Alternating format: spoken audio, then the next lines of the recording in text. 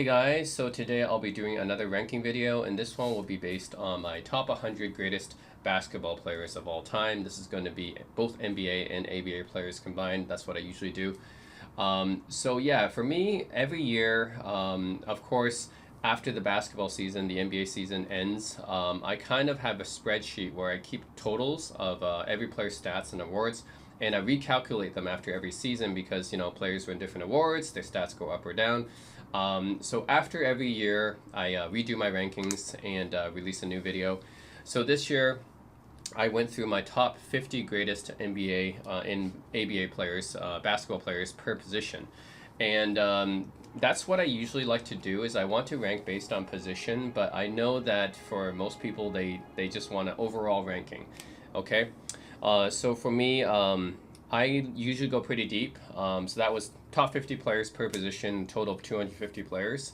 So I'm not going to talk about 250 different players today, okay? That's going to be too much. The video is going to be way too long if I did that. But I did want to do a more in-depth analysis and just talk a little bit more about the ranking. And I'll just stick to 100 in this video because I think that's a good length, and top 100 makes sense, right? Just a good number to talk about. Yeah, if I go like 200, 250, that's going to take me way too long. But yeah, I just want to talk a little bit more in detail about where I ranked each player, and this one's not going to be by position, even though it should be. I mean, it's not just me. Like a lot of NBA legends agree that you should be comparing players by position, not between positions, because it doesn't make as much sense. Like people always compare like Will Chamberlain or Kareem Abdul-Jabbar to Michael Jordan and LeBron James. Like it doesn't make sense. They play totally different positions, right? But I guess in a way we can compare them as well because they win different awards and stuff. And their stats, even though they're focusing on different elements of their stats, we can still kind of compare overall their production. So, anyways, yeah, in this video I'll be giving you guys my top 100 list. And I'm gonna go through a bit about each pick. So usually in my videos I just have like a slideshow because there's so many players. So I have like 4 seconds per player, and that's just showing their like awards or stats, and just like it flashes by like in a slideshow. That's not enough to show you guys exactly why I ranked them there. So yeah, in this video I want to be a little bit more detailed about why I ranked each player in that position. And this is going to be top 100 because, like I said, if I go 200 or 250 deep like I do in my other videos, it's going to take way too long. So there's a reason why those were slideshows. It's because it'll take way too long if I talk through them. So anyways, yeah, let's go through my top 100 players. And it's actually harder to make this list because I have to compare between positions as well, because in my other videos it's by position, so I can just look at what position they played. But this one, I have to think about what this player did, relative to that position that he played, and compare it across different positions. So anyways, I'm trying my best at it because this is what most people are looking for, right? Like most people looking for a list that's all encompassing, like doesn't matter regardless of position. So yeah, here's my top 100 as of 2024. Of course, this list will change as time goes on because we have a lot of up-and-coming players that's going to win more and more awards, and their career is just beginning. So definitely this list will change in the future, but that's why I'm going to put this one as a 2024 edition, right? Every year it's going to change. All right, so first I want to make some honorable mentions. All these guys came very close to making my top 100, but didn't quite make it. First is Chauncey Billups, who I think is a very underrated player. Like Chauncey Billups reminds me of like a mini or discount version of Chris Paul, essentially. Like he's not quite as good as Chris Paul in pretty much every way, but he does make his team a lot better, and he's a good floor raiser, just like Chris Paul is. So like no matter which team he's on, he always makes them better. Like obviously for the Pistons, but also for the Nuggets as well. As soon as he went to the Nuggets, kind of replaced Allen Iverson there, and he took the Nuggets all the way to the Western Conference Finals, right? So and then obviously with the Pistons, he had great success. So Chauncey Billups, multiple-time All-Star. He just got into the Hall of Fame recently, which I'm happy about because I thought he was snubbed from the Hall of Fame before. He's a very solid defender, pretty good offensive player, not like great, but good, like pretty good scorer. Not a great scorer though. So he's the type of guy where you can kind of rely on him in the clutch because his name is actually Mr. Big Shot in the playoffs. So he had a lot of good clutch shots, and yeah, just a guy you can kind of rely on to score the last remaining points in the game, not necessarily the first three quarters, but in the last quarter, you know, you can definitely rely on Chauncey Billups. So yeah, I would say yeah, he's a good scorer, not like a great scorer. Not as consistent, of course, as some of the other great shooting guards and point guards. But yeah, I would say overall he's almost like a discount version of Chris Paul. He won championship and Finals MVP with the Pistons in 2004. I think that Finals MVP just went to Chauncey because he kind of did everything on the court, not because he was necessarily the best player on that team. I think that was Ben Wallace. But I don't think he was the most impactful player on that team. I think Ben Wallace was, but in terms of everything he did on the court, I think that's why he got the Finals MVP. And just a guy that did a little bit of everything. Not like the best at anything, but he was just good at kind of everything. So yeah, he's a pretty good scorer, pretty decent. Not the best. It's okay rebounder for his size, I mean, and his position, and pretty solid passer, of course, because he's a point guard.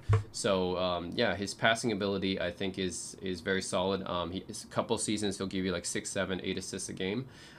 So very good floor leader, very good floor general.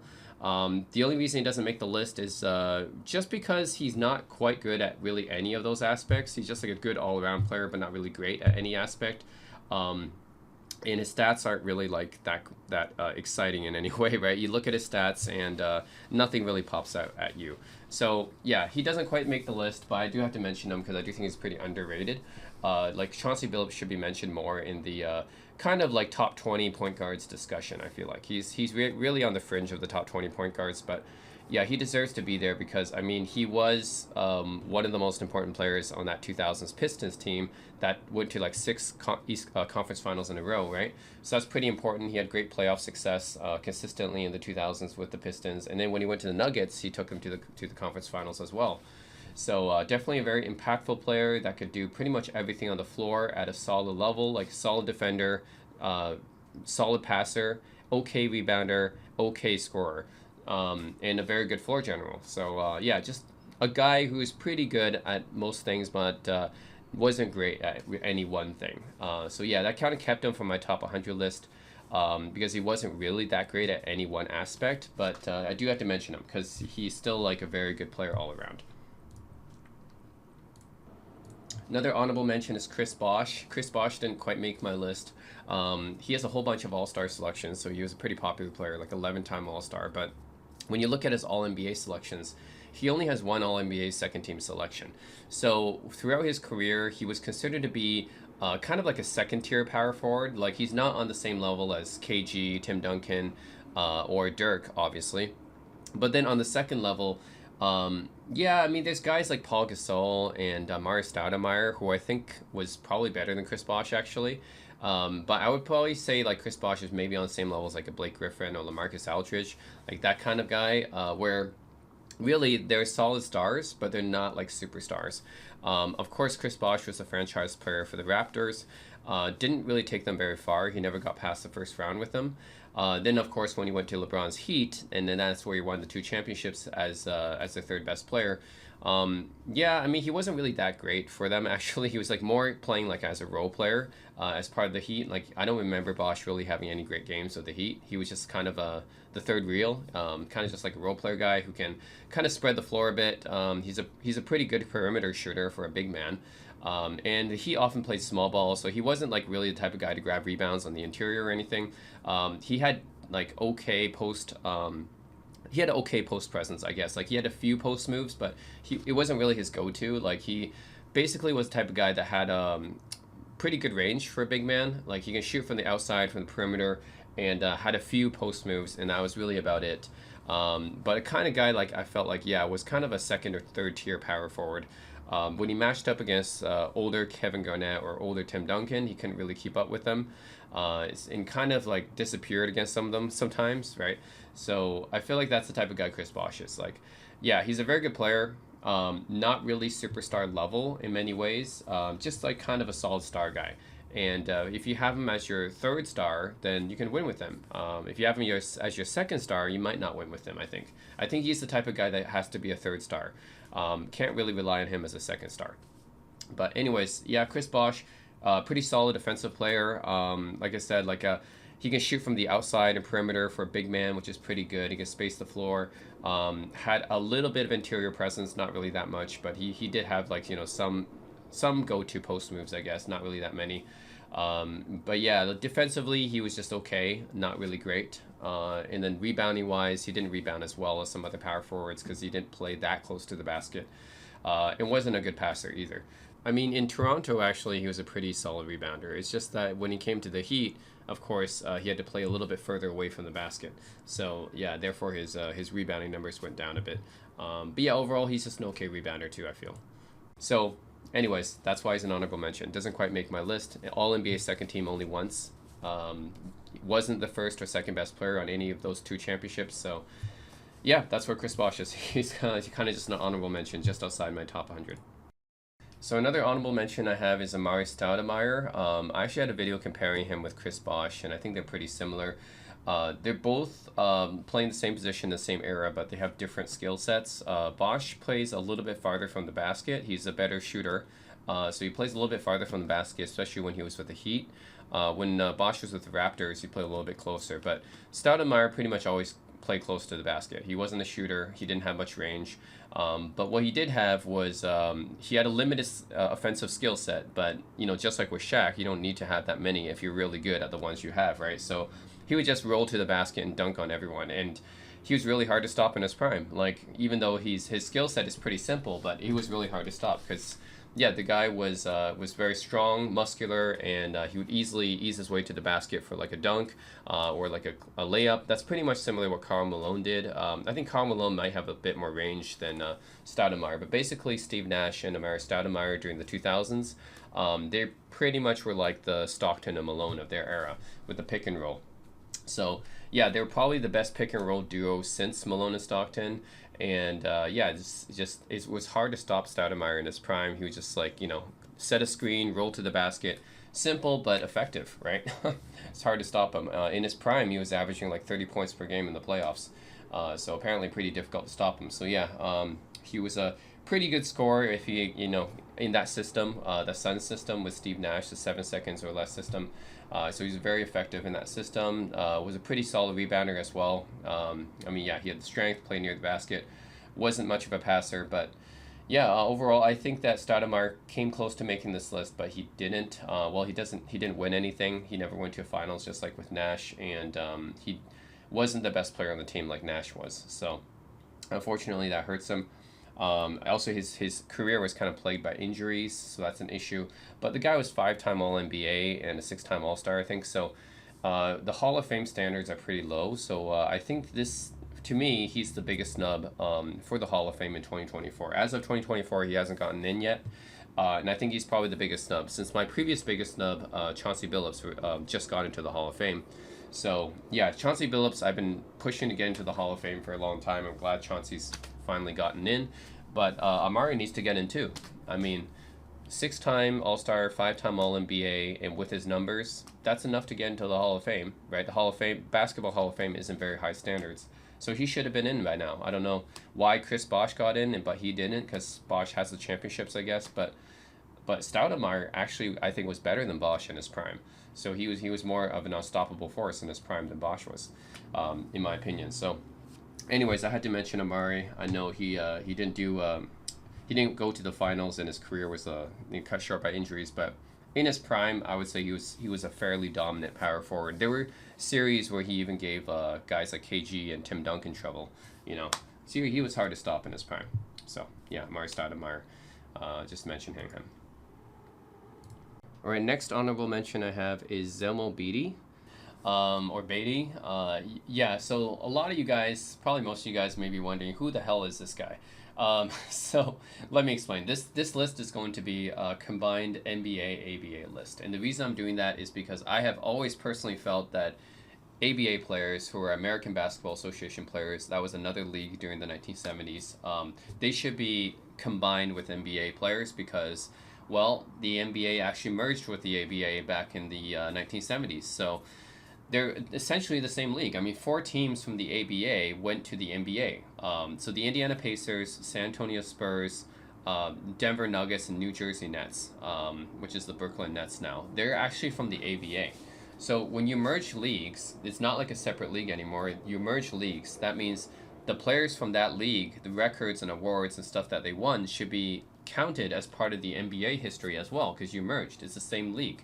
So I don't know why the NBA doesn't combine them, but for me, just to be fair to ABA players, I do combine them. So I am including a lot of the awards and records that ABA players have, and that's why I do have to mention him. He won a championship in the ABA. It was 1971. He played on the Utah Stars. He was their best player, and he won a championship and the playoffs MVP, which is their version of the finals MVP. So in the NBA, he also played as part of the St. Louis Hawks, I think. This is before they moved to Atlanta. So the Atlanta Hawks is what we know them as now, but before they were called the St. Louis Hawks. And Zelma Beatty played a bit for that team. But yeah, it's really when he went to the ABA, and then he took the Utah Stars to the championship, winning the finals MVP as their best player. He's a fairly solid rebounder, pretty decent scorer as well. He's like he was the type of center to be a perennial all-star type of center, but not really MVP level. So he's not in that top tier type of center. Definitely not during the time like Wilt Chamberlain, Bill Russell, Kareem, Willis Reed, all these other guys were playing in the NBA. So he wasn't that level. At the same time, you know, he did have a few accomplishments. So that's why I had to mention him because, yeah, his credentials are like just like it's almost like fringe top 100. So it's not exactly top 100 for me because there's just so many other great players in this list. But it's very close to top 100. So yeah, I do have to give him credit for that ABA championship because I do count ABA awards and ABA records the same as NBA awards and records. And people don't really talk about him because he's from the 1970s and he's on the ABA. So that's going to make him very obscure for anybody except for the hardcore basketball historians like me. Like most people won't really know who he is. But for all those reasons I mentioned, had a pretty like okay career for the St. Louis Hawks. He was like an all-star a few times, I think.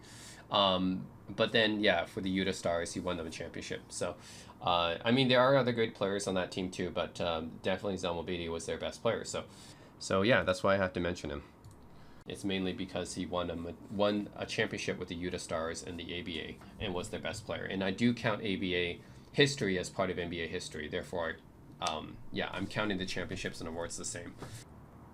And yeah, the other honorable mention, last one I want to make is Alonzo Mourning, who is, yeah, he mainly is known for his stint with the Miami Heat, although he also played for the Charlotte Hornets as well, was probably the Charlotte Hornets' best player during their early days, along with Larry Johnson.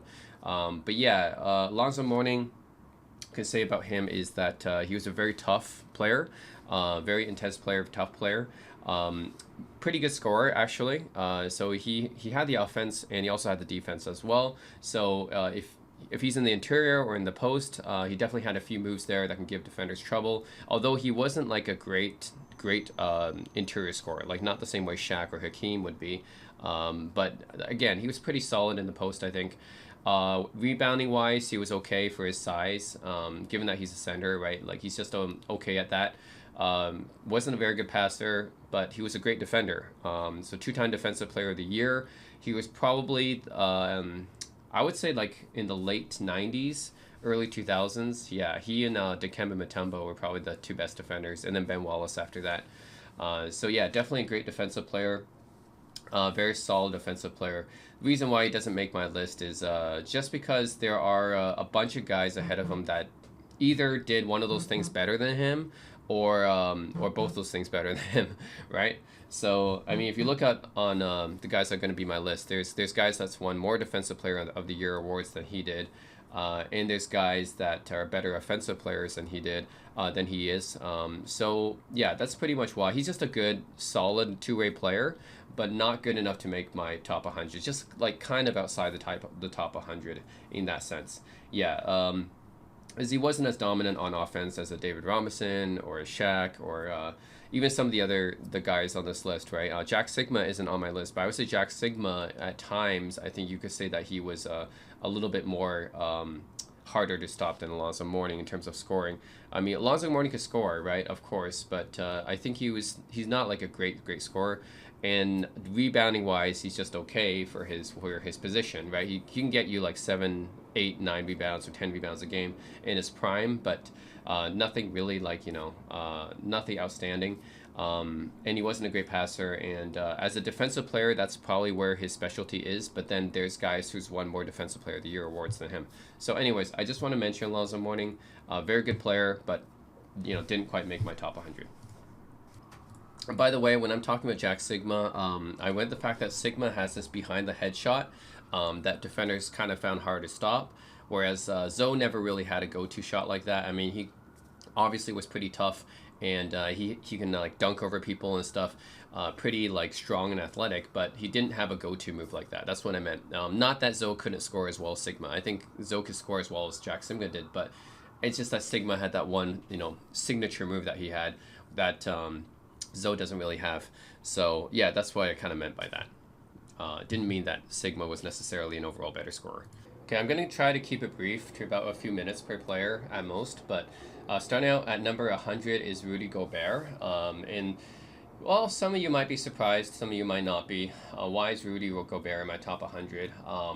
Well, to be honest, I think objectively speaking, just going by the stats, he should be even higher. Because he has like a ridiculous true shooting percentage. I think he's like top 3 in true shooting percentage. And yeah, he has 4 Defensive Player of the Year awards, which is enough to be in the top 100. I think any person with any player with 4 Defensive Player of the Year awards, no matter how much you think of his game, I think they should be in the top 100, right? So there's 3 players with 4 Defensive Player of the Year awards, and Rudy Gobert is actually going to be the lowest ranked out of them. I mean, he doesn't have enough All-Star appearances. He's not like a great scorer, but I will say one thing is that he's definitely better defensively than he is offensively, but he's not like the worst offensive player either, right? Like there's guys who's like you'll see later on, right? The other guys who's won Defensive Player of the Year awards. There's other guys that are they're worse than Rudy offensively. So I wouldn't say that his offense is terrible. He can score at least somewhat, but it's definitely not the main part of his game. His main part of his game is as a rim protector, as a defender, and certainly I think he is one of the best defenders of the modern era. 4 Defensive Player of the Year awards. I mean, like how can you argue against that, right? He's just one of the greatest defenders of the past 10 years, of the current modern era, even the past 20 years, I would say. So even though he hasn't won any championships, he hasn't won much of anything. But the 4 Defensive Player of the Year awards, I mean, he's just, for defense, he's one of the best defenders of the last 25 years. And it's hard to really debate against that. So that's why he's in top 100. I'm not ranking him very high because he hasn't really won much. And he's not like a great offensive player, but I do have to put him here because of his ridiculous efficiency and in his Defensive Player of the Year awards. He's just, a really good defender. Right, number 99 is Ben Wallace, and this is one of the other guys with 4 Defensive Player of the Year awards. Ben Wallace was, definitely one of the most dominant defenders of his era. In between Dwight Howard and probably Alonzo Mourning. Yeah, Alonzo Mourning and Dwight Howard. In between those guys, Ben Wallace was the best defender in the league. And he's so the reason why he's above Rudy Gobert is, well, because he has a championship. And not just a championship, but he was like the best player on that team. Like talking about impact, right? He was the most impactful player on that 2004 Pistons team that won that championship. And that was such an underdog championship. I mean, people talk about 2011 Mavs being the underdogs. No, the 2004 Pistons, those were like, that was the most in terms of talking about underdogs, right? Finals, like the 2004 finals, I think that was probably the biggest upset in NBA history. We can go back to 69 Lakers versus Celtics. We can go back to 75 Warriors versus the Bullets. Those were pretty big upsets too, but I'm going with the 0-4 Pistons beating the Lakers as the biggest upset in NBA history. I mean, you're talking about a team with pretty much nobodies that people really cared about, and they beat Shaq, Kobe, Peyton, and Malone. That's 4 Hall of Famers in the finals. So that's pretty big. Ben Wallace was probably the most important player on that team. Actually, none of these guys made the NBA Top 75 team, right? Ben Wallace is probably the most impactful player. I mean, he's 4 Defensive Player of the Year awards, so he's one of the greatest defenders ever. Huge rim protector. What's really impressive about Ben Wallace is that he was an undersized center. He was only 6'9", and I think not sure if he led the league in rebounding before, but he was a pretty darn good rebounder. And of course, he's a great shot blocker. And what's really impressive with Ben Wallace is that he was undrafted, and he ended up becoming just one of the most dominant defenders. And he's because he has a lot of hustle and a lot of strength. Um, yeah, and I wouldn't say that exactly stopped Shaq in that finals, but he certainly limited Shaq, that's for sure. And the only thing about Ben Wallace, though, that really like why his ranking is so low on this list and why he's not NBA top 75 is because of his offense. He basically has no offense. So this is one of the things I said about Rudy Gobert. At least Rudy Gobert can kind of score. Ben Wallace just cannot score. I mean, he averages like 6 points a game. Like he really cannot score much. I think most of his scores just come from like just like very close layups, dunks, and just alley oops. That's the things he can do. But he's really not a scorer. And this is like makes Ben Wallace very one dimensional. So that's why he's pretty low still. But he's still at, I mean, top 100 player all time. I have to put him on this list because so he didn't win Finals MVP in that Finals. Chauncey Billups did, and Chauncey Billups is another like really underrated player that didn't quite make my list, but he was pretty close to making it. But yeah, Ben Wallace, I would say, is the more important player on that team. Even though Chauncey Billups is a pretty underrated player, he's a good player. But yeah, Ben Wallace was the more important player on that team, I think. But yeah, Ben Wallace, it definitely makes my list because he was a very impactful defender, especially for those Pistons teams. So for number 98, it's Alex English. Alex English was a very high scoring forward who played for the Denver Nuggets in the 1980s, which actually had one of the highest octane offenses in NBA history. If you look at the 1980s Nuggets, they were basically run and gun team. Didn't really play much defense. They were all about offense. And Alex English was yeah, he was their main scorer. I think Dan Issel too, but Alex English really took the lead in scoring. He actually won a scoring title with them. I think was in 1983 or something like that. But yeah, Alex English. Reason why he's on this list, well, he was just a really really good scorer. I mean, sure you can think of him as one dimensional, but I would like to think that he's basically the Carmelo Anthony of the 1980s of the Denver Nuggets. I mean, they both played on the same team, but Alex English was essentially Melo of the 1980s. He was just pretty dominant scorer through the whole decade. In fact, I believe there's this fun fact: Alex English scored more points than any other player during the 1980s. That's how consistent he was. So yeah, he's on this list just because he's an all-time great scorer. But that's really the only thing he did. Like you can just consider him kind of like one-dimensional. Like think of like Ben Wallace for defense, but Alex English for offense. He's one-dimensional, but in the other way. He's all offense, all scoring. That's really all he did. But hey, he was really really good at it. So that's why he has to make this list still at number 97. Oh, and yes, I was also thinking about Bernard King too. But Bernard King, the thing is, his career was a little bit short because it was cut short by injuries. But he was also a really high scoring forward of the 1980s. In fact, he was a better peak scorer than Alex English was. English was just more consistent. But yeah, Bernard King doesn't really make this list because his career was kind of cut short by injuries, unfortunately. I think he was a better player than English, though, at his peak. But yeah, in either case, neither of them won anything, unfortunately. All right, number 97 is Paul George, whose career is still ongoing. But as of right now, 2024, I'm putting him at number 96. So Paul George is he's interesting. He's definitely an all-time small forward. He'll probably rank somewhere in from the 10th spot to the 20th spot. He's somewhere in there, maybe number 15 or something like that. So I wouldn't say he's a top 10 small forward for sure because he hasn't won anything yet. But at the same time, like I do have to give Paul George his due because he's a good player, very good player. So he's one of those players that is a consistent perennial all-star player. He's not the same level of superstar that that Kawhi Leonard or Kevin Durant or LeBron is. He's not that level, but at the same time, he's a consistent perennial all-star level player. He's very solid on both ends of the court, offensively and defensively.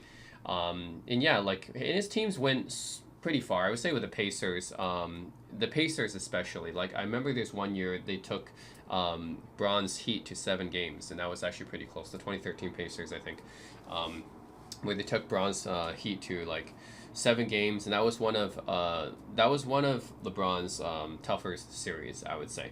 Like, people always say LeBron had an easy path to the finals, but I mean, he had a few 7 game series against the Celtics, 2012 Celtics, 2013 Pacers, 2018 Celtics. Those were probably his hardest series because he had a bunch of 7 game series against them. So yeah, anyways, that was probably the farthest that he made in the playoffs was with the Pacers. And then I think with the Clippers as well. Was that the one? Oh yeah, where they faced the Denver Nuggets and blew the 3-1 lead right in the bubble. Yeah, so I would say his most successful stint was with the Pacers overall. But yeah, he's at that level of star, not top level superstar, but he's at that level of consistent star. Very similar to like Carmelo Anthony, I would say, except Carmelo Anthony has his career is done, so he's had better longevity than Paul George. But I will say that Paul George is a better defender than Melo, at least. Yeah, but anyways, this is where he ranks right now. His career has the possibility of going further, but for now he's at number 97, barely in my top 100. Right, number 96 is Chris Webber. I really like Chris Webber. I think he's a great player. The thing is, one thing is his career was kind of cut short because he had a lot of knee problems and injuries that happened to his career. But then I think he had a peak that was probably amongst an all-time great power forwards. Right? If you look at the all-time great power forwards, Chris Webber had a peak that was really right up there with those guys. But yeah, he unfortunately, it was kind of like an unfulfilled potential kind of thing. It's like Chris Webber was so talented, and he was so offensively talented, right? He had all the skills, especially in the post and in rebounding, and the passing skills. I mean, this guy passed like one of the best passing power forwards and one of the best passing big men I've ever seen. He had all these skills. Just it's unfortunate that he never really got to experience the championship because he was so close to it, right? 2002, Lakers versus Kings, and now we kind of know that series was really kind of unfair to him, I would say, right? Like many people say that series was rigged. In fact, the referee came out and said that the series was in fact rigged. So yeah, it's unfortunate he never got a championship, but I will say that Chris Webber was extremely talented. He was a very good player at all facets of the offensive game. Defensively, he was okay as well. Not as good as he was offensively, but he was okay defensively, but very polished offensively. And yeah, it's unfortunate he never got a ring. I think if he did, he would definitely be much higher in most people's eyes. But yeah, it's unfortunate. His career is like a little bit cut a little bit short from injuries. It's not like he had like a very short career or anything like that. He still had a pretty like decent length of playing time, but it's just he had that peak where he was really freaking good. He was like the best power forward probably in that time period. But it was like kind of like a short prime, unfortunately.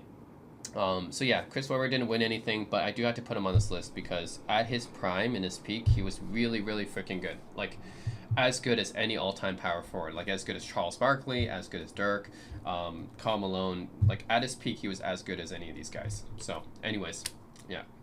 Putting Chris Webber. And yes, I don't have Chris Bosh and Amari Stoudemire on this list, but I will put Chris Webber over those guys overall. I think that Chris Webber was the better power forward. All right, number 95 is Carmelo Anthony. A lot of you guys might be thinking this is very low for Carmelo Anthony, but you had to keep in mind. So I have ABA players on this list too, so it's not just a list of NBA players. Most people, like when they make these kind of lists, they only have NBA players. So I have ABA players on this list too. Not only that, but I am giving a lot of old guys their credit. A lot of people don't. They just throw out guys from the 1950s or 60s and stuff. But I actually give old guys their credit too because I think it's you got to be fair, right? So the reason why Melo's so low on this list is partly because of that. Also, for me, I count All NBA first and second team selections a lot more than All NBA third. And the reason is because All NBA third selections wasn't available until like the late 80s. So in order to be fair to older players, I'm not really counting All NBA third selections the same as All NBA first and second. So to me, Melo only has one All NBA selection, really the second one.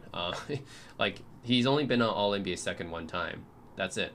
Yeah, and I don't really count All NBA third as much as other people do. So all those reasons is why I have Melo like lower, I guess. But yeah, Carmelo Anthony to me is just like he's a longer lasting Alex English essentially. Like he's basically just a scorer, and that's really it. Like this guy's really one dimensional. He doesn't really play much defense. He can score the heck out of the ball, sure, but really that's all he does. Never really won anything. The furthest he went was 2009 Western Conference Finals versus the Lakers. And that's actually part of the reason why he went there is because of Chauncey Billups, he's a really good Chauncey Billups is a really good floor raiser, so that's part of the reason he went there that year. But that's probably the furthest he went. Yeah, I mean, Melo's just a really good scorer. I mean, I'm sorry to say, people kind of overrate offense, but yeah, that's really all he does is just score. I can't say he's really like spectacular or anything else in any other facet of the game. Just that he's a good scorer. So what does that rank him? Still in the top 100. I mean, he's got longevity. He's top 10 in points scored or something like that, overall total points scored. So he's definitely scored a lot of points, and his longevity is basically why he's on this list, ahead of Alex English, because he has that longevity aspect. But I can't really put him up much higher because of that. Like, if you're All NBA second team only once in your career and you don't have any All NBA first selections, like how many times were you the best at your position in the league? Just one time, really. Kind of, you're the top 10 forwards in the league just one time in your career. Like, what else would you want me to do with that, right? I mean, same thing with George Gervin. I have him a lot higher than Melo, even though all he does is score. But at least Gervin has 4 scoring titles and a lot more All NBA selections. So, anyways, that's where I have Melo. I know it's low for some of you guys, but those are my reasons. Right. So number 94 is Dikembe Mutombo. So again, here we have another 4-time Defensive Player of the Year, and now I think we went through all of them. We went through Rudy Gobert, Ben Wallace, and Dikembe Mutombo. Dikembe Mutombo is probably the best out of the 3. I wouldn't say like he's that much better though, because he doesn't have a championship like Ben Wallace does. He is better offensively than Ben Wallace. He's about the same offensively as Rudy Gobert, so both of them can kind of score sometimes. They're not really relied upon for their scoring, but yeah, Dikembe Mutombo and Rudy Gobert can both score sometimes. Ben Wallace just really can't score much at all. He's a good rebounder. Like all these defensive players are really good rebounders. Ben Wallace is a great rebounder. So is Rudy Gobert, and so is Dikembe Mutombo. They're all great rebounders. I think that's one of the things you would expect from a defensive center anyways. And yeah, of course, he's a great defender, right? 4-time Defensive Player of the Year. He's actually second all-time in blocks, I believe, as well. Yeah, so I mean, obviously a great defender. The reason why I can't put him much higher is really because he doesn't like have any other award to his name. He didn't really win anything much. I do remember he had that upset though when he was with the Nuggets against the Sonics. I think that was 93 or something, or 94, where he had that upset. He was like the 8th seeded Nuggets, and they had an upset against the 1st seeded Sonics. So that was probably the highlight of his career, or if you're talking about playoff moments. Yeah, other than that, I mean, he's a decent number of All-Star. I think he's like an 8-time All-Star, so he's a decent number of All-Star selections. So these kind of things kind of put him ahead of Ben Wallace and Rudy Gobert for me. Is one thing, he's second all-time in blocks. And another thing is that, yeah, he does have a pretty good number of All-Star selections. But other than that, he did go to the finals. Yeah, I forgot about that. He went to the finals with the 2001 76ers with Allen Iverson leading the way. Yeah, so yeah, that was probably his best playoff moment, is going to the finals as part of the 2001 76ers. But then he couldn't really stop Shaq much at all. So just like, I think Ben Wallace did a better job stopping Shaq, although Shaq in 2001 was, he was more in his prime. So I can't really fault Dikembe too much for that. But anyways, yeah, another really good defensive center, an all-time defensive center that I can't put too high because, yeah, he went to the finals but wasn't really the best player in the finals. Probably the second best player in the finals, right? after Iverson on his team, and yeah, like he has a bunch of all-star selections, which is nice. Doesn't really have too much offensively in the bag. So yeah, I don't really know too much where to put Dikembe, except he's probably going to be here at number 94.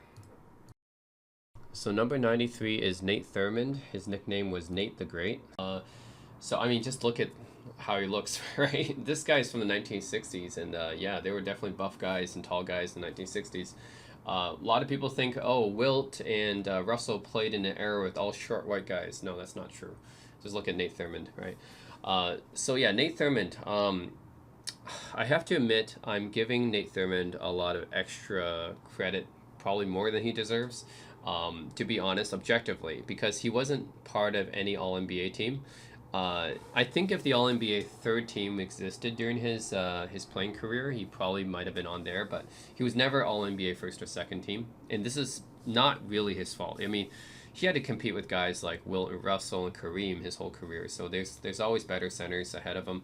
So I don't really hold that against him too much, which is why he still makes this list. Normally, I would not have put a guy in my top 100 if they didn't have any All NBA selections, but yeah, Nate Thurmond, I'm giving him some slack here, okay? Just because he played in an era with a lot of good centers. And Willis Reed, oh yeah, Willis Reed as well was there in his era. So, yeah, Nate Thurmond is probably, you can think of him as basically the Dikembe Mutombo of his era.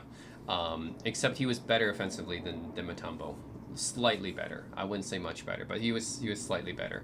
I mean, if you look at his field goal percentage, it still isn't that good for a center, but he was still like a more reliable scorer than Mutombo was. But overall, he pretty much is Dikembe Mutombo, except in the 1960s and 70s, which means he was a very good rebounder. He averaged like 15 rebounds a game, which is a lot. But then we're talking about an era where there was more rebounds. He was very, very strong and very athletic. And yeah, and he was a very good shot blocker as well. So you're talking about one of the best defenders of that era. So after Bill Russell and Wilt, Nate Thurmond and probably Prime Kareem were probably the next like best defensive guys in that era, right? You're talking about defensive centers. Yeah, Bill Russell obviously number one, and then Wilt Chamberlain, and then Nate Thurmond probably, and Kareem, Prime Kareem after that. If you're talking about the best defensive centers of that era. Yeah, Nate Thurmond is right up there if you're talking about all-time defenders. So yeah, we're talking about a guy who's probably a slightly more reliable scoring Dikembe Mutombo, except he was in the 1960s and 70s, and he was, I mean, look at this guy's like, look at him, right? He's a super strong, athletic, buff. Yeah. So yeah, this is where I put him, 92, because he didn't really win anything. He went to the finals with Rick Barry, and he wasn't the best player on the team. He was the second best player. So I have to take that into account. He went to a finals with Rick Barry as the best player, him as the second best player, but he didn't win until he got traded. So that's another thing. Is like Rick Barry came back to Golden State, and then they traded Nate Thurmond. They played together for like 2 seasons, and Nate Thurmond got traded for Clifford Ray. And then they end up winning the championship after Nate Thurmond got traded. So you got to think about, what happened there. So anyways, that's part of the reason I can't rank him too high. One is that he doesn't have any All-NBA selections. He has, obviously all defensive selections. He would have more all defensive selections, and he would be more higher on the all-time blocks list if they had tracked those back then. So it's because all defensive wasn't an award until 1969, and blocks weren't tracked until 1974. So yeah, that kind of hurt his career a bit, and I don't, I'm giving him some slack for the All NBA stuff, but anyways, I do have to kind of put him on this list in top 100. I do think he was a very good player, like defensively especially, but at the same time, I have to acknowledge the fact that he wasn't he wasn't better than the other centers of his career, like Wilt and Russell and Kareem and Willis Reed were still better than him, and yeah, like offensively, he's better than Mutombo and Wallace and Gobert, but that's not really saying too much. He's just like slightly better than them offensively. But yeah, still ends up being on my list, number 93. All right, so number 92 is Tiny Archibald.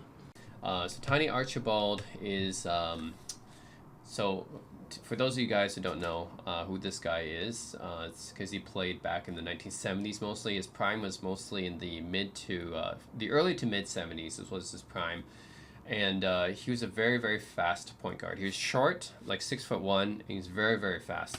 That made him very hard to guard, and he was pretty much like, you can consider him almost like the Iverson of his era in that sense, like just very very fast, hard to stop point guard. He led the league in scoring and assists in the same season. He's one of only 2 players to do that. I think Russell Westbrook did that too, but he's one of only 2 players to do that, and the only player for a long time. And yeah, that was I think he led the league with 34 points a game and 11 assists a game or something, which is pretty crazy. So you guys can get an idea from those stats how hard he was to stop. He was considered the best point guard in the league for many years. I mean, his competition was like Dave Bing, Lenny Wilkins, Walt Frazier, those guys, and Pistol Pete, I guess, as well. But I would say at his peak he was probably like better than those guys at his peak, because like he was pretty unstoppable. So the reason why he's lower on this list is mainly because so he didn't really win until he got to the Boston Celtics, which was towards the end of his career, and he won 1 championship with the Boston Celtics, one of the top 3 players on that team with in the finals, but wasn't really the best player in the finals. Of course, you know, that's Larry Bird and Cedric Maxwell being the top 2 players there. So yeah, I had to say that because he didn't really win a championship as a top 2 player on the team. He only has 1 championship, that's with the Celtics, as kind of like a third wheel. Nevertheless, he was still pretty good, but that was when he was like at the end of his prime. During his prime, his teams didn't really go very far. He was with the Kansas City Kings, which is kind of the same team as the Sacramento Kings. This was like before the Sacramento Kings moved. So yeah, in his prime, he didn't really go far. So like in Bill Simmons' book, he compares Tiny Archibald to Bob McAdoo. The thing with that comparison is, Bob McAdoo at least won an MVP, and he won 3 scoring titles in a row, so that's at least something. Also, he has more championships. But yeah, that's why Tiny Archibald's lower, basically. He has the stats. He is, like, for scoring point guards, yeah, he's like, Dave Bing and Tiny Archibald were probably, or Pistol Pete, if you consider him, yeah, point guard as well. Probably the best scoring point guards of their era in the 1970s. He was also a great passer. And, yeah, that's really it. He's in terms of skill, and I don't really rank these players according to their skill. Some people do that, but I'm not ranking them according to the skill. I'm ranking them more according to their totality of their career. I'm talking about their awards, their stats, right? Their longevity. I'm talking about the totality of their career that you can measure, and yeah, this is really where Tiny Archibald belongs, I think. I mean, in terms of skill, he could be higher, but yeah, in terms of the actual what he accomplished. Yeah, he's a top 100 player. I just can't put him much higher than this spot, because there's a lot of good players in the NBA history. So anyways, yeah, Tiny Archibald. He deserves to be top 100 though, for sure. He was a great player in his prime. All right, number 91 is Hal Greer. Hal Greer was probably the second best shooting guard of the 60s after Jerry West. If you're talking about all NBA selections, he had like 7 All-NBA second team selections or something like that, first or second team. But yeah, after Jerry West, I would probably say Hal Greer is the best shooting guard of the 60s. Sam Jones is a good, that's actually a good debate, but I think Sam Jones, because he just has all those championships. I still push Sam Jones a bit higher. But yeah, Hal Greer was probably the better player out of the 2. He had a pretty reliable jump shot, and he was the second best player, I would say, on the 1967 76ers that won 68 games and won the championship. After Wilt Chamberlain, I think Hal Greer was probably their next best player. So yeah, he's like a top 2 player on one of the teams. That team also had Chet Walker and Billy Cunningham on it. So yeah, he was a pretty good player. So as a shooting guard, being the second best shooting guard of his era, and yeah, having a pretty reliable jump shot and being like just an overall pretty good scorer for his time period. Yeah, this is pretty much where I can put him. He has 1 championship, being a top 2 player, and then yeah, he's pretty consistent. And I don't really have too much else to say about this guy. I mean, I didn't watch too much footage of him. He's from like the 60s, right? There's not too much footage of him that exists. But judging from the amount of stats and awards that I have and what I know about him, yeah, he's number 90. He's top 100. Actually, he's part of the NBA 75 team, but I'm not going to put him in the 75 because, like I said, my list is full of ABA players as well. So that's going to kick some players out of the... that's going to kick some of the players that the NBA had in their 75 out of my 75. So, anyways, Hal Greer being one of them. Anyways, yeah, he's still top 100 for me. Oh, and also another fun fact about Hal Greer, he's the 76ers all-time leading scorer. I didn't know about this, but I think that's a fun fact not many people know. He's the all-time leading scorer for the 76ers. How many people know that? Pretty interesting, right? All right, number 90 is Kyrie Irving. Might be a little bit low for some of you guys, like modern fans, but yeah. So the reason why Kyrie's at this spot is because for all NBA selections, and remember, like I don't really count all NBA third team as much. He was really all NBA second team one time, and he was never all NBA first team. So I had to take that into account. He does have a lot of All-Star selections, and he did win a championship with LeBron, of course, and he was the second option on that team. So that all matters. Didn't have a very good finals in the past. The last finals that he had with Luka, he wasn't very good. But he already had a finals with LeBron in which he was very good. So yeah, this is pretty much where he is. I'm not ranking based on skill, by the way. I'm ranking based on the totality of what you can measure in his career, which is his stats and awards. And really, I think this is where he belongs. He's very, very skilled, obviously. He's one of the most skilled guards and very good shooter. Probably the best ball handler. One of the best or the best ball handler ever. So in terms of skills, right, you can't debate, like Kyrie's a very good player one-on-one. As a team player, it's a little bit more mixed. He has been known to be a bit of a head case, and he only works with certain players, like Luka and LeBron, who are both kind of unselfish type players that can pass the ball very well. In fact, it's funny because Kyrie, even though he's a point guard, he has the most success with guys that pass better than him. So that's funny, right? Like he's a point guard, but he has the most success with Luka and LeBron, and both of them pass better than Kyrie. So that's kind of something to think about. Kyrie's like kind of a scoring point guard. But yeah, just being all NBA second team just once in your career kind of hurts his case here. But then he has the championship, that 2016 finals, he did really well. He's probably, out of LeBron's teammates, I think AD and Kyrie were probably his best in terms of what they gave him, like because Wade was injured. So I would say like, yeah, 2016 Kyrie was definitely one of LeBron's best teammates. And then he also did really well in the 2017 finals too. So, and not to take that one away from him too. They lost, but he was very good in that finals. So yeah, and of course he hit one of the most clutch shots ever in 2016 finals game 7, right in front of Curry's face, I believe, and that was an incredibly clutch shot. So yeah, even though he didn't do well in this year's finals 2024, but anyways, he already has a legacy of being pretty good in the finals. But anyways, in this list, this is where he ranks, is number 89, because, well, there's still a lot of really good players that I have yet to talk about yet. So so this is just where he belongs, I guess, in terms of his accolades and rankings. So Kyrie fans, don't get mad at me. And Klay Thompson's not even on this list, by the way. Don't get mad at me, Kyrie fans, because yeah, this is just where he belongs in terms of his stats and accolades combined together. I'm being fair to everyone here. So Kyrie's actually a really good shooter. If you look up his 3-point shooting percentage, it's like 40% or something. Like he's like really good shooter. And then in the 2016 finals, he averaged like 25 points per game or something. It's probably one of the best. I think outside of AD in the 2020 finals, Kyrie was the best final support he ever had. 2017 finals, he averaged like 27 a game or something. So yeah, he's a really good scorer. When Kyrie's like basically in the zone, like it's really hard to stop him. All right, number 89 is Bill Sharman. That's this guy here, by the way, not George Mikan here. So Bill Sharman, I, I don't really know too much about this guy, to be honest, because like this, it's so rare to find footage of him because he played mostly in the 1950s. He like retired in 1961. This dude literally retired before John F. Kennedy's assassination. Like that's how old he is. So I mean, you're talking about a guy that's really hard to find some footage of. But what I do know about Bill Sharman is that he was a four-time champion.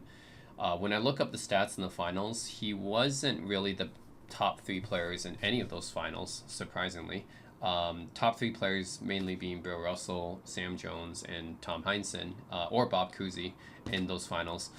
So he wasn't really a top three player for any of his championships. So that's why I can't really give him too much props for that four championship run. I mean, he's in this list. Obviously, he's still very good, but those other guys I mentioned are higher, and he's a very good shooter for his time.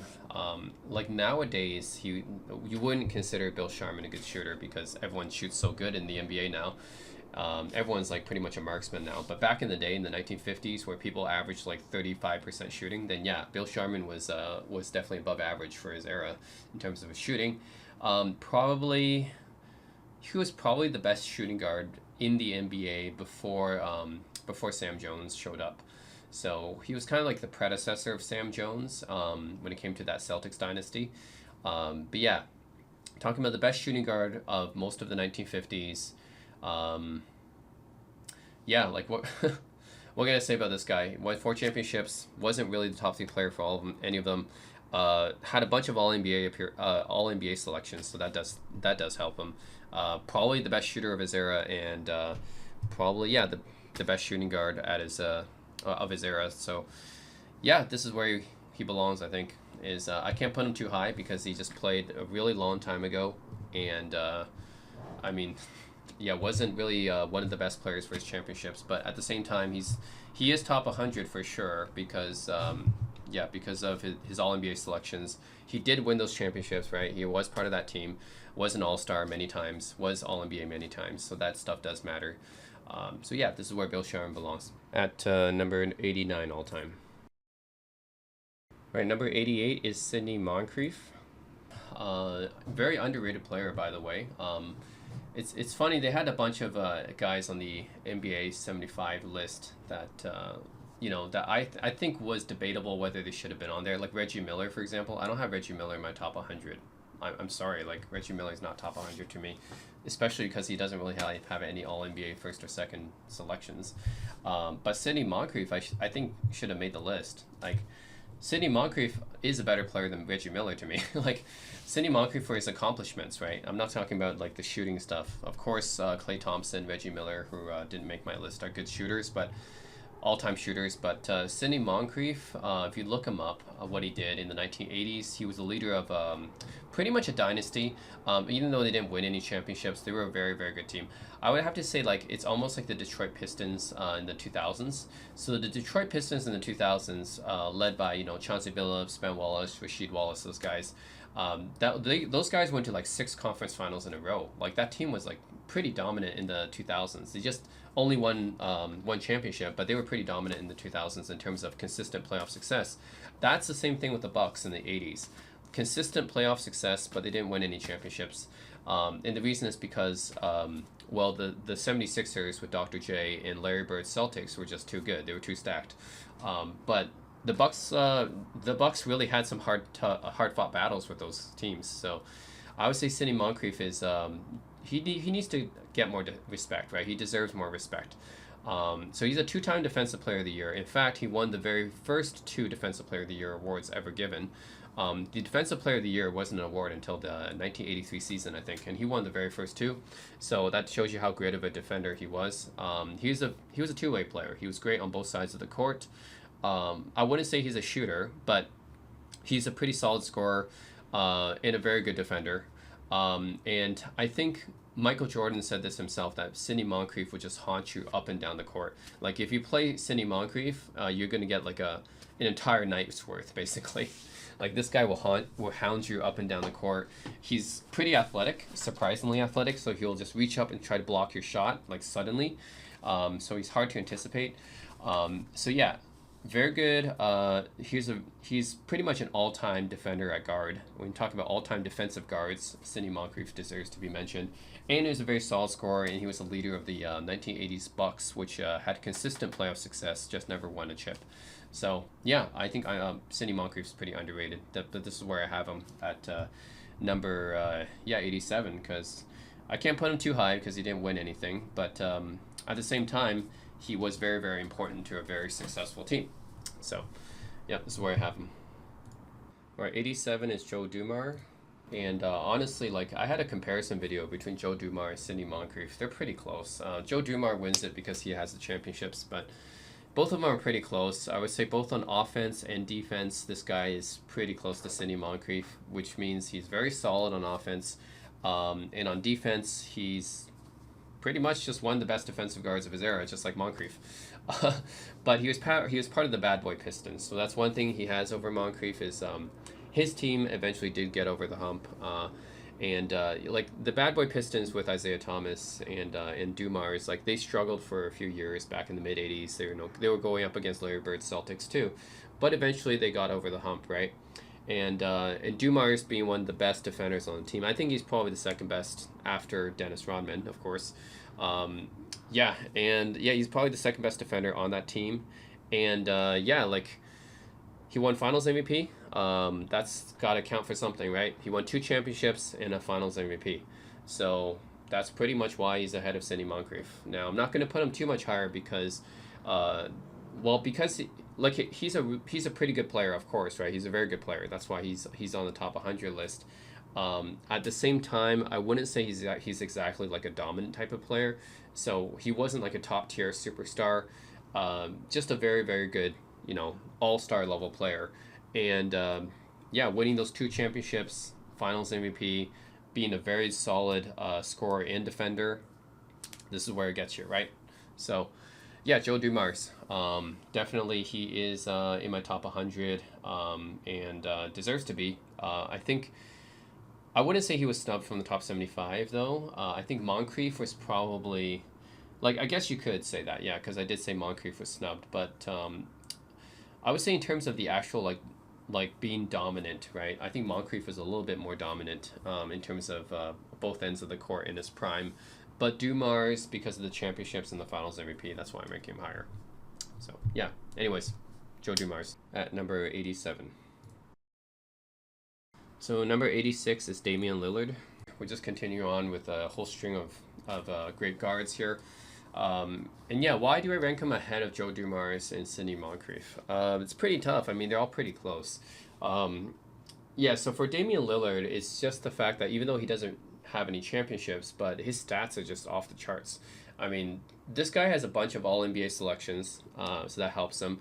But I know a bunch of all-star appearances, but yeah, he averages like 25 points a game, 25 points a game. And in the playoffs, he averages even more, like 26 points a game.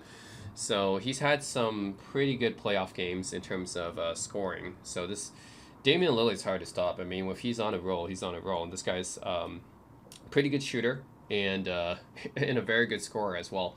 And I know a lot of people like try to compare Damian Lillard with Kyrie Irving. I have Dame higher. I know he doesn't have a championship like Kyrie does. But then again, that's because Dame didn't play with LeBron. He didn't have the same team Kyrie had. I mean, look at Kyrie's teams. Kyrie played with LeBron. He played with KD. He played with Luka. Like, he's played on some pretty good teams with pretty good teammates. Damian Lillard, like, the best teammate, what was the best teammate he played with? LaMarcus Aldridge? I mean, they still, went pretty far with that, I think. I think they took Dirk's Mavs to 6 games, and that was actually pretty impressive because that 2011 Mavs team was pretty good. But yeah, Damian Lillard, I can't fault him too much for not winning because, like, look at his team throughout his career. He didn't have the same teammates Kyrie had. So, yeah, and I mean, until now, I guess, now he's playing with Giannis, but Giannis has been injured. So, yeah, with Damian Lillard, I just say, like, I put him at this rank. I can't put him really high because he's not in the top 75. Like, the NBA actually put him in the top 75. I don't think he's top 75. I don't put him that high because, like, yeah, he hasn't had that much success. But at the same time, a bunch of All-Star appearances, a bunch of All-NBA selections, and his stats are pretty off the charts. He's a great scorer, great shooter, pretty good passer as well if you look up the stats. So yeah, this is where Damian Lillard belongs. I'm putting him above Sidney Moncrief and Joe Dumars because I think that if Dame had the same teams as they did, and Kyrie, of course, I think if he had the same teams Kyrie, Sidney Moncrief, and Joe Dumars had, he would go farther. So he just didn't have the support they had. But anyways, this is where his career right now lands him. He's still playing, but he's number 86 right now for me. Number 85 is Ray Allen. And yeah, Ray Allen, some of you guys may say like I have him too low or something. But the thing about Ray Allen is that his career really kind of has two parts to it. One part where he was kind of the main guy, where he was the main superstar of the team, and then the other part where he was like kind of like a third wheel. So the main part where he's a superstar, and this is where he was pretty damn good, was when he was with the Bucks and the Sonics. So when he was with the Bucks and the Sonics, yeah, he was one of the best shooting guards in the league. I remember like it was the 2001 Bucks or something. They had a pretty good series against Allen Iverson's 76ers, and like Ray Allen and Allen Iverson was like going back and forth with each other. And I think that was also the season where Vince Carter was going back and forth as well with Allen Iverson. So yeah, Ray Allen at his peak when he was the leader of the team. Pretty good scorer. I mean, obviously an all-time shooter. Everyone knows about Ray Allen's shooting abilities, right? He's an all-time shooter. He's a very good scorer in his prime. Also pretty good passer too, like kind of underrated passer because in his prime when he was with the Bucks and the Sonics, he was actually handling some of the point guard duties as well. So his passing is actually pretty underrated. But then he has a second half of his career where he joined the Boston Celtics, and he kind of became their third wheel guy and kind of third superstar. Paul Pierce and Kevin Garnett, of course, being the main two, and won a championship with them. And then towards the twilight of his career, of course, he went to the Miami Heat and won two more with LeBron. So, sorry, one more, not two more. He came in, yeah, I think it was after the 2012 season, came in 2013 season and won one. Yeah, so yeah, he won one more with LeBron in the Heat in 2013, and of course he's famous for that shot, right, in 2013 Finals Game 6 where he shoots the three and the game goes into overtime, and everyone says that his shot saved LeBron's career and stuff. So yeah, anyways, he's famous for that clutch shot. So we all know Ray Allen is pretty clutch as well. So yeah, this is pretty much where he belongs. I think the thing with Ray Allen is that he was never considered necessarily like the best player the best guard in the league. Like he was a great shooting guard in his prime, definitely up there, but he wasn't better than Kobe. He wasn't better than Dwayne Wade. And maybe Allen Iverson, you can consider he wasn't better than Allen Iverson, and he wasn't better than maybe T-Mac either. So he was below all those guys. So he's kind of like one of those like second tier type of players where you're like he wasn't like the best guard in the league or anything like that, or even in the top 3 or 4 guards in the league. But then after that, like that's probably where he was. So it's like that level in his prime combined with some of the championships he won. And yeah, this is pretty much where he is. And then of course combined with his all-time shooting. So I do think that this is where Ray Allen belongs. He's outside of my top 75, but he still belongs in the top 100. So he's number 85 for me. All right, number 84 is Tracy McGrady, T-Mac. This was pretty tough because I always thought, I have a video on this. Ray Allen versus T-Mac, whose career was greater? Well, Ray Allen has the championships, so you could say from that perspective he had the greater career, but T-Mac was, in many people's eyes, the better player. T-Mac has more scoring titles. He has 2 scoring titles. He has more All-NBA selections. Actually, Ray Allen has more All-Star selections, surprisingly. But yeah, T-Mac, I think at his peak, especially in his peak, I think most people would say he was the better player compared to Ray Allen. Very, very athletic, and yeah, in his prime, he was pretty hard to stop. He was averaging like 32 points per game, 28 to 32 points per game, I think, in his prime. Like, he led the league in scoring 2 times. People were comparing him to Kobe in his prime, saying that he actually did more than Kobe because he was taller than Kobe was. So he was actually more athletic than Kobe too. Like, Kobe is athletic, but he's not super athletic the way Vince Carter and T Mac are. Like Vince Carter and T Mac are super athletic, like Dr. J, right? These it's a different level than Kobe actually. So T Mac can jump higher and he can rebound better than Kobe can. He's also better. Well, he's a more willing passer than Kobe. Let's just say that he's a more willing passer than Kobe is. He's not as much of a ball hog, and so at his peak, I would say T Mac was probably he did more than Kobe did. Like let's just say that. I'm not talking in terms of skill sets, but he did more for his team than Kobe did. Well, defensively, okay, is another thing. But anyways, offensively, I think he did more because he was a better rebounder and he was a more willing passer. He was also extremely hard to stop in his prime in terms of his athleticism and the way he scored. Like, yeah, this guy was like at his peak before his injuries. I mean, guy is just like, yeah, he was like pretty similar to Vince Carter in terms of athleticism with the dunking and stuff. But then he did more. He had like more talent than Vince Carter did. Vince Carter didn't make my list, by the way. I think well T Mac I think had more talent than him. But yeah, why he's ahead of Ray Allen? It's hard. I mean, I can go back and forth between the two. Ray Allen had the championships, so in terms of successful career, yes, Ray Allen had more playoff success. But Tracy McGrady, the thing is, there's some things that hurt him for sure.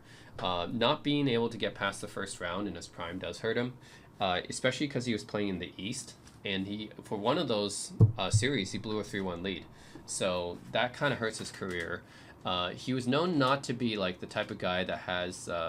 He doesn't have the clutch gene. Like Ray Allen, right, made that famous shot in the finals. No, T Mac doesn't have that gene. He's actually known for disappearing in in important games. So he was. I think that's the problem. Is that, and this is the biggest. I think the biggest difference why, like even in his prime, Kobe might be the better player is because Kobe had the dog in him. T Mac didn't have the dog in him. Like you give Kobe the ball, like Kobe will shoot like as much as is needed in the fourth quarter to win the game. But T Mac is not going to do that. T Mac was he's known for being like kind of ball shy and not taking like not handling pressure very well. So he kind of just disappears in those high pressure moments. And yeah, that's the thing about T Mac. That really kind of hurts him. And yeah, he just never got past the first round in his prime, even when he was with the Rockets. Ironically, the Rockets did better without him, so maybe that says something. But yeah, like the Rockets actually went farther when T Mac was injured, so that maybe that says something. But anyways, I know he's very talented. He has all these all-star, all-NBA selections. He won 2 scoring titles. His stats are pretty crazy in his prime, so he is up there. But again, I can't put him too high because he was kind of a wasted potential, you know. I don't think that he could have been the main guy on a championship squad because of his mentality. I don't think his mentality was enough. But hey, it's pretty close between him and Ray Allen. I'm giving in maybe T Mac the slight edge because of his talent, but it's pretty close. And yeah, like you can have this debate. They're pretty close, and this is where he belongs, I think. All right, number 83 is Tom Heinsohn. So Tom Heinsohn is a player I think deserves a little bit more respect, and I mean part of the reason might be because he played too long ago and didn't play for enough seasons, but it's actually kind of baffling to me why Bill Sharman is on the NBA 75 team and not Tom Heinsohn, because when I do my research, okay, so Tom Heinsohn, most people don't know probably because he played really long ago, but he was part of the Bill Russell Celtics dynasty in the 50s and 60s. If you look up his numbers in the finals, he was actually one of the top 2 scorers on the team in their first 4 championships, actually. The first 4 Boston Celtics championships until Sam Jones and John Havlicek kind of became better. Tom Heinsohn was actually one of the top 2 scorers on the team. A lot of times I think he was the leading scorer on the team. So we were talking about like late 50s, early 60s championships that they won against the St. Louis Hawks. Yeah, Tom Heinsohn was actually their leading scorer. He was all NBA a few times. He's known for his like hook shot. He wasn't like particularly efficient, but like no one back then was really that efficient. So he was known for this like hook shot back then that a lot of older players used. What's most impressive about Tom Heinsohn is that he won 8 championships in 9 seasons. His entire career is only 9 seasons long. Okay, and during those 9 seasons, he made the finals every single season of his career. Isn't that crazy? I mean, people talk about like now, the Jordan versus LeBron GOAT debate, and they use this longevity of LeBron against them. They're like, oh, you won 4 chips and you had 21 years. Jordan won 6 chips in 15 years. Jordan was more efficient, got it done faster. Okay, Tom Heinsohn, 9 finals. Nine seasons. He only played 9 seasons. He went to 9 finals. That means he went to finals every season of his career. He won 8 championships. That means every single season of his career except for one, he won a championship. Like, that's some kind of ratio, isn't it? Right? That's some kind of ratio right there. So that's pretty crazy. And the fact that he was a top 2 or 3 scorer for like most of those championships is why I think Tom Heinsohn deserves a little bit more respect. Okay. And he has a couple all-star, all-NBA selections. He has those accolades, but the 8 championships and the fact that he was a top 2 or 3 scorer in most of them is what leads me to rank Tom Heinsohn at number 83. Again, he's not going to be higher because there's better players than Tom Heinsohn, but at the same time, he deserves to be in this list, top 100. I think he deserves a bit more respect. Okay, so I think I did a video like many years ago specifically on this guy because he's so unknown and underrated, but Neil Johnston. Number 82 is Neil Johnston. The vast majority of people watching this video don't know who this guy is because he only played in the 1950s, a long time ago, but he was probably the best player in the league. I'm not just going to say center. He was not only the best center, but probably the best player in the league after Mikan retired and before Bill Russell was in the league. Yeah, so pretty much during that short period of time, Neil Johnston led the league in scoring 3 times in a row. He was pretty famous for this hook shot that he had that a lot of older players had back then. He was surprisingly efficient for his time. So like we just talked about Tom Heinsohn. Tom Heinsohn wasn't very efficient with his hook shot. Neil Johnston was pretty efficient with his hook shot. And he won a championship with the Philadelphia Warriors with Paul Arizin. His teammate is probably a little bit more well-known. A little bit more. He's still old school, but yeah, Paul Arizin was in the NBA top 50 team and the top 75 team. Neil Johnston was kind of snubbed out of it. So Neil Johnston probably deserves a little bit more respect, I think. I would say on that team, so Paul Arizin is the more well-known player. I don't think he was necessarily the best player on the Warriors. I think Neil Johnston does have he could be the best player on that team, actually. So that's why I'm saying that. He was definitely the best center in the league after Bill Russell, after George Mikan retired and before Bill Russell. So during that 3-year stretch, I think it was like 3 years where George Mikan retired in like 54, I think. And Bill Russell was drafted in 57. So in between that time, in the mid-50s, Neil Johnston was the best center in the league. Yeah, he had this fairly efficient hook shot, especially for his era. Was one of the top 2 players on a championship team. Led the league in scoring 3 times. Has a bunch of all NBA selections. Yeah, he deserves to be more well known, I think. If you look up his advanced stats, it's actually pretty ridiculous. He has a crazy PER and win shares per 48 too. So yeah, look him up, guys. Neil Johnston. Also, he is a pretty decent rebounder as well. I think he actually led the league in rebounding one time, and he averaged like 11 rebounds a game. So yeah, pretty solid rebounder as well. Yeah, he deserves more respect. Number 81 is Robert Parrish, nicknamed the Chief. He's the number 3 of the big Celtics. The Celtics big 3 back in the 1980s. The Larry Bird Celtics dynasty was Larry Bird number 1, obviously, Kevin McHale, then Robert Parrish at the 3. The third best player on the team, generally speaking. Although for me, when I actually did some research on Robert Parrish and his numbers, I don't think he was actually the third best player on the team. I think he was actually the 4th best because Dennis Johnson actually was pretty damn good. Robert Parrish. Okay. The thing about Robert Parrish is he's mostly known for his longevity. He played 21 seasons and he hardly missed any games. The guy was basically an Iron Man. He hardly missed any seasons and played 21 of them, so that's pretty impressive. Pretty solid rebounder and okay at defense as well. Solid defender, rebounder. His scoring is just all right. He wasn't really relied upon for his scoring, although he could be a third option for his scoring, but definitely not on the same level as Larry Bird or Kevin McHale. He won 4 championships in his career. 3 of them is with the Celtics, of course, and then the other one is probably the one that most people don't know about, is that he actually was a bench player for Jordan's Bulls. So 97 Bulls, Robert Parrish was actually one of the bench players for that team, and he won a championship with Jordan as well. Bet most of the people don't know that. So yeah, he actually won 4 championships in his career. But when I look it up, it's kind of interesting. Just like with Bill Sharman, yeah, he wasn't really the top 3 player for any of those champions. Maybe for one of them actually, but not. Actually, wait, I don't think he was a top 3 player for any of them, because yeah, Tiny Archibald I think was the top 3 player for the 1981 championship. So yeah, that's the thing. Just like with Bill Sharman, when I look up Robert Parrish's stuff, he's just okay. I mean, he's an all-star level player, and he's got many all-star selections, but I wouldn't consider him like an all NBA level player. He's not like that level where he could be considered like one of the best centers in the league, because he wasn't. He was just like a solid all-star level player, and the reason why he's this high is just because he's won a bunch of championships and he's done it for so long. His longevity stats. So that's pretty much why he's this high. But yeah, when I look it up, 81, Tiny Archibald I think was a better player than him in the finals. So yeah, I think Dennis Johnson was a better player than him when he went to the Celtics. Wasn't considered like a top center in the league. I mean, he's only 2-time All-NBA or something like that. But he did play as like he's still a solid player, still like an all-star level player, and to be doing it for such a long time, then yeah, that's why he ends up in this list at number 81.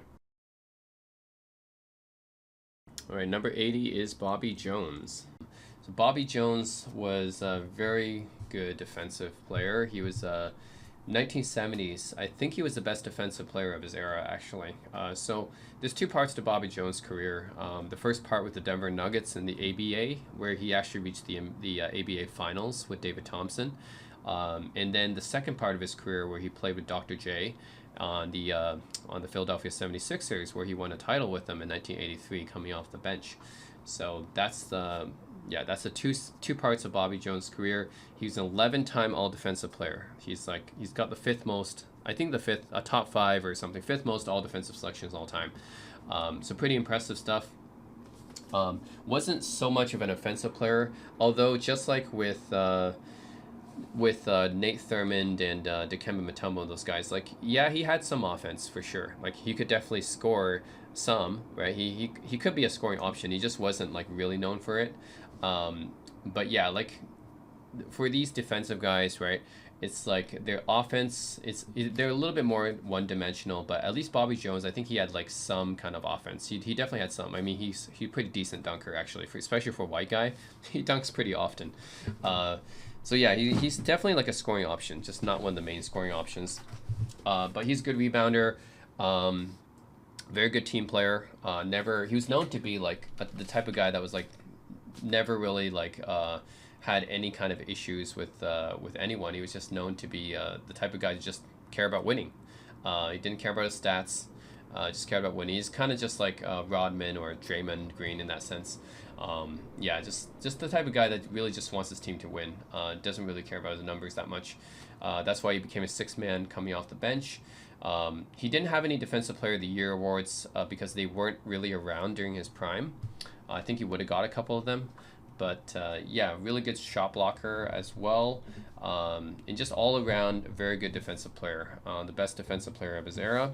And yeah, I really do think that he would have had Defensive Player of the Years had they been around at that time. But yeah, overall, Bobby Jones, I put him pretty high on the list because he's just a really good defender with okay offense, like not good, but he can score. Unlike Ben Wallace, he can actually kind of score. And yeah, like he won a championship with the 76ers coming off the bench, so that does count for something. So yeah, Bobby, and he went to another finals, right, with the Denver Nuggets, so that does count as well. Ironically, against Dr. J in the ABA finals. Right, 79 is Draymond Green. And I actually did a video comparing these two, Draymond Green to Bobby Jones. Both of them have some similarities, like they're both very good defensive players, probably the best defensive players of their era. That were also like type of guys that didn't care about the stats because they were just consummate team players. Didn't really care about the stats. But Draymond Green is ranked higher because because he has more championships. He has 4 championships. Bobby Jones only has 1. and he does more on the court. All right. So in addition to his defense, although he's not as much of an offensive, like Bobby Jones could like score if he was needed to, right? Draymond Green, I mean, sure, he can also kind of score when he's needed to, but I think he's a little bit less reliable of a scorer than Bobby Jones was. And in terms of other things he did on the court, he did them better, right? So he's as good of a rebounder as Bobby Jones. He's a much better passer because Draymond Green is actually arguably the best passer on his team. Because the thing about Steph Curry is that, yeah, Curry is the point guard and Curry is a good passer. Like in terms of his numbers, you don't have to think that Curry wasn't a good passer or anything like that because Curry was. It's just that he's also known to be turnover prone. And Draymond Green, a lot of times the offense will actually go through Draymond Green instead. So that's the thing. Like for me, watching the Warriors, and I did live in San Francisco during the Warriors dynasty. Oftentimes, yeah, Draymond Green was actually the main guy facilitating the offense with the distribution, and not Steph Curry. So I think that Draymond Green might actually be the better passer on the team, in running the offense sometimes. But yeah, Draymond Green just kind of does everything for the Warriors, and yeah, that's why he has to be on this list. I think that he's definitely top 100 all time. Like defensively, he's one of the best defenders, arguably the best defender of his era. Certainly, like he's up there with Kawhi and Rudy Gobert and whoever else you want to put in that. Well, Giannis, I guess, in the defensive discussion of this era. Certainly one of the best defenders of the era, and he can really guard almost any position. And in addition to that, he's so versatile because he is okay, I guess, if for scoring, if you really needed him to. He's just not really good at it. But he also rebounds, right? And he's also a really good passer, especially for his size. He's actually one of the best passing big men in NBA history. He's one of the best passing power forwards in NBA history. So he's a really good facilitator. Then he has the 4 championships. And then here's where I actually looked up Draymond Green's numbers, okay? Draymond Green, so you might be wondering, why is Klay Thompson on this list? Some Warriors fans might be wondering about that. Okay, Draymond Green is a better player than Klay Thompson. There, I said it, okay? Draymond Green, look up his contributions to his team in the finals, okay? 2015, 2016, 2017, 2018, 2019, all these years.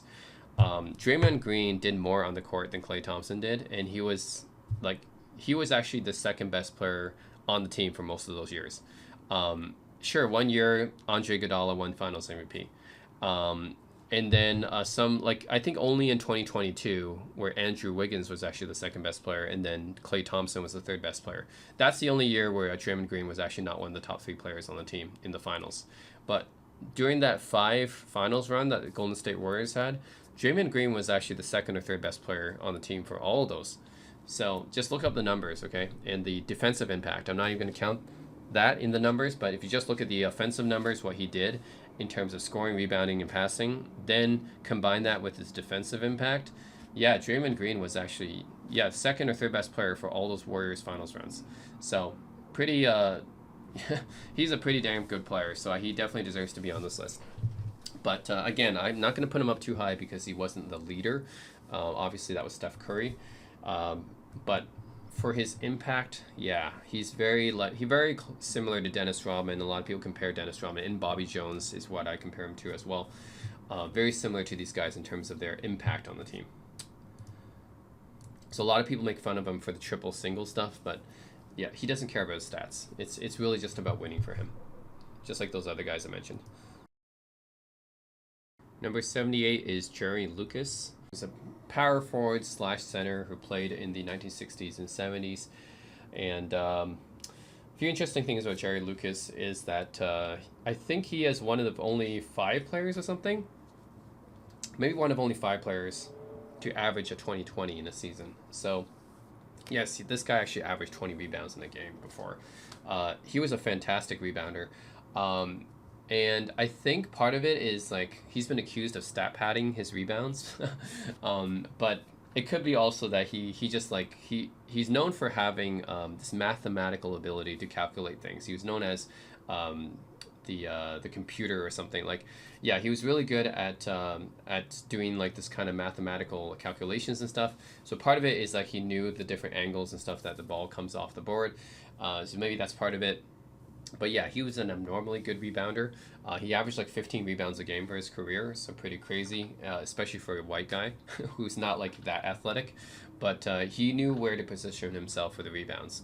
So definitely one of the best rebounders of his era. Um, he's also a pretty good outside shooter for a big man for his era. So like back then, big men didn't really shoot much outside. Like there were no 3-point line back then. So big men just like stayed on the interior, right? But Jerry Lucas was one of the few that actually kind of shot from outside. So that's for that ability. I think he's definitely ahead of his time. So yeah, he's like kind of like Bill Laimbeer in that sense, right? He was like kind of just an outside shooter. That's kind of like pretty unique for his era and his time, and is not really exactly what he's known for. But he definitely had some outside shooting. Pretty okay scorer. He wasn't like a great scorer or anything like that, but definitely like pretty decent at it. He averaged like 20 points per game in a few seasons before. Definitely could be counted on to score. He didn't really find too much success when he was with Oscar Robertson on the Royals.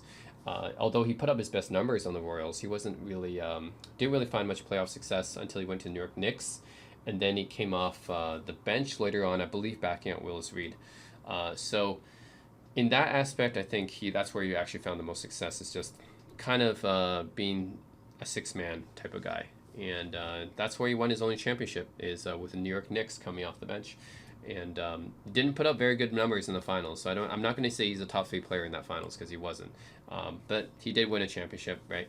And he had a bunch of All NBA selections and All Star selections too. In addition to being a very good rebounder, this is where he is. Yeah, at number 78. Number 77, Dave DeBusschere. So I did another video about this Dave DeBusschere versus Jerry Lucas, and they're almost like it's a very interesting contrast. So Jerry Lucas has the numbers. He was a very efficient player. He had the numbers. Very good scorer, outside shooter, and good rebounder. So he had all those numbers, right?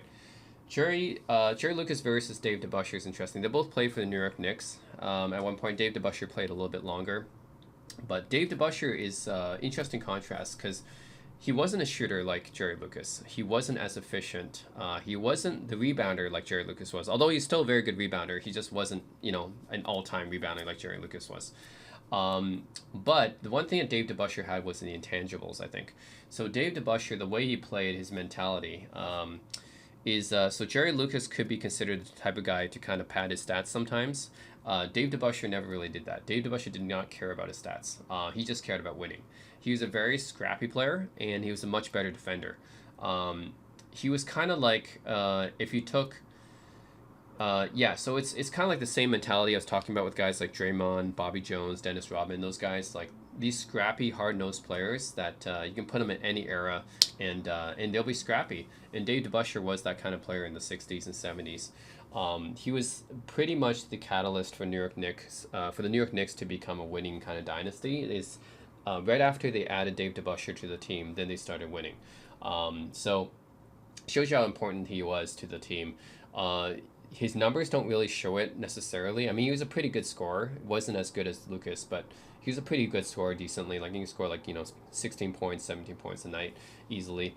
In his rebounding, he can get like 10, 11 rebounds, 12 rebounds a night as well. But he was mostly well known for his tough, hard-nosed, scrappy style of play in his defense. So he's probably one of the best defenders of his era. Maybe just below like Nate Thurmond. So you guys can think of Nate Thurmond, Wilt, Bill Russell, those guys, right? And then Dave DeBusschere is just below them. Very, very scrappy type of player.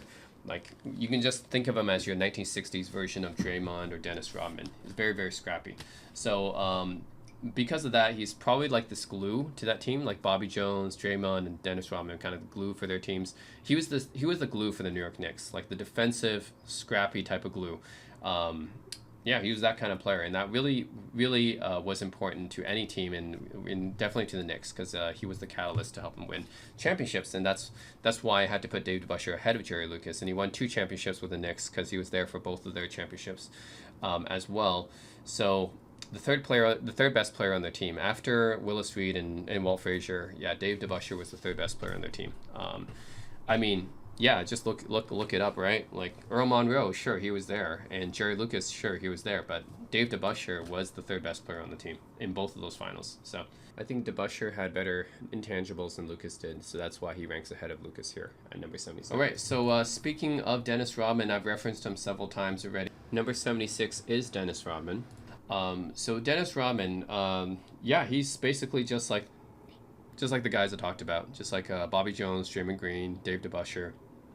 Very scrappy, hustle type of player, just a hustler. Like, especially for his, I think he's probably the most well known for his rebounding. Right, he led the league in rebounding 7 times, and when it came to rebounds, Dennis Rodman was just a psychotic about it. Like, I think when I was like watching some documentary or something, Dennis Rodman will just like talk about how he watches the ball bounces off the rim every time in practice. Like, he kind of calculates it.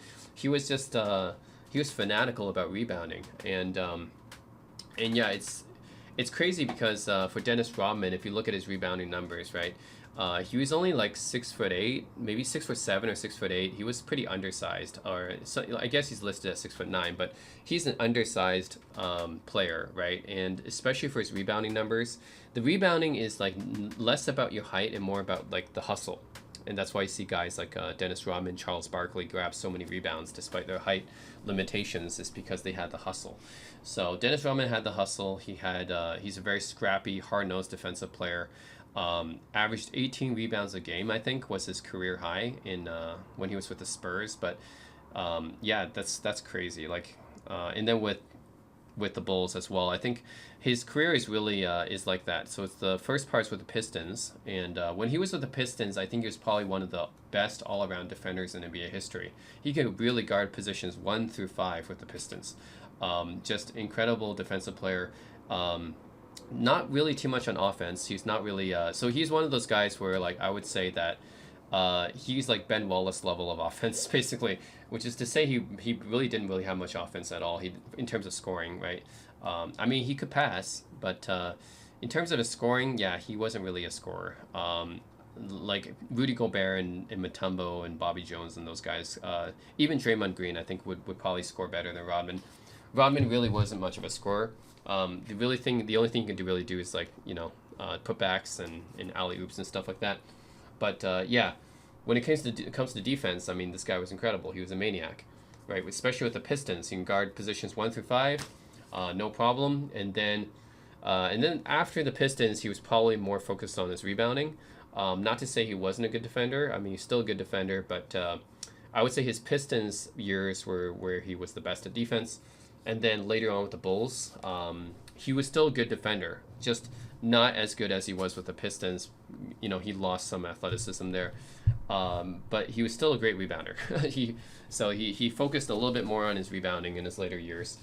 So yeah, and he won 5 championships, right? 5 championships, 2 with the Pistons and 3 with the Bulls. So yeah, that's pretty much where I put Dennis Rodman here, is number 75, and it's really mostly like he has 5 championships, 7 rebounding titles, just one of the greatest rebounders ever, arguably the greatest rebounder ever. I would still put Will Chamberlain and Bill Russell over him in terms of rebounding, but yeah, in terms of being an undersized rebounder for what he was able to do for his size, yeah, you have to consider him the best rebounder for his size, right? Incredible rebounder and incredible defensive player. One of the top all-time greatest defensive players ever. Definitely top 10 in my book. So, yeah, Dennis Rodman. This is where he is. Doesn't have much offense though, but but yeah, for the defensive glue guy, hustle type of player, he's really, really up there. So yeah, he ends up being just outside of my top 75. Right, number 75 is Roger Brown. So a lot of you guys probably don't know who Roger Brown is, but he was a player for the Indiana Pacers back in the ABA. So this is before they joined the NBA, and the Indiana Pacers were the most successful team in the ABA, if you guys didn't know. They reached 5 ABA finals and won 3 of them, and Roger Brown was a big part in all 3 of those championships, especially the second one that they won, which was back in, the first one that they won back in 1970. Yeah. So 1970, Prime Roger Brown averaged 28, 29 points per game, I think, en route to the ABA championship. He was their finals MVP, playoffs MVP. His nickname was the Raja, or the man with 1,000 moves. He was known to be a very, very good one versus one player. He had a ton of moves. Like, he was a playground player, right? He's kind of like Connie Hawkins in that way. He was like a New York playground player that had like a ton of moves, like very, very skilled. Yeah, it's unfortunate his career was cut short from injuries, and he was never able to play in the NBA. But I think for what people have said about him, there's a documentary about him, the Roger Brown story. Recommend you guys check that out too. Yeah, he's underrated because he never played in the NBA. Not many NBA fans know about him, but yeah, in his prime, before his injuries, like, he was considered to be like probably one of the most skilled, if not the most skilled player in the league. Just he was really unstoppable, I guess. And yeah, just judging from his ABA playoff run back in 1970, it's pretty incredible. So, anyways, yeah, that's Roger Brown. He's a small forward. He won 3 championships. He won a playoffs MVP, or finals MVP, I guess. And he was pretty dominant in that playoff run. So, anyways, this is where he ranks. If I were to treat his awards and stats as NBA awards and stats, which is what I'm doing, then this is really where he ranks. So yeah, that's number 75, Roger Brown. Very skilled offensive player, just never really got the attention and respect from a lot of NBA fans because, well, he's forgotten now basically because he never really played in the NBA, and his prime was so short. Okay, so for number 74, I have Big Game James Worthy. And I had a video comparing James Worthy to Roger Brown too. Because in terms of the stats and accolades and stuff, they're pretty comparable. So both of these guys won 3 championships and a finals MVP essentially, and both of them were part of a dynasty. James Worthy is more well known because he played in the NBA and he played more recently. But yeah, both of them are pretty close. Yes, James Worthy, I give him the nod because his longevity is a little bit better. He didn't have the peak scoring of Roger Brown. I would say that James Worthy didn't exactly have the skill set of Roger Brown either, but he was more athletic. And what James Worthy is known for is I almost said James Brown. That's like a singer. James Worthy. What James Worthy is more known for is being part of that Showtime Lakers offense. So especially, he was really fit for that offense. Magic Johnson starts the fast break, right? Throws on the ball, and James Worthy goes with Statue of Liberty dunk. He had one of the I remember the story Isaiah Thomas told in one of the segments that I watched is James Worthy had one of the fastest dunks. Like, you just you just give James Worthy the ball and he just bam, bam, 1 second dunk, right? He just dunks incredibly fast. But very athletic player, just tailored for that Showtime Lakers dynasty. Yeah, and won 3 championships and a finals MVP, known as Big Game James because he always raised his game in the playoffs. And yeah, especially in that finals, 1988 finals, I think he had a triple-double, 36-point triple-double in that Game 7. So that's what got him the finals MVP. So yeah, like his nickname implies, he always raises his game in the higher playoff moments. He has a higher scoring average and everything in the playoffs. So anyways, the only thing about James Worthy is he was never really considered to be one of the best forwards in the game because he was All NBA second team only once in his career, I think. Like, people always would pick Dominique Wilkins, Adrian Dantley, Alex English, like all these other guys over him. Yeah, and of course Larry Bird, right? But yeah, he wasn't really considered to be that tier of superstar the same way that some of those guys are. But I think part of it is because his numbers are suppressed because he played with Magic and Kareem. So that could be one reason. I think he definitely would have got better numbers if he didn't play with Magic and Kareem. But still, still one of the best small forwards of that era, and certainly a huge part of that Lakers Showtime dynasty. So yeah, James Worthy is going to be on my list right next to Roger Brown at 73. So number 73 is Wes Unseld. So Wes Unseld is a very interesting player. I guess you can kind of consider him to be sort of like, Dennis Rodman, Bobby Jones, Draymond Green, that type of Dave DeBusschere, that type of player that doesn't really care about his stats that much, just cares about winning. Because, yeah, he's not really like a scorer or anything like that. You'll notice how he only averages like 10 points a game. So he's not like he's not his team's go-to scorer. So he played for the Washington Bullets his entire career, which is actually the Washington Wizards now. Probably their all-time best franchise player, because so in the 1970s he led the Bullets to 4 NBA finals. That's the most out of any team in that decade. So that's pretty impressive. He won one of those, so he won one championship, and he was the Finals MVP that time. But yeah, he led his team to consistent success. He wasn't about the numbers. So if you look at his scoring numbers, they don't look that impressive because he wasn't really one of their go-to scorers. Alvin Hayes was actually their main scorer, and later on Bob Dandridge as well. So he wasn't one of their main scorers. He was like the third scoring option on his team. So don't just look at his scoring numbers because he wasn't really an offensive player. Just like some of the other guys I mentioned before, he's probably one of the hustle guys, right? He's one of the glue guys, one of the hustle guys, just like Rodman, Draymond, Bobby Jones, Dave DeBusschere, like one of those glue guys on the team.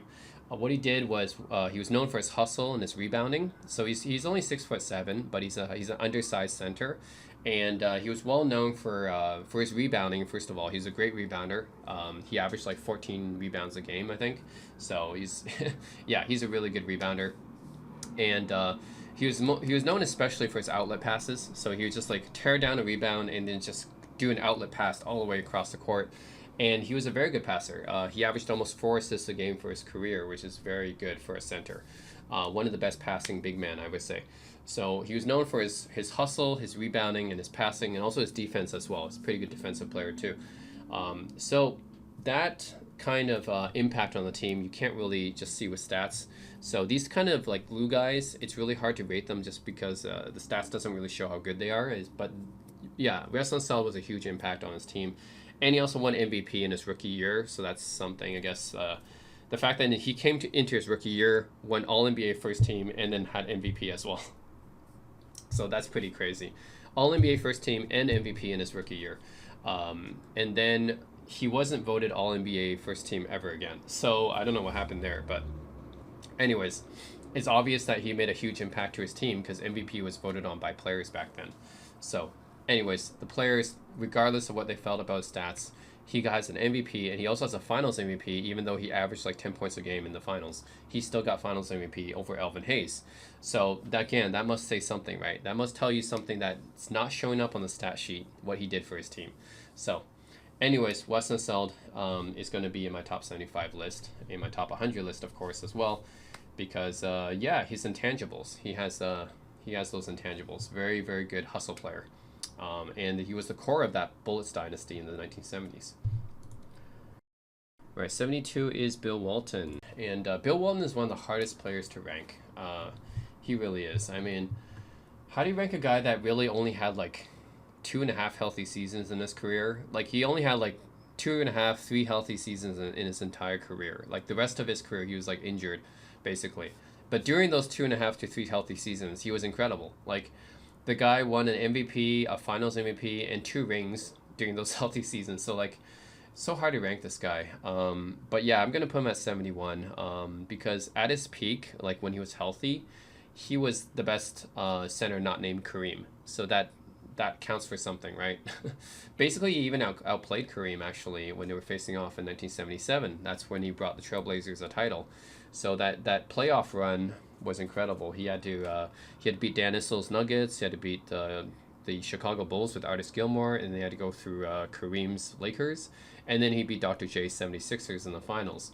So yeah, it's just incredible. At his peak when he was healthy, he was a very solid scorer. He wasn't necessarily like the first primary scoring option for his team. So it's not like he had to score that much, but he could definitely score if he had to. I mean, he definitely had some like low post skills and everything. So he had a scoring skill set. He was a very good rebounder, and his passing skills was really good. He was one of the best passing big men. So like, Seld was really good, and then of course Bill Walton I think is just as good as Seld when it comes to passing. So he could easily average like 4 or 5 assists a game in his peak. So very good passer for a big man, and very good defensive player as well. So the 2 years when he was healthy, he was all defensive both those times. Very good shot blocker.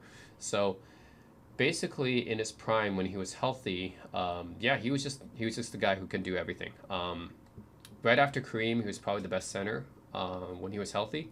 So he just did everything on the court. Scoring, he could score, he could rebound, he could pass, he could defend, block shots. You know what else? He was a great team player. What else would you ask him? He was when he was healthy, he was just like one of the best players in the game. But the thing is, he wasn't healthy that often.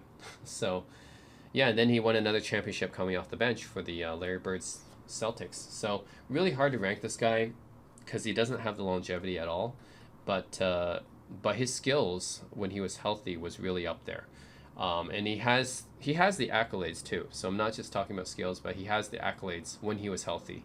So yeah, I guess I put him at 71. It's not too high. It's not very low either. Like he's definitely my top 75, but I'm not gonna put him too high either. It's really hard to rank Bill Walton. Yeah, I'm just gonna say that he's at his peak. He was really really good, but then yeah, he didn't have a very long career. So yeah, this is where I ended up putting him at number 72. Right, number 71, I have Paul Gasol. And some of you guys may be thinking, well, Pau Gasol is pretty high on this list. You know, he's above a lot of the guys that were on the NBA 75 team, and Pau Gasol never made the NBA 75 team. So, in my opinion, I think Paul Gasol should have made the NBA 75 team. I think he was snubbed from it. Yeah, he's kind of an underrated player because, like, honestly, I'm gonna be frank. Like the Kobe fans, they just don't want to give Gasol his credit because they want people to think that Kobe just did everything himself, but it's not true. So Paul Gasol, first of all, what he did for the Memphis Grizzlies, he never really led them past the first round, sure, but he was probably their best player until they got Marc Gasol, his brother. And even then, you can make an argument that Paul Gasol, Marc Gasol, you know, which one's better for the Grizzlies, but they're two of the best players in Grizzlies history, both of the Gasol brothers. So, yeah, don't discount what Paul Gasol did for the Grizzlies. He was their best player right before he got traded, so he was their main star. Then after he got traded to the Lakers, that's really where he kind of made his legacy. Is he became Kobe's kind of second in command there.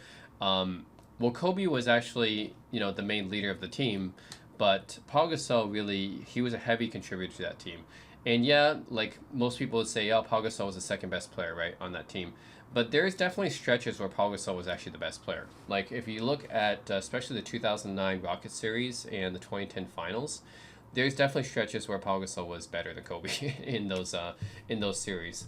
So yeah, yeah, for the most part, you can say yeah, Paul Gasol was the second best player on the Lakers during that time. But there are stretches where he was actually their best player, I think. So Gasol was a very talented player. He's very polished on offense. He could do the post. He could do the mid range.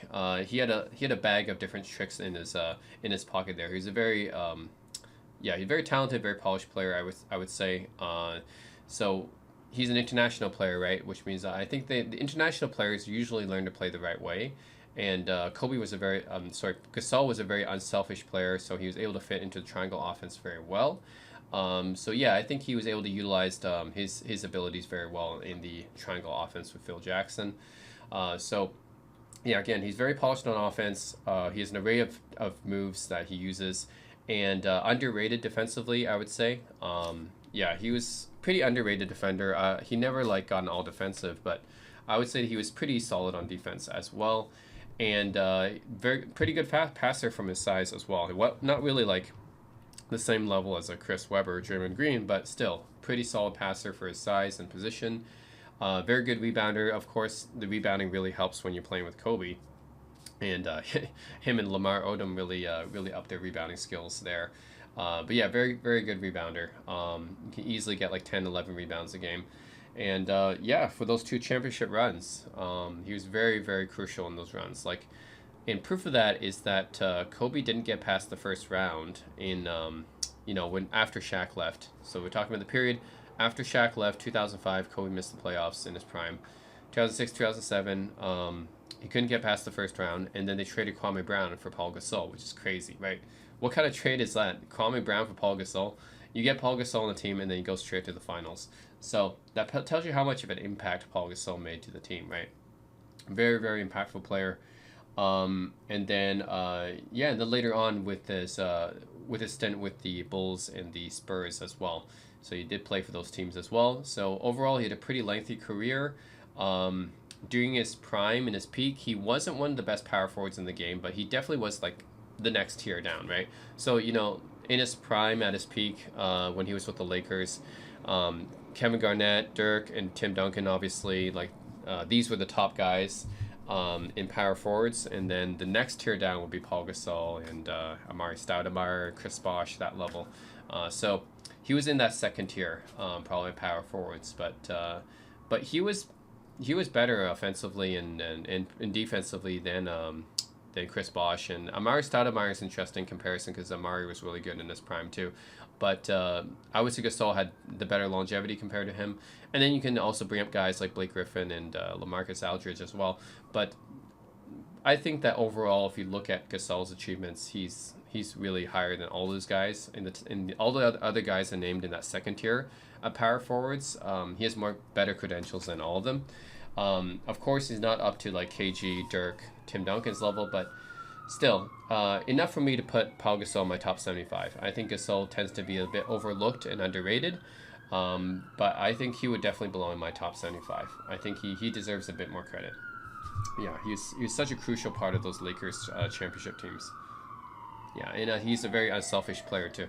So yeah, I would say that he didn't really care too much about his stats. He was happy just to pass to Kobe all the time if you want Kobe to get his stats. So he's a very unselfish player. Right, number 70 is Dennis Johnson. There's another player I felt was snubbed from the NBA 75 team. So Dennis Johnson. He was a crucial part of two different championship teams, two different stretches of his career. One was with the Seattle Supersonics, and when he was with the Supersonics, he paired up with Gus Williams. Yeah, he paired up with Gus Williams in the backcourt, and they made for a pretty good backcourt. Gus Williams was actually the better scorer, but Dennis Johnson was actually, even though he was technically a shooting guard at that time.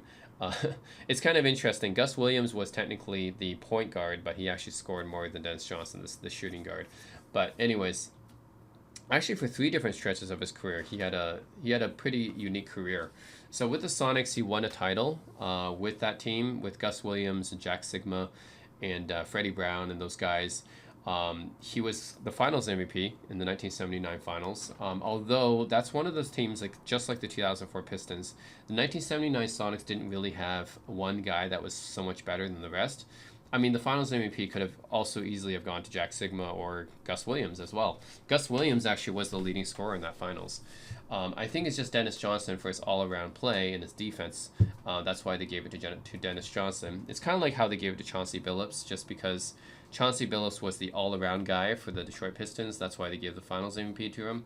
But the whole team was like, that was just a team of guys who worked very well together. There wasn't one superstar in that team. Same thing with the 79 Sonics. There wasn't one superstar in that team. It was just a group of guys that were all really good working together. But anyways, Dennis Johnson has that Finals MVP from the 79 Finals as part of the Supersonics. A good backcourt with Gus Williams there. Then he left for the Phoenix Suns, where he did pretty well. He actually had his best numbers with the Phoenix Suns. And then he came to the Boston Celtics later on. I think it was with the trade. And when he played for the Celtics, he won two more titles in 84 and 86. And to be honest, when I looked up his numbers, he was actually one of the top three guys in both those finals after Larry Bird, and sometimes ahead of Kevin McHale, but usually behind Kevin McHale as well. He was ahead of Robert Parrish actually in those finals. So he was pretty important to those finals runs. So Dennis Johnson, he wasn't a good shooter. He could definitely score if he was needed to, but I would say that he generally deferred to other people on his team for the scoring. You had a Gus Williams or you had a Larry Bird on the team for scoring, and he was usually like a secondary type of scorer. He was also known for his defense as well. He's a 9-time All-Defensive player, so he's known for his defense. So he's a very good defender. And he's an okay scorer. He could be a good scorer if he had to be, but he wasn't very efficient. So you didn't want him to be a shooter because he wasn't a shooter. He wasn't an efficient scorer. Let's just say that. Pretty good passer. I mean, he was a point guard for the Celtics, right, later on, so he's a pretty good passer, and probably well known for his defensive skills. So overall, Dennis Johnson, 3 championships, a Finals MVP. With all those skills, this is where he belongs, really. I think he should have been in the top 75 because all that is enough for top 75 inclusion, right? Unfortunately, he didn't even make the Hall of Fame until after he passed away, which is sad. But yeah, Dennis Johnson, I think, is one of the most underrated players. He should be in the top 75 NBA team, but he wasn't. Yeah. So number 69 is Tony Parker. And I actually did a video of this comparing Tony Parker to Dennis Johnson. They both have similar credentials. Main difference is that Tony Parker won 1 more championship, so that's why I put him a little bit higher. Tony Parker has 4 championships. Dennis Johnson has 3. They both have a Finals MVP. They're both pretty underrated. They were both snubbed from the NBA top 75. I don't know why Tony Parker was snubbed. I mean, I echo some of this when people talked about it online. Like, why is Damian Lillard in the NBA top 75 but not Tony Parker? It doesn't make any sense. Tony Parker has way more credentials to be in the NBA top 75.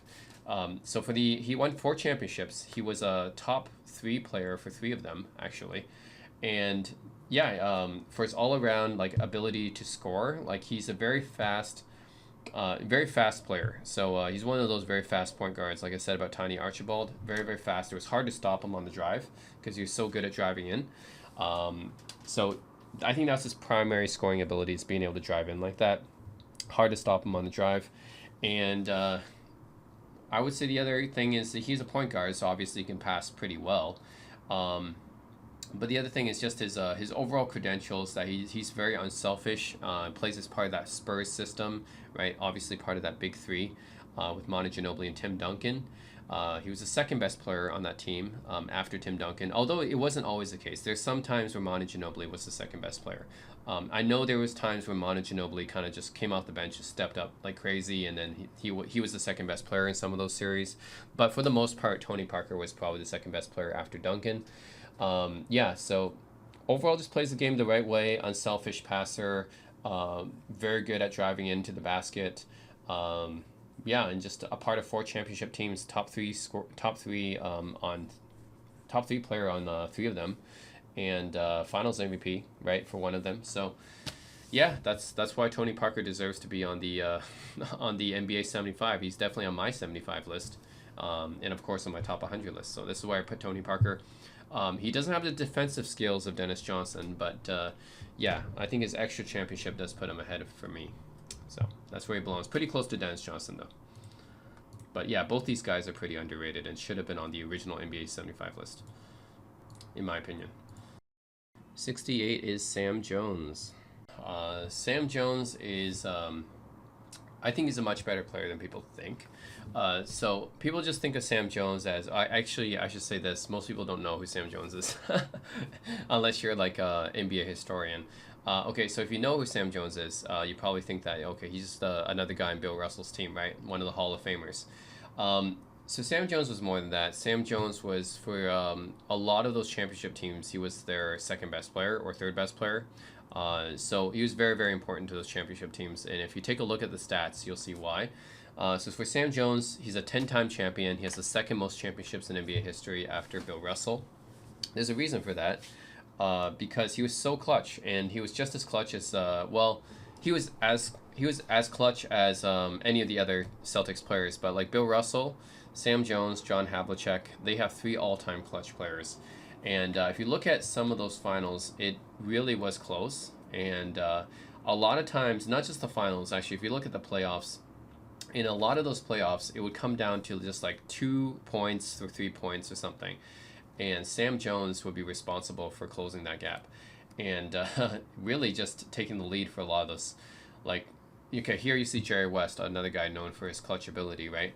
But a lot of the times when Jerry West lost in the finals, it was really because of Sam Jones. Like, Sam Jones made a lot of those tough clutch shots, and yeah, just sealed the deal for the Celtics in those wins. It wasn't that easy. Like, people who don't have much knowledge of basketball, they might just say, oh, Bill Russell always had a stacked team, and it was easy for him because his team was stacked and stuff. Well, if you actually like do the research, right, a lot of his teams, I mean, a lot of the finals and a lot of the series that Bill Russell had were pretty close. They were really close. And it really just came down to a few points, and it was usually because of Russell's defense or Sam Jones's shots or John Havlicek's playmaking and shots. That's what it came down to, right? A lot of his series were really close. So it's not like he had a super stacked team that just dominated everyone else. It's not true. Like Bill Russell's Celtics, they were good, but they were not like heads and shoulders above everyone else like people think. It really came down to a lot of close games, and Sam Jones was the big reason why they won a lot of those series. Just a really good shot maker. Good scorer, good shot maker. Now I'm not putting him up too high because he wasn't actually considered to be the best shooting guard. I mean, Jerry West and Hal Greer usually was positioned above him, but I think after Jerry West and Hal Greer, Sam Jones was considered the next best shooting guard on the team, on the NBA in the league. I mean, he really took over Bill Sharman's spot, and if you look up the numbers from those finals, it was usually Bob Cousy, Tom Heinsohn, and Sam Jones that were the top three scorers. Later on, after Cousy retired, it would be John Havlicek. But yeah, he was usually one of the top 2 or 3 scorers on the team. And especially when it came down to the crucial moments in the finals, Sam Jones would always show up and elevate his game. So yeah, he deserves to be on the 75 list because he's an all-time winner. 10 championships is nothing to sneeze at, and the fact that he's so clutch, whenever the Celtics needed a shot, he would give them that. So Sam Jones definitely deserves to be ranked in my top 75 at least, and I have him. I think this is probably the right spot for him. Because yeah, he was never the best player on the Celtics. That was, of course, always Bill Russell. So that does go against him as well. Okay, 67 is Adrian Dantley. Another player I felt was snubbed from the NBA 75 team. So Adrian Dantley, there's a few misconceptions about Dantley I'll explain in this video. So Adrian Dantley was a superstar for the Utah Jazz after Pete Maravich retired. Adrian Dantley became their main franchise player, and he's one of the best scorers of the 1980s. So I already talked about Alex English, and yeah, Alex English consistently was probably the best scorer of the 1980s, but Adrian Dantley was probably at his peak, and better than Alex English, and probably just below Bernard King if you're talking about peak scoring. So Adrian Dantley's scoring is pretty amazing, and it's very efficient too. That's the thing. He's probably one of the most efficient, if not the most efficient, mid-range scorer. So what he would do is he would usually back down a defender to the basket, and then he would always look for a good shot. So he never really took any bad shots. He would always look for a good shot, and he had ability to position himself in a way that he can always get a good mid-range shot in.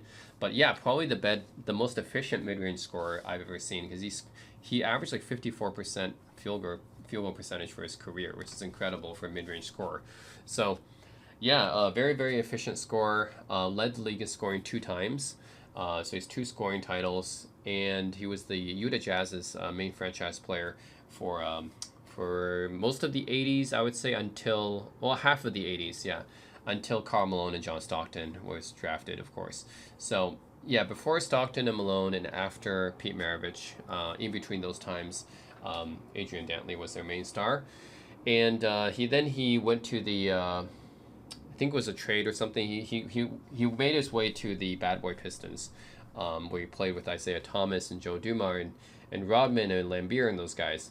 So this is where kind of a misconception comes in, where people said that Dantley wasn't a winner. He was like a ball hog, which I don't think is totally true. So Dantley was the main scorer on the 1988 Pistons, and they went all the way to the finals. And actually, they came very close to winning. They actually were just within a foul of winning the entire series. They could have won the championship, but then there was this infamous phantom foul called on Bill Lambeer, and Kareem made those free throws, and they lost Game 6, which was important because Isaiah was injured in Game 6, and he couldn't play for the Game 7, really. And that's why they ended up losing the series. But they could have easily won that series if it wasn't for that foul, actually. So Adrian Dantley could have had a title. So I don't think it's totally true that people said Adrian Dantley can't win with the Pistons. He came basically within a hair of winning with the Pistons.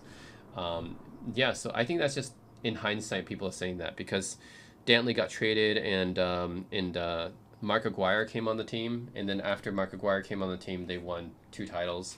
But I think they could have won with Dantley too. Like they came within a hair of winning even with Dantley on the team. So I don't think it's that the Dantley didn't. Okay, maybe he didn't fit on the team as well as Aguirre in terms of egos, but it's not like he couldn't win with the team. He came very close to winning. So I find that that's kind of a misconception that Dantley somehow didn't fit with the Pistons or that he was a ball hog. I don't think that's true. I think Dantley gets a bad rap for that. I mean, he averages 3-something assists a game, so it's not like he was like a total ball hog or anything. I mean, I'm not gonna say he's totally like a good passer, distributor. Like, definitely he's more along the lines of Carmelo Anthony, but he wasn't any more of a ball hog than Melo or Alex English or any of these other high scoring guys, or Dominique Wilkins, right, for that matter. So he actually averages more assists per game than Dominique Wilkins does. So I don't think he was like any more of a ball hog than any of those other 80s scorers I just named, 80s wing scorers. And yeah, I think he could have won a championship with the Pistons had things gone a little bit differently. So yeah, I think Dantley's a bit underrated, by the way. Yeah, not many people talk about him. He's one of the best, certainly one of the most efficient scorers. And yeah, I think he should have been on the NBA 75 team. Okay, number 66 is Dominique Wilkins.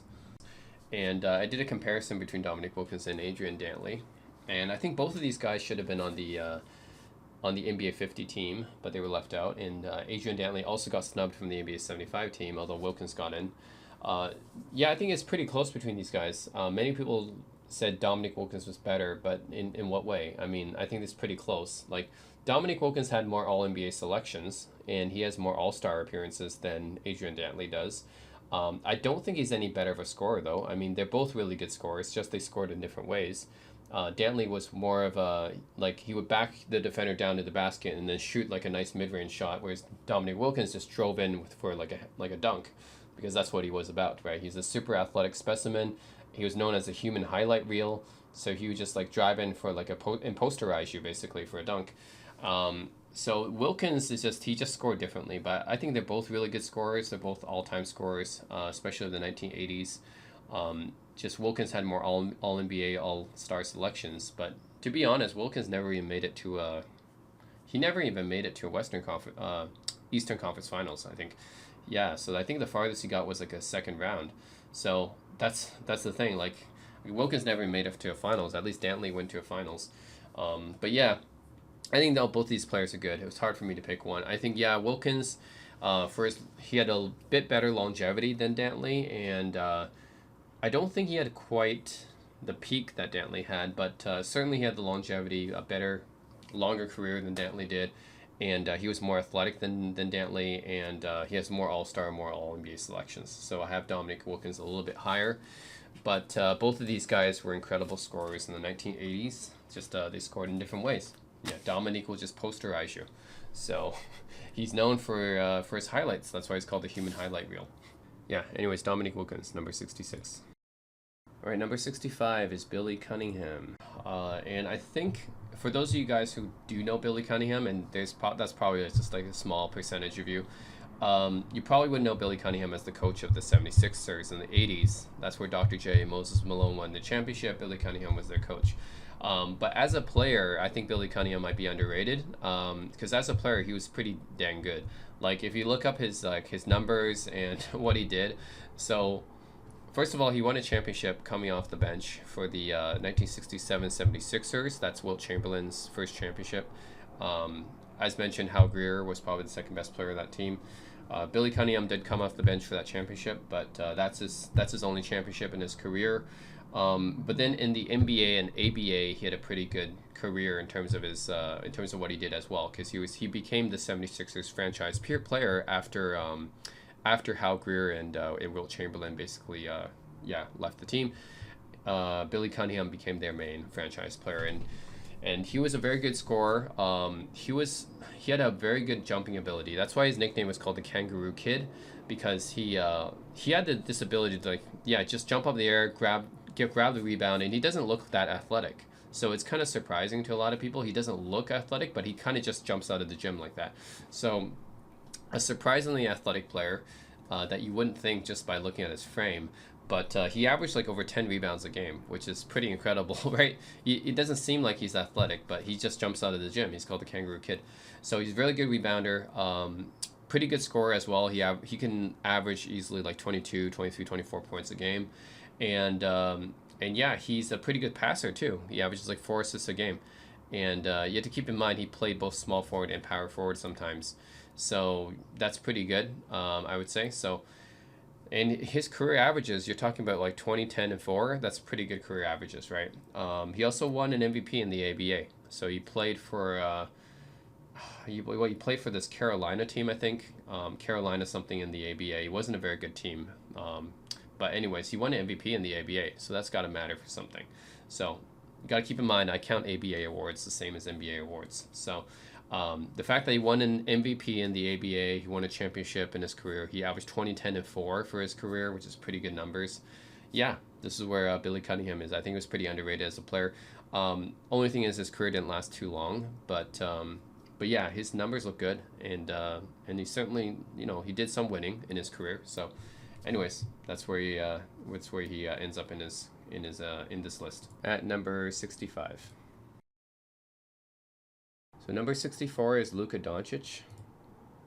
And I think this is probably where he is going to be right now on my all-time list. Obviously, he's going to move up later in the future, but Luka Doncic is, yeah, he's an incredible player. I mean, his numbers are just eye-popping, right? The guy has the second highest playoffs points per game already, right after Michael Jordan. So that's pretty insane. And on top of that, not only does he average like 30 points per game in the playoffs, but he also combines that with like eight or nine rebounds and 8 or 9 assists a game. So that's his averages. Like he puts up like 39 and 9, which is like incredible, right? So his offensive numbers are crazy. Now he's not much of a defender. He's not a good defender at all, actually. But yeah, at least when it comes to offense, he's got really eye-popping stats and numbers. He's been All NBA first team pretty much every year of his career except for his rookie year. So that's saying something. He pretty much came into the NBA already as NBA ready as you can get. And then just really started dominating with his numbers, and he just made the NBA Finals in the past season. So he's well on his way to becoming an NBA great. And for me, yeah, he of course he still has a long ways to go to be you know, part of the conversation of the all-time greats. But for my list, he's already in my top 75. Yeah, I think he's already made it. I mean, he's already got enough All-NBA first-team selections. He already led his team to a finals. He's got the eye-dropping numbers. He's already enough for NBA top 75. But if you want to get into the NBA top 50, then yeah, we'll see where his career goes. He definitely needs to either have a championship or like an MVP or something. I think he'll definitely get one of those or both of those in due time, right? I definitely see like a championship and an MVP coming up for this guy, but he needs at least one of those things to get into the top 50. But he's well on his way there. So yeah, Luka Doncic already 64 on my list. He's basically like a less athletic version of LeBron, but otherwise he carries the offense the same way that LeBron does. So yeah, excited to see what he's going to do in the future. Number 63 is Clyde the Glide Drexler. Clyde Drexler's career is very much entwined with Michael Jordan's, and it's for several unfavorable comparisons, and that's too bad for Clyde because he's a really great player in his own right. So Clyde Drexler, very athletic player. Many people consider him the poor man's Michael Jordan, but still, I mean, he's still very good, even if he's not Michael Jordan, but he's still very good, obviously. Very athletic, great dunker. In his prime, he can easily get you 25, 26 points per game, 27 points per game. Also, probably one of the best rebounding shooting guards. So he averaged like, 6 rebounds a game in his career. One of the best rebounding shooting guards, I think. So very good rebounder and passer as well. So he averaged over 5 assists a game. Pretty good passer too. So all around, I think Clyde Drexler, even though he's not Michael Jordan, but still, he does a reasonable approximation sometimes, right? So, yeah, I would say that still, like, even though he's not Jordan, but still, like, yeah, he's still very good in all aspects of the offensive game, where he comes pretty close in some areas, I would say. Definitely in terms of athleticism, he's close, not exactly Jordan, but he's close. And yeah, in his prime, he was good enough to lead the Blazers to 2 finals. So that accounts for something, right? 1990, 1992, he led the Blazers to the finals both times. Second best player was Terry Porter both times. So I mean, yeah, that was a very good team. But I wouldn't say that he had a second superstar on those teams to really help him out. Just his team was pretty deep. That was it. But he didn't have like a singular other superstar on his team to help him out. But the fact that he led two teams to the NBA Finals as the main guy should count for something. And then he won a championship with Hakeem's Rockets as the second best player. So that also adds to his legacy as well. So overall, this is where I'm going to rate Clyde Drexler. Okay. So he's number 62 because, I mean, he has a lot of All-Star appearances. He has like 10 All-Star appearances. Doesn't have as many All-NBA selections. That's partly because of Jordan. But he has a skill set, right? Very athletic. You know, obviously, he can score. He can dunk. He can pass. He can rebound. And he led two teams to the finals as the main guy and won a championship as the second best guy.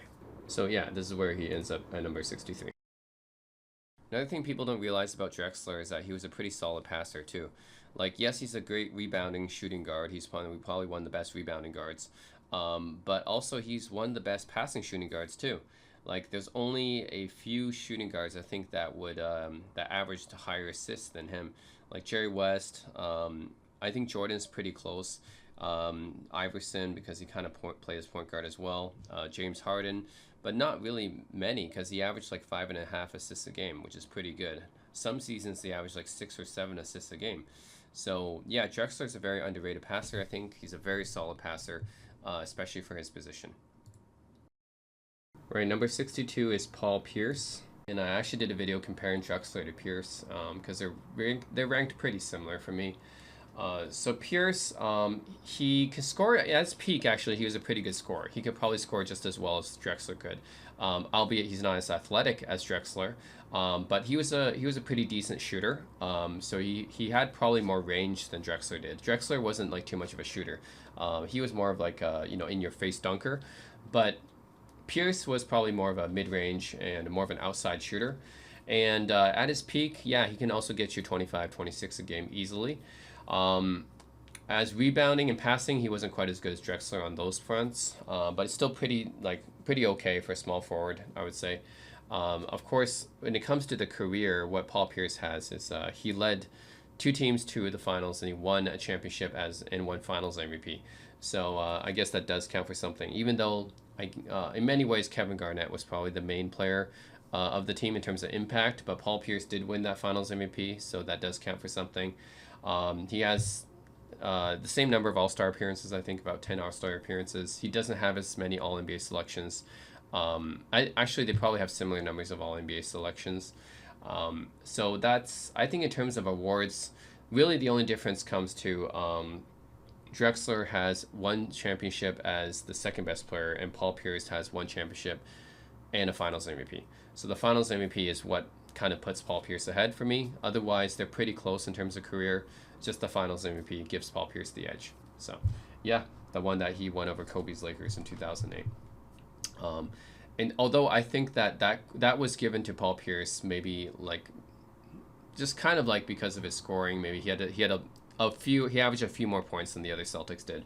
But I think Kevin Garnett was actually the better player on the team. But yes, nevertheless, he has a Finals MVP. So that's why he gets a little bit more ahead in my ranking here. Okay, number 61 of Dan Issel. Nickname was the Horse. And Dan Issel is another one of those guys that kind of gets left out of a lot of conversations. He is an all-time power forward and center. He played both those positions. He's also like an Iron Man, so he didn't really miss many games in his career. He's known for his longevity, and really he was a walking bucket. I mean, the guy could score.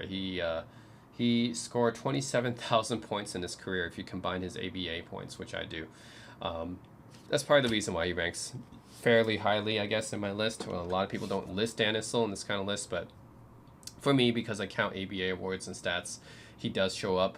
So he was a 5-time All-NBA. So he in the NBA, he didn't really get as many awards, but in the ABA, he was part of the All-ABA team 5 times. He led the ABA in scoring once.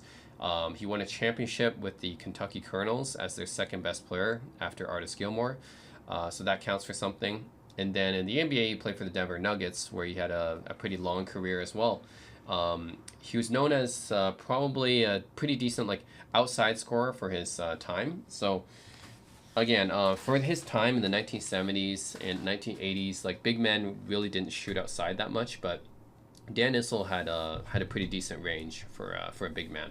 So yeah, I would say like yeah, he is a pretty decent rebounder as well. Not a very good passer, but a decent rebounder. Not a very good defender. But anyways, I think he's most well known for his scoring. So the guy was basically a walking bucket, especially as part of that high octane Nuggets offense. But yeah, if you add in his ABA awards, so in the NBA he was known mostly for his scoring and his durability, 27,000 combined career points, and you add in that ABA, all those ABA awards and stuff. He is the second best player on an ABA championship team, and he led the league in scoring once, and he was part of the All ABA team 5 times. You add that all together, and this is where he belongs. Number 61 on my all-time list. So yeah, Dan Issel. Number 60 is Spencer Haywood. Fun fact is Spencer Haywood has an Instagram, and oftentimes he does communicate with people there, and he's liked several of my comments on his Instagram before, which is pretty cool. But yeah, Spencer Haywood, a lot of people, you guys probably don't know who Spencer Haywood is, but he played in the 1970s. He was the Seattle Supersonics' first superstar, I would say. He made several All-NBA teams, and I think because I care about the ABA stuff as well, he gets boosted up a bit in my rankings. He won an ABA MVP. He only played 1 season in the ABA, but he was really dominant in that 1 season. In his rookie season, I think he put up like 30 and 19 a game, like Wilt Chamberlain numbers in the ABA. And then in the playoffs, he put up like 37 and 18 or something crazy, like 37 and 20 or something like that. He basically put up Wilt Chamberlain numbers in the ABA. He won an MVP in that league. Then he went to the NBA after that. He had this whole lawsuit thing going on as well. So he's a pretty important player in terms of like the outside impact, because eventually that lawsuit led to college players being able to enter the NBA early. But yeah, when he was at the NBA, he made several All-NBA teams. He averaged like 20 and 10 several times in his career. Ended up being a bench player for a championship with the LA Lakers in 1980. So yeah, overall, what can I say about Spencer Haywood? His career isn't like that well remembered, because like people don't really care about the 70s that much, and he didn't really go too far with the Supersonics, but I will say that his numbers and his stats are really impressive, and that MVP does matter to me. So that's pretty much why he ranks this highly for me, is that ABA MVP, and then his astounding numbers when he was in his prime, and then all those All NBA selections and stuff like that. So all that combined together, yeah, he wasn't like that much of a winner, but in terms of his production on the court and his awards, yeah, this is where he is. Number 59 is Bob McAdoo. Ranks pretty similar to Spencer Haywood in my book. I mean, he won an MVP just like Spencer Haywood did, and put up pretty ridiculous numbers in his prime, just like Spencer Haywood did. Unlike Spencer Haywood, he actually he won more championships actually. So Spencer Haywood won a championship, but it was like really kind of a fringe championship, because he was like basically doing drugs at the time, and then he actually got kicked out of the team, like I think during the NBA Finals or something. So it was kind of like a fringe championship that Spencer Haywood had. But Bob McAdoo, on the other hand, he has 2 really legit championships, because he was coming off the bench as kind of a 6th man for the Showtime Lakers. So he was pretty crucial in those championships coming off the bench, actually. But yeah, Bob McAdoo. 3-time scoring champion in the mid-1970s. He has pretty ridiculous numbers if you look him up. He was averaging like 34 and 14 a game or something crazy like that. Didn't play for a good team during that time. He played for the Buffalo Braves, which I think is the LA Clippers now. So yeah, put up really crazy numbers, didn't go very far in the playoffs, but then won 2 championships later with the Showtime Lakers coming off the bench. And also won an MVP in his prime. So I guess that does matter as well. So you put all those together. Didn't have as many All-NBA teams as Haywood, but anyways, you put all those together, and he comes in at just ahead of Spencer Haywood at number 58. So that's when I put Bob McAdoo. And for scoring, yeah, he was an unstoppable scorer in his prime. I mean, the guy, just like Dan Issel, he can shoot from the outside, which wasn't very common back then for big men.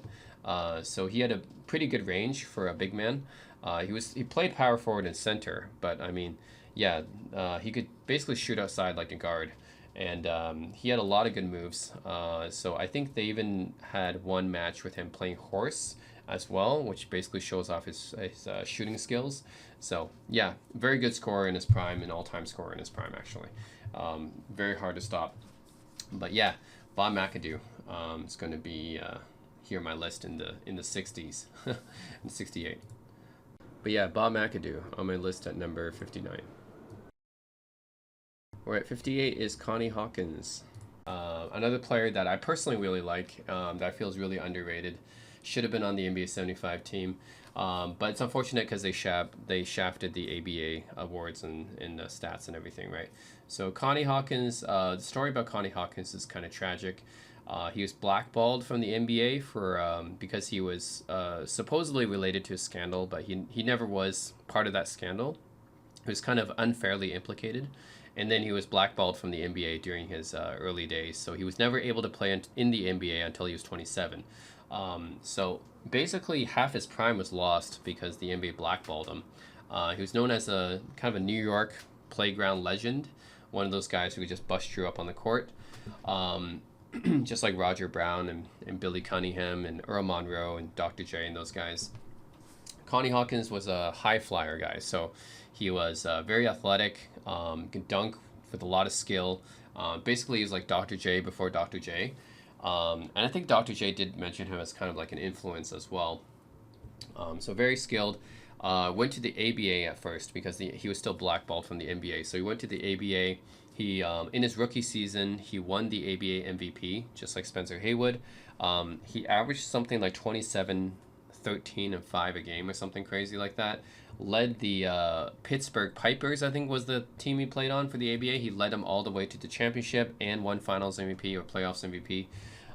Then after that, after like 2 seasons in the ABA, he went to the NBA, and he didn't play very long in the NBA because he had persistent injuries. But his time in the NBA, I think, his very first season in the NBA was very good, 1970. That was a year where he has All NBA first team, and he averaged like 25, 10, and 5 a game or something like that.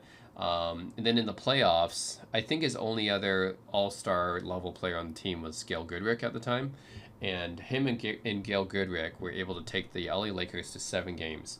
And the LA Lakers had Wilt Chamberlain, Jerry West, and Elgin Baylor on the team.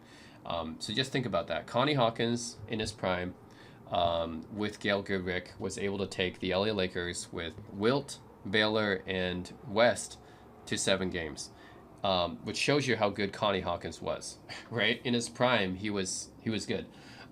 So offensively, at least, I don't know too much about his defensive skills that much, but offensively, certainly he was one of the best from the wing position for his era. Basically, yeah, like Dr. J before Dr. J. It's unfortunate his career wasn't very long, but yeah, this is where basically we're all rank him.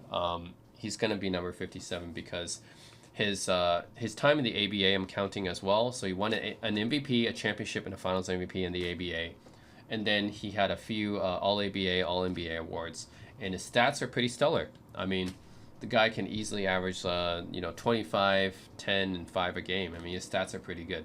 So he basically could do everything from the wing position on the court offensively. So yeah, pretty hard to stop. He could easily palm the ball in his hand, dunk it over you. Very athletic guy. Also very good passer as well and good rebounder. So yeah, Connie Hawkins.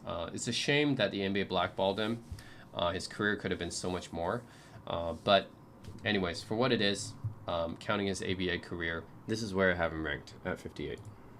All right, 57 is Joel Embiid. And this is yet another guy who, his ranking is going to move up in the list later on as his career is still ongoing. But I think this is where he belongs for now. Yeah, he's already an all-time center. I mean, if you look up his stats, the guy's pretty good. I mean, pretty crazy. He led the league in scoring 2 times already. Can easily average over 30 a game. Very good rebounder as well. And yeah, like when he first came into the league, he was compared to Hakeem Olajuwon, right? Which it tells you how much expectation was on him, and he called himself the process and everything. And as time went on, you can see like yeah, he's definitely a very skilled player, especially like we talking about the center position coming back. For a long time, like centers weren't really. They weren't really a stacked position in the NBA, right? For a long period of time until guys like Embiid and Jokic and yeah, some of these other guys, they really brought the center position back. And yeah, Embiid, definitely a very skilled player. Like when it comes to centers, he's probably one of the most skilled centers of recent times. And yeah, very hard to stop actually when you talk about that, right? Because he has that footwork and he has the post moves. And in addition to that, he has the defensive skills too. So he's a pretty good defender as well. And he got the MVP. So really, all that is why he ranks at number 56. He hasn't won anything yet. He hasn't gotten to the finals or anything, but just in terms of winning the MVP, being a pretty good like defensive player and offensive player, like a good two-way player, being quite skilled and having the numbers to back it up. Yeah, this is where he belongs in. And he'll definitely move up later in future revisions. But for now, I'm putting Joel Embiid at number 56. He has room to move up, though, of course. And yeah, two-time scoring champion as well. And I think in one of those, he averaged like 33, 34 points a game. So yeah, it's definitely he can score. Yeah, Joel Embiid can score. So he actually has been the first center to lead the league in scoring, I think, since Shaq. So that's something, right? Number 56 is Patrick Ewing. Just pretty close to Joel Embiid right now. And the reason is because Patrick Ewing, I think the MVP really moves Joel Embiid pretty high. Ewing never had an MVP, and I think that's just because he has so much competition at the center position. He could have had more All NBA and All Defensive selections, but because Hakeem and Alonzo Mourning and David Robinson and Shaq, Dikembe, like all these other great centers were in the league, so that kind of might be why he was a little bit lacking there. But anyways, yeah, he still has 11 All-Star appearances and still a bunch of All NBA and All Defensive selections. So he's a great two-way player. Patrick Ewing was known for having a good mid-range shot. I wouldn't consider him like exactly an outside shooter, but he definitely was known more for his mid-range shot and also of course his dunking as well. Also pretty good defender as well. So all in all, he's a pretty good two-way player. He's not exactly Hakeem or David Robinson when it comes to the two-way stuff, but he's pretty close. Like he's at that almost at that level. I guess an Alonzo Mourning would be like a level below Ewing as well. Maybe a level higher actually in terms of defense, but in terms of offense, I put Ewing is higher than Alonzo. But yeah, when it comes to the skill set, scoring, defending, rebounding, Ewing is pretty up there. Really, as a center, in his prime, he was pretty complete. The only thing is that he didn't have as much of this killer mentality that Hakeem had. So I think this is one thing David Robinson lacked as well, is he didn't have the killer mentality that Hakeem had, and then he ended up losing to Hakeem in the finals. Of course, being pretty close. It was a 7-game series, right? So it's pretty close, but it's obvious that Hakeem outplayed Ewing in the finals, and hence why Hakeem is known as one of the greatest centers ever, and Ewing is for me, not quite a top 10 center, but pretty close to a top 10 center. But yeah, he's pretty close to my top 50, but not exactly my top 50. So yeah, the thing that's really missing from his resume is an MVP or a championship. I think in order to make my top 50, you got to have an MVP or a championship or both, right? He doesn't have either of those things, unfortunately. He has a bunch of all-star appearances, all NBA, all defensive selections, and he has the skill set, he has the stats, the rebounding and scoring stats. I mean, in his prime, for sure, he was a pretty complete player, but yeah, in the end, yeah, he's missing that MVP or championship. So he's just outside the top 50 for me. Okay, number 55 is Dave Cowens. So speaking of guys who has MVP and championships, yeah, Dave Cowens has both, but he's not in my top 50. And well, I guess the reason why is because he wasn't quite as dominant as some of the other centers that you'll see higher up in the list. And yeah, that's really it. So Dave Cowens, I mean, he's a he's a pretty solid scorer. I mean, he can put up like easily 20 points a game, 22 points a game, 24 points a game if he had to, but he wasn't really well known as like a, he wasn't like the type of guy like, you know, he's being guarded by Bob McAdoo here. He's not the scorer that Bob McAdoo was. Like, he's not that type of scorer, right? So he could score, but he's not like a extremely good scorer. And he was a really good rebounder, actually. He averaged like 13 rebounds a game. So the guy was really well known for his hustle. So Dave Cowens, I think, probably almost like a white version of Dennis Rodman or Charles Barkley in that sense, right? That he had the hustle. So yeah, I mean, averaging 13 rebounds a game is no joke, and he was 6'9". He was kind of undersized too. So that tells you Dave Cowens had a lot of hustle to his game. Yeah, so he's like Dave DeBusschere and Draymond and Rodman in that sense. That yeah, he was this high hustle glue guy that just had better offense than those guys did. Although still not like he still wasn't like a really good scorer, but still he had better offense than you know, Dave DeBusschere or Weston Seld or some of those other guys I mentioned before. Very good rebounder, and he's also a very good passer too. He averaged almost 4 assists a game. So just like Weston Seld and Barkley and those guys, like, he's probably one of the best passing big men as well. So he's a very willing passer and a very solid passer, especially from his position. And he won 2 championships with the Celtics. Wasn't Finals MVP in either of those times. I think part of the reason is because he fouled out so often.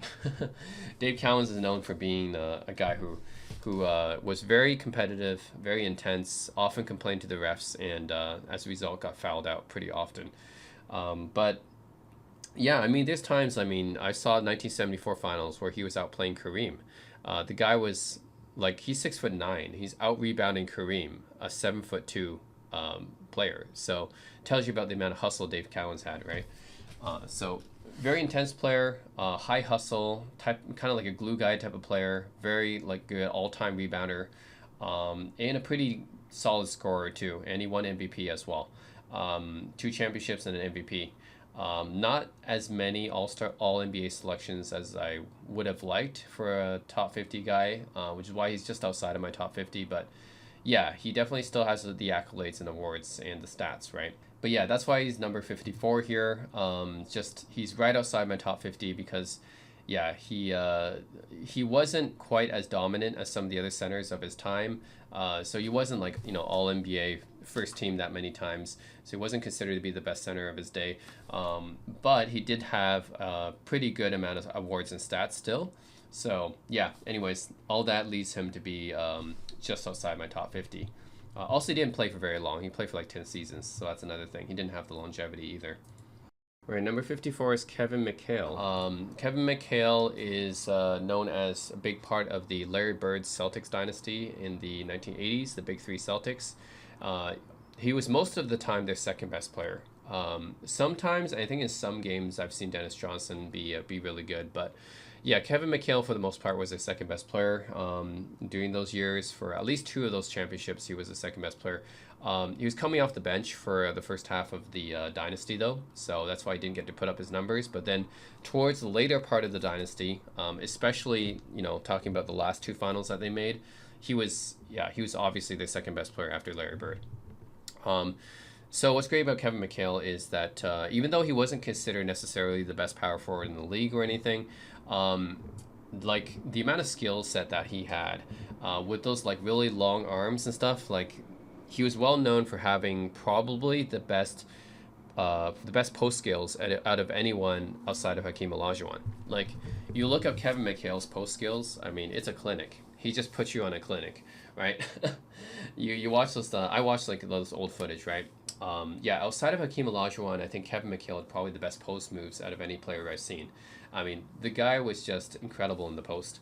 Like, as soon as you pass him the ball, and he doesn't really pass back. He's not really much of a passer. He's actually known as the black hole. But once you pass him the ball, like, he just goes to work, puts on a clinic, and that's part of the reason why his field goal percentage is so high. He averaged like 26 points per game in his best season, like 60% shooting or something like that. Like, it was really hard to defend him because, like, once he got you in the post, he puts you on a clinic, and then yeah, it's really hard to guard him in the post. Also pretty decent rebounder, I guess, and a solid defender too. People forget the guy's like 7-time all defense. He's a pretty solid defender. So yeah, those long arms, like they have a lot of reach, man. He has a huge wingspan. So yeah, I would say that the thing is lacking about Kevin McHale is his All NBA selections. He doesn't have that many All NBA selections. So it's yeah, that's the only thing. But otherwise, I mean, he has the championships. He has 3 championships, and he has the skills, right? The footwork, the post skill set, post moves. Yeah, definitely a very good scorer in the post. And yeah, very solid rebounder and a very solid defender too. So overall, this is where he belongs, just outside the top 50, because he doesn't have an MVP and it doesn't have like the All NBA selections to be in the top 50, but just outside the top 50 though. He's still a very good player. Yeah, still an all-time power forward. Right, number 53, George McGinnis. A lot of you guys probably don't know who this guy is. Most of his accolades came from the ABA. Although he did play in the NBA as well, and he did go to a finals in the NBA, but he's most well known for his ABA accolades and awards and stats. So, the thing about George McGinnis, his career was a bit short. Unfortunately, he didn't take care of his body very well, and he declined very fast. But in his prime, he was almost known as LeBron before LeBron. He was a very his body was just like physically very built, and he had like the ball handling and the ability to just go like cross court with the ball, almost like Charles Barkley or LeBron. Yeah, before those guys. So. In his prime, he's very good. Yeah, I would say like he was probably closest to like a Charles Barkley before Charles Barkley, or in some ways like Bron before Bron, except he didn't have the basketball IQ that LeBron had. But yeah, George McGinnis played for the Indiana Pacers. This was during the Pacers dynasty in the ABA, which a lot of people, for some reason, like, yeah, when they talk about the ABA, if people talk about the ABA, they usually talk about Dr. J's Nets. But the thing is, the Indiana Pacers was the most dominant dynasty in the ABA, so I don't know why they usually leave that out. Of course, Dr. J's Nets did go to like 3 finals in a row, but yeah, like the Pacers won 3 championships and went to 5 finals in the ABA. So I think the Pacers should be more talked about. But yeah, George McGinnis was a big part of those Pacers teams. He won 2 championships with them, and he was the Finals MVP or Playoffs MVP for one of them. And he was just incredible in those appearances, actually, especially when he won that playoffs or finals MVP. Because if you look at his prime, he puts up like LeBron numbers basically. So the year that really I think makes George McGinnis, I think, an all-time player is 1975. So he won a championship with the Pacers in 72 and 73. Won the Finals MVP in 73.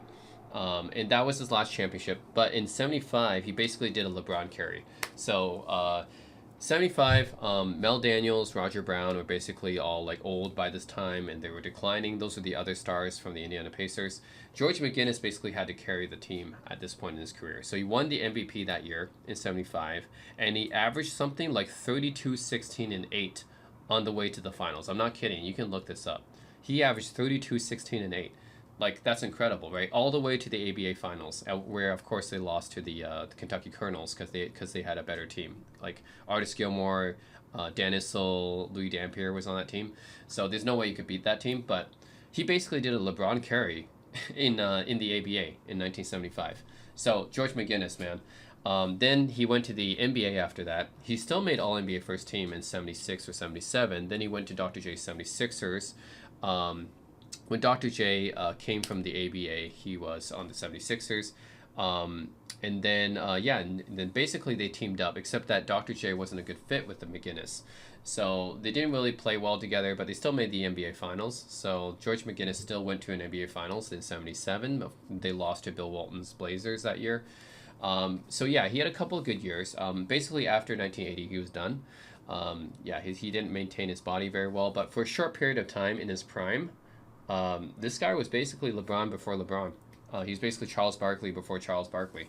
He was doing that kind of carry stuff in the ABA. Like, that's crazy, right? Like, he won an MVP. He put up crazy numbers, all around numbers. Like, he's known for this one-handed jump shot, and then he's also known for being like, very physically built, so he can rebound very well, very athletic.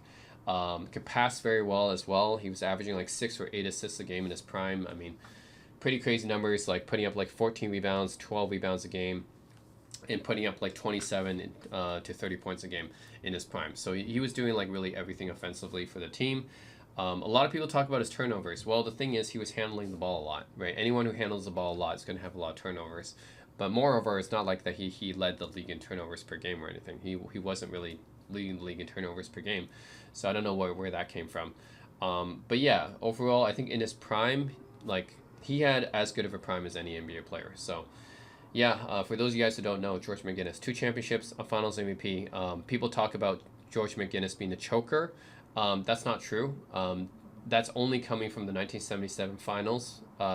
Yeah, he didn't do well in the 1977 Finals, but on the other hand, he has 2 championships and he has a playoffs MVP in the ABA, and he carried a team to the finals in 1975. So how can he be a playoff choker? So he did very well in the ABA. So yeah, I don't understand people call him a playoff choker either, because he obviously did well in the ABA. So anyways, George McGinnis at number 53 for me. Right, number 52 is Anthony Davis. And this is another player that could move up potentially, but not likely actually, because his career is pretty close to over at this point, I think. I mean, he has a few more years, I guess, in the tank, but I doubt he's going to win anything more. So Anthony Davis is definitely one of the best power forwards in the game right now. And yeah, he initially played for the New Orleans Pelicans. As you guys may know, he's a pretty recent player here. Still playing the NBA now, of course. Yeah, so he is pretty dominant, I would say, on both sides of the court. Pretty good offensive player and defensive player. Never won Defensive Player of the Year, unfortunately, and never led the league in scoring, but still very, very good on both ends of the court. So a very good scorer and a very good defender. He has the shooting abilities. He has the mid-range. He has the post moves. He has the skill set, right, on offense, and he has the timing and the blocking on defense. He's a pretty good rim protector as well. So on both sides of the court, yeah, he's almost like Joel Embiid, except I would say Embiid's a little bit better in the post and Davis is a little bit better in the perimeter. But yeah, he almost has like Embiid level skills. He plays mostly power forward though. He could play center, but I consider him a power forward. Yeah, so what Anthony Davis does is the good thing. So the thing is, like, Anthony Davis doesn't make my top 50 yet. And the thing is, like, he doesn't have an MVP. He doesn't have a Defensive Player of the Year. He didn't lead the league in scoring. He has a bunch of All-NBA selections and all-defensive selections, which is good. That's enough to put him pretty close to top 50, and he has a championship. The championship that he won with LeBron with the Lakers in 2020, he was the second best player, but sometimes he was the best player on the team, actually. When I was looking at those playoffs and the finals, like, yeah, LeBron won the Finals MVP, but there were times where, like, man, Anthony Davis could have got that Finals MVP too, you know? Like, they were pretty neck and neck. Like, LeBron and AD were like 1A, 1B in that finals. So, in that playoffs, I mean. So, AD was really, really good. So, that's basically why he's just fringe top 50 for me. Like, his career hasn't been exactly long enough, and he's kind of prone to injury. As people may know, throughout his career, he's kind of injury prone. He's also been very inconsistent, even when he's healthy. So he has like kind of this inconsistency and kind of injury plagued career. And yeah, he doesn't have an MVP, Defensive Player of the Year, or scoring title. But at the same time, he does have a bunch of All-Star, All-NBA, and All-Defensive selections, and he had a pretty good playoff championship round in 2020. So that's enough just to put you at the 51 spot, just ahead of just outside of my top 50. So it's pretty close, but just outside of my top 50.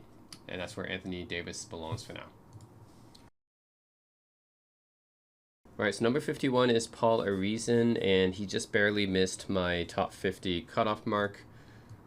A lot of you guys probably don't know who this is, but Paul Arizin played in the 1950s. He was known as the franchise player for the Philadelphia Warriors at the time, which later became the San Francisco Warriors. And he was, yeah, pretty much considered the best player. I think for me, it was either him or Neil Johnston. Neil Johnston, for some parts, some seasons, I think he was the best player. But yeah, overall, Paul Arizin was the franchise player. And I think he was like a 10-time All-Star. Had a couple All-NBA selections, won the scoring title twice, so he's a pretty good scorer.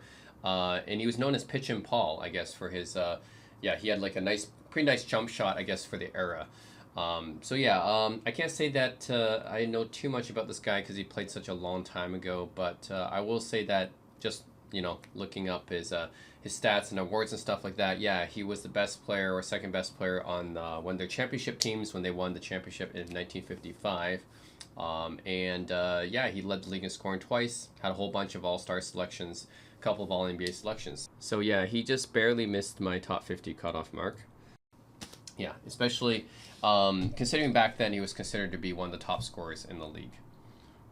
All right, we're going to start off my top 50 with Gary Payton. So Gary Payton, probably the most well-known and famous and greatest Seattle Supersonics player. Yeah, so a couple things about Gary Payton is that he's well known as a great two-way player. So in his prime, he'll give you like 20 to 24 points a night, so points per game. And yeah, this is I mean, as a scorer, he's pretty good. I wouldn't say like he's an all-time scorer or anything, but definitely as a point guard, he can definitely score the ball if he needed to. Yeah, he'll definitely give you like 20 to 24 a night. Pretty decent scorer. And for passer, he's actually a pretty good passer too. He'll also give you 7 to 8 assists a night as well. So when it comes to all-around point guard, Gary Payton I think is definitely up there as one of the best. What he's probably even more well known for is his defense. So he was a pretty good defender. Like he had the stifling defense, and he was known as probably the best defensive point guard in the league for doing most of his prime years. He was called the Glove. I mean, his nickname was the Glove because he basically wrapped you up like a glove. That's how good of a defender he was. Won Defensive Player of the Year before, and I believe he's the only point guard to win Defensive Player of the Year. Yeah, so that tells you how good he was at defense.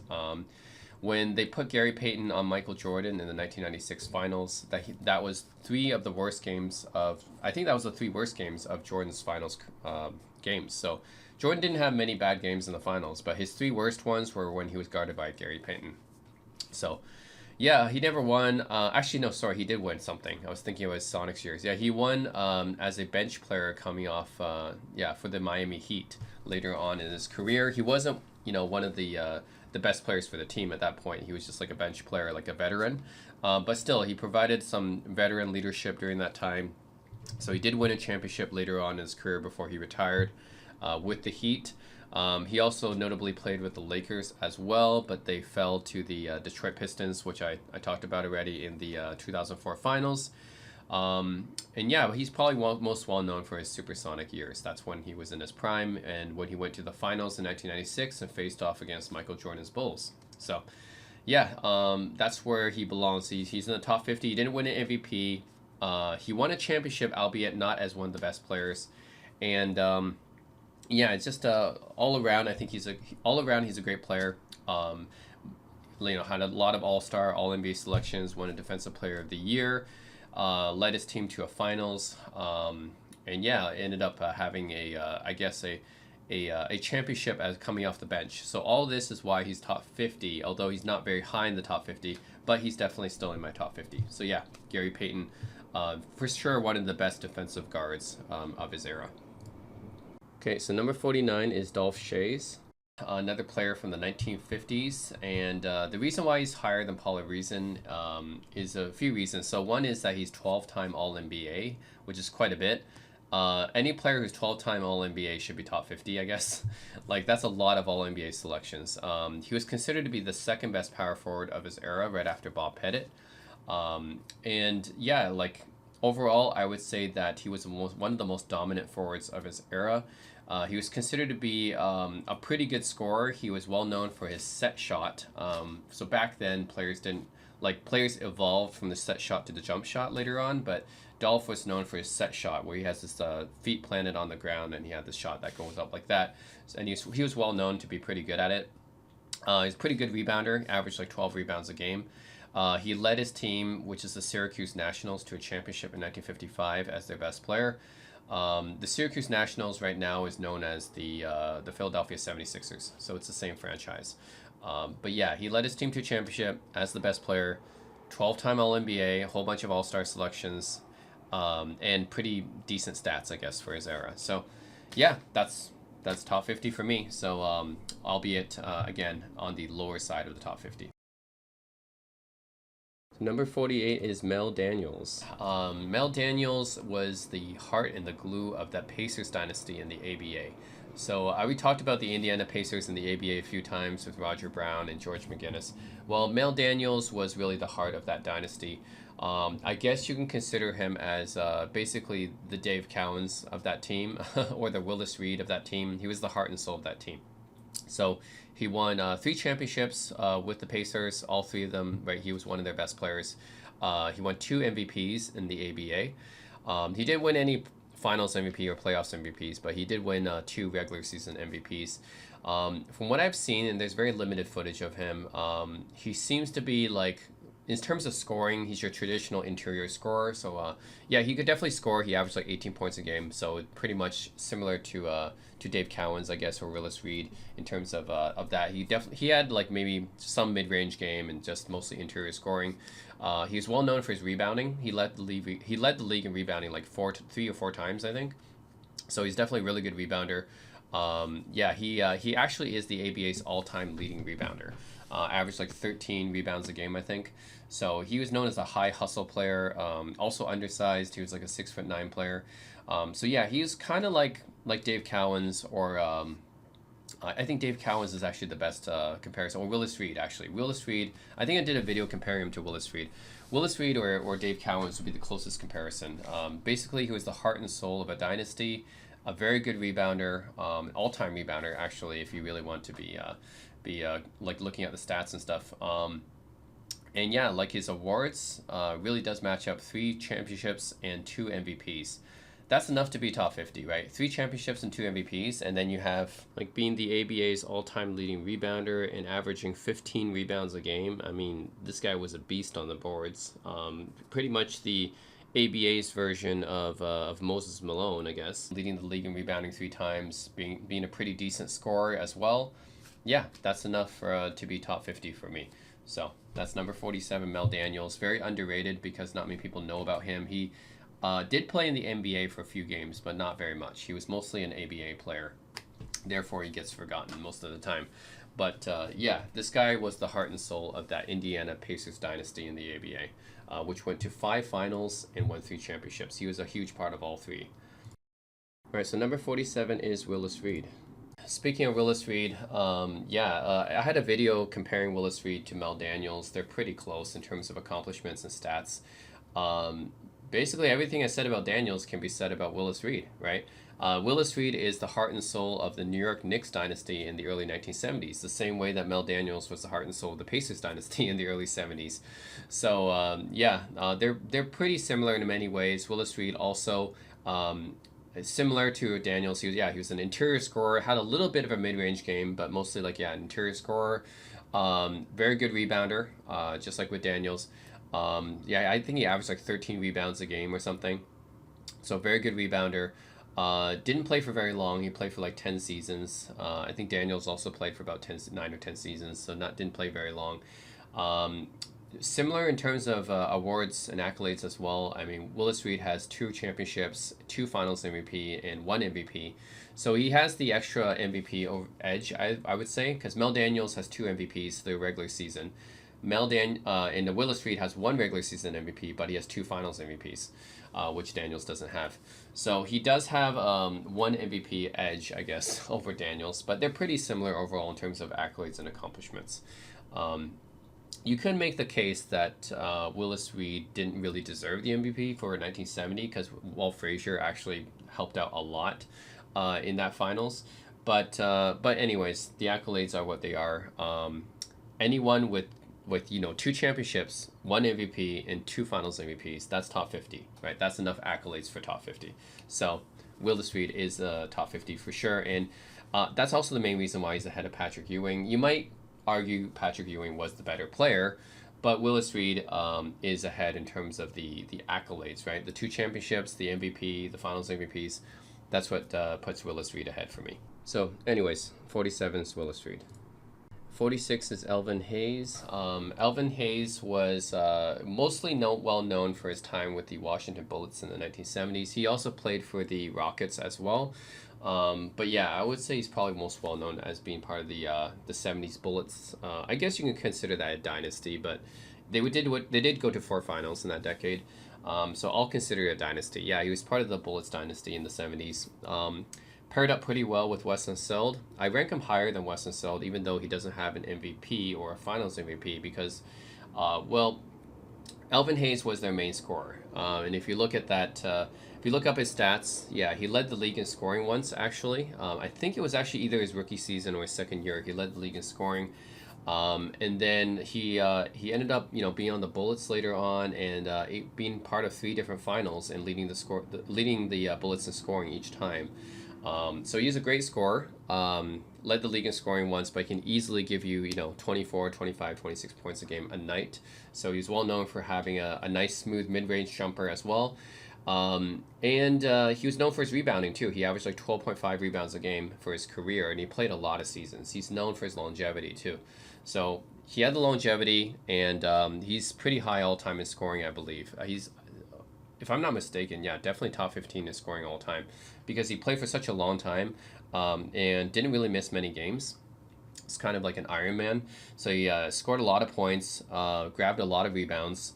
I mean, I think he's like top 5 in rebounds or something like that. But yeah, 12.5 rebounds a game, played for a lot of games. Yeah, it's just generally when you look up the longevity stats of this guy, like you'd wonder why he isn't more mentioned because Elvin Hayes should be mentioned more, right? Given how much he's done. So yeah, I just double checked. Yeah, he's top 15 all time in points scored, and he's top 5 all time in rebounds. So all these longevity stats do add up for him. He had a couple of All NBA selections, not as many as some other guys on this list, but in the top 50. But yeah, he definitely has some.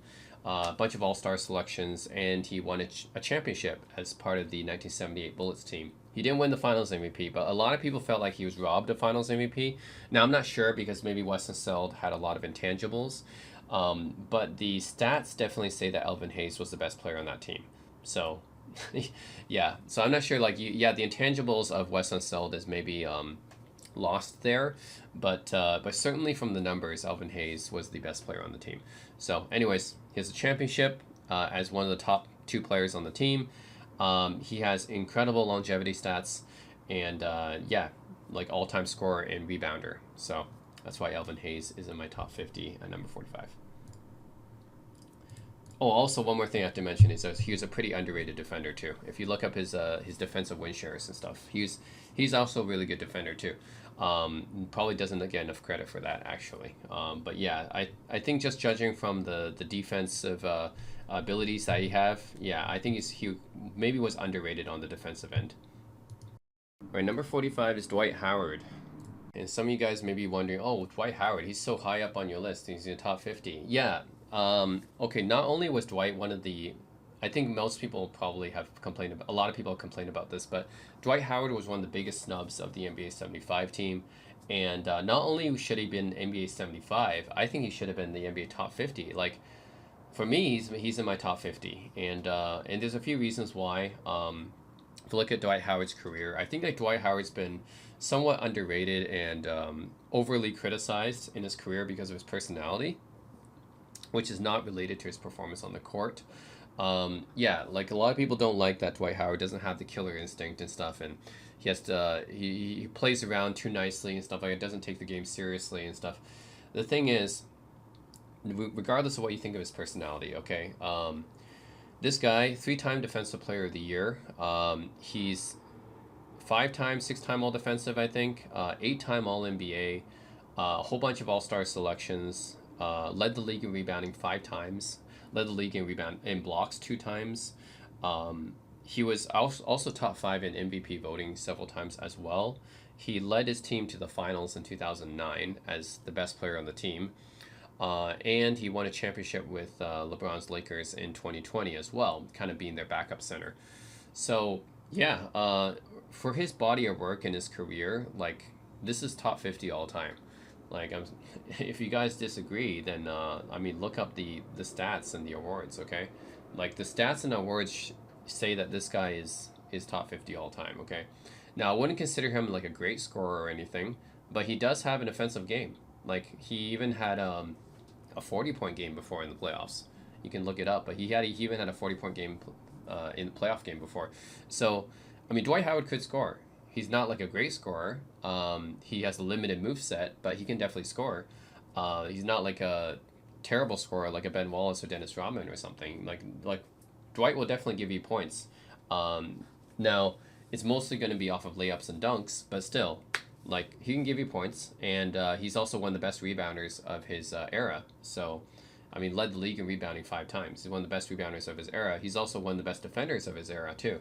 3-time Defensive Player of the Year, and led the league in blocks twice. So yeah, man, Dwight Howard is top 50. I don't care what anyone says. Dwight Howard is top 50, and in fact, he's number 45 for me. Right, number 44 is Artis Gilmore. And this is probably a surprise for a lot of you guys, right, who don't know who Artis Gilmore is. To me, he's one of the most underrated players in NBA history, and he was also a huge snub. To me, he was the biggest snub off the list, actually. Him and Dwight were the biggest snubs from the NBA Top 75 team. The reason is, okay, for my list, like I said, I'm combining ABA awards and stats. So for Artis Gilmore, so let's talk about his career, okay? So the reason why Artis Gilmore is so high up on my list, and why like a lot of people don't even mention Artis Gilmore, I mean, he played in the NBA quite a few years. He played for the Chicago Bulls, and he played for the San Antonio Spurs. He was probably in the NBA. He was probably best on the Bulls, but it was even on the Bulls. It was like he was only in his prime for like a few more years, and then the rest of his seasons in the NBA, he was like basically just like there. But yeah, when he was in his prime, he was pretty dominant in the ABA. So I'm combining his NBA career on here, which is why he's ranked up higher. But yeah, basically the reason I have him so high is like his ABA career. He's just after Dr. J, he's probably the best ABA player. Like in terms of what they accomplished in the ABA, he's the greatest ABA player after Dr. J. So we all know Dr. J from the ABA. If you ever know an ABA player, I mean, if you know an ABA player, it's probably going to be Dr. J. But after Dr. J, Julius Erving, then it's Artis Gilmore. Because Artis Gilmore, okay, he led the league in rebounding 4 times in the ABA. He led the league in defensive win shares 4 times as well. Like, he was just one of the best rebounders, one of the best shot blockers and rim protectors in the ABA. He was all ABA like 5 times, all defensive like 5 times as well. He's an 11-time All-Star total. We can combine it with the NBA as well. And yeah, like he won a championship with the Kentucky Colonels in 1975, also winning Finals MVP or Playoffs MVP. So yeah, and he also won the ABA MVP as well, the league MVP. So if you combine all that together with his longevity stats in the NBA, so you combine that with what he's done with the Chicago Bulls and Spurs, just as his longevity there, then you have one of the top 50 greatest players ever. So yeah, basically just adding in his ABA career and he's top 50. I mean, you're talking about a regular season MVP, a champion, a finals MVP, a guy who led the league in rebounding 4 times, one of the best defenders of his era. Actually, when he was with the Colonels, he was quite athletic as well. He later became like a slower type of player that's, you know, especially with the Spurs. But yeah, later on in his career, he became known for a guy that's just kind of clogged the lanes. But earlier in his career, especially with Kentucky, he was quite athletic. He was known as being a very strong player, maybe second only to Wilt Chamberlain. He's known for being very tall, very strong. He was like 7'2", and yeah, he had a very strong physical strength. So yeah, you wouldn't want to go up against Artis Gilmore in his prime. But yeah, if you combine his ABA career together with his NBA career, you get a top 50 player, and that's where I have him here at number 43. Also, I didn't talk about scoring too much, but he was an okay scorer. I wouldn't say he's a great scorer, but he can give you like maybe 20 points a game in his prime. So he was an okay scorer. He didn't have like, I guess he was maybe more similar to Dwight in that aspect, where he kind of had a limited skill set in terms of scoring, but he can definitely still score. He's not like a completely unreliable on offense or something. Number 43 is Steve Nash. So Steve Nash is known as one of the greatest point guards of his era. He won 2 MVPs in a row. That's probably probably what boosts his ranking up so much is those 2 MVPs back to back. with the Phoenix Suns. He's known as one of the greatest Phoenix Suns players, of course, and one of the best passers ever, actually. So, yeah, Steve Nash. What can I say about this guy? Never went to an NBA Finals, so that's a big stain on his career. I think he's considered to be one of the best players never to make an NBA Finals, up there with George Gervin and some other guys.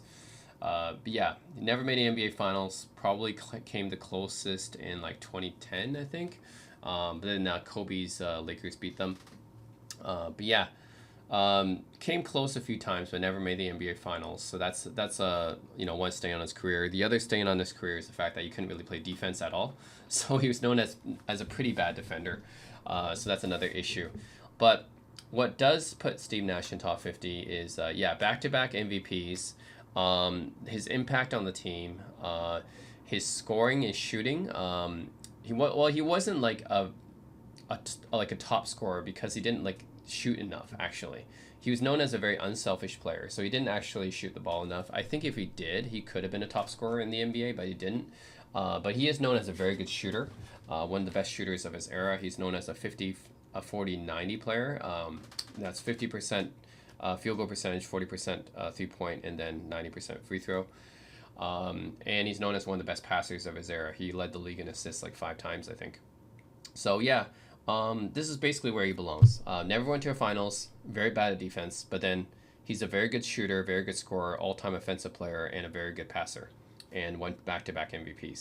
And yeah, that's good enough to put you number 43 on my list. Right, number 42, Allen Iverson, the answer. Kind of the opposite of Steve Nash in many ways when you're talking about the way he plays. So unlike Steve Nash, he's not very efficient. He's actually one of the most inefficient scorers, and also known for being kind of a ball hog as well. But if you're talking about his accomplishments, it's pretty similar, man. At least Iverson took his team to the finals. He's most well known for taking his team to the finals in 2001. The only other, I guess, decent player on that team was Dikembe Mutombo, who really wasn't a scorer. So really, Iverson had to carry that team in scoring. He led the league in scoring 4 times, and that's especially impressive given that he's probably the shortest player to do that. He's only like 5'11", and he still led the team in scoring like 4 times. Won a league MVP in 2001, and he's most well known for his scoring. He wasn't like a great defender or anything. I would say he's probably better than Steve Nash at defending, but he still wasn't a great defender. Did lead the league in steals a few times. But yeah, led the league in scoring 4 times. Very good scorer. I mean, he averaged like 26, 27 points per game for his career. In the playoffs, he averages even more, 29 points per game in the playoffs. I think he might be 3rd all-time in the playoffs points per game after Jordan and Luka. So that's pretty impressive. And pretty good passer as well, because he actually played a bit of point guard and shooting guard at the same time. And he was kind of a combo guard. He was doing point guard and shooting guard duties, so he's a pretty good passer too. So Iverson is well known for his intensity on the court. He's known for just the way that Iverson played on the court. It was pretty similar to Russell Westbrook and Derrick Rose and these guys. Like they play very fast paced, with a lot of intensity. So he had a lot of heart. One of the most entertaining players to watch, actually. All of that is probably why he is top 50, but I'm gonna have to put him number 41. So yeah, he led the team to the finals. He's a league MVP. He led the league in scoring 4 times. At the same time, he never won a championship. He wasn't very efficient. Pretty decent passer. Actually another fun fact is he averaged like 44 minutes per game. That's like crazy. He never like took any breaks and stuff like that. So I think only Wilt has averaged more minutes per game than Iverson. So yeah, Iverson definitely was he had a lot of stamina on the court. So anyways, he was a very fast player, very good handles. He was known for breaking people's ankles or like crossing people over. So very, very good handles. Very fast player, hard to guard on the court. Known for his driving. If he drives into the basket, it's very hard to stop him. So yeah, Allen Iverson at 42. Okay, so number 41 is Russell Westbrook. A player who is similar to Iverson in many ways. He plays with the same ferocity and intensity on the court as Allen Iverson does. So Yeah, he's very hard to stop on the drive, just like with Iverson. He led the league in scoring 2 times, and he led the league in assists as well before. So, yeah, Russell Westbrook is a guy that's it's interesting to rank him because the thing about Russell Westbrook is, yeah, I feel like in many ways his style of play is very detrimental to the team, just like with Iverson. So it doesn't really help the team win very much. He has gone to the finals before with Kevin Durant and James Harden, but when he's been the main player on his team, it doesn't really help his team win that much, I think. He's known for putting up ridiculous stats in his career, especially triple doubles. He's known as Mr. Triple Double, actually. He has the most triple doubles in NBA history. He surpassed Oscar Robertson, and he averaged a triple double 3 times in a row, I think, 3 seasons in a row, which is ridiculous. Only Oscar has done that before, and that was, yeah, that was many, many years ago, like 50 years ago, whatever. But Russell Westbrook did it 3 times in a row, 3 seasons in a row, which is crazy. And so, yeah, he's a very good scorer because he's very hard to stop on the drive. He's also very athletic. He can easily dunk on you. Um, he's a very good rebounder as well, especially for his size. I mean, he's only like 6'3", 6'4", but he can easily jump up and grab a rebound. That's part of the reason he gets so many triple doubles. And of course, he's a pretty good passer as well. So yeah, that's why he gets so many triple doubles. Is because on all the offensive aspects of the game, he's really good. Not so good on the defense. So again, just like with Iverson and Nash, wasn't very good on defense, but certainly on offense, he does a little bit of everything, and he has a league MVP. So, yeah, this is pretty much where he belongs, I think. He belongs with Nash and Iverson because, yeah, I could say that his style of play doesn't really win that much, but at the same time, he puts up his numbers. He won a league MVP. He's done stuff that probably won't be broken for many many years. He's put up records that's yeah, I don't know how many other players would be able to break that. His triple double records and stuff. I mean, he had a season where he averaged a 30-point triple double. Like he averaged it for an entire season. Like even getting a 30 point triple double is difficult, right? But he averaged that for an entire season, so that's crazy. Yeah, so stats wise, that's pretty insane. Yeah, this is probably where he belongs. Pretty much just because of his stats. Yeah, in his MVP. That's it. And yeah, just like with Iverson, he was not really known as a shooter. He's known to be pretty inefficient as well. So yeah, just like with Iverson, he's known as like a shot chucker, basically. So yeah, another reason I can't put him too high. But I am putting him in my top 50 because, I mean, of all the stuff that he's done in terms of his stats. So yeah, so that stuff's pretty impressive. All right, number 40 is George Gervin, the Iceman. All right, the other great player never to reach an NBA Finals, George Gervin. I did a comparison video between him and Iverson because, I mean, there are some similarities. They both have 4 scoring titles. They didn't win a championship in their career, although Iverson did go to a finals. Gervin didn't, and Gervin didn't win any MVPs either. But the reason why I have him ahead of Iverson is, well, he was a more efficient player than Iverson was. He's known for his finger roll, so he has this finger roll move that's fairly efficient. He always gets the defenders with that move, so it's very, very hard to guard him. So yeah, I would say like just in terms of overall technique and ability, he's been a more efficient player than Iverson is. He doesn't have the MVP or the scoring titles, and I wouldn't say he's any better at defense either. He is a better rebounder, of course, because he's a taller player. Not as good as a passer because he didn't really play point guard like Iverson did. But yeah, overall, I would say this is pretty much where his career belongs. I think he went as far as the Western Conference Finals, but he was never able to get to the finals. But he is a very, very good scorer. So you might consider him one-dimensional type of player, but hey, I mean, that's basically what Steve Nash and Iverson and Westbrook all are too. So anyways, Gervin essentially is a little bit higher just because of his efficiency.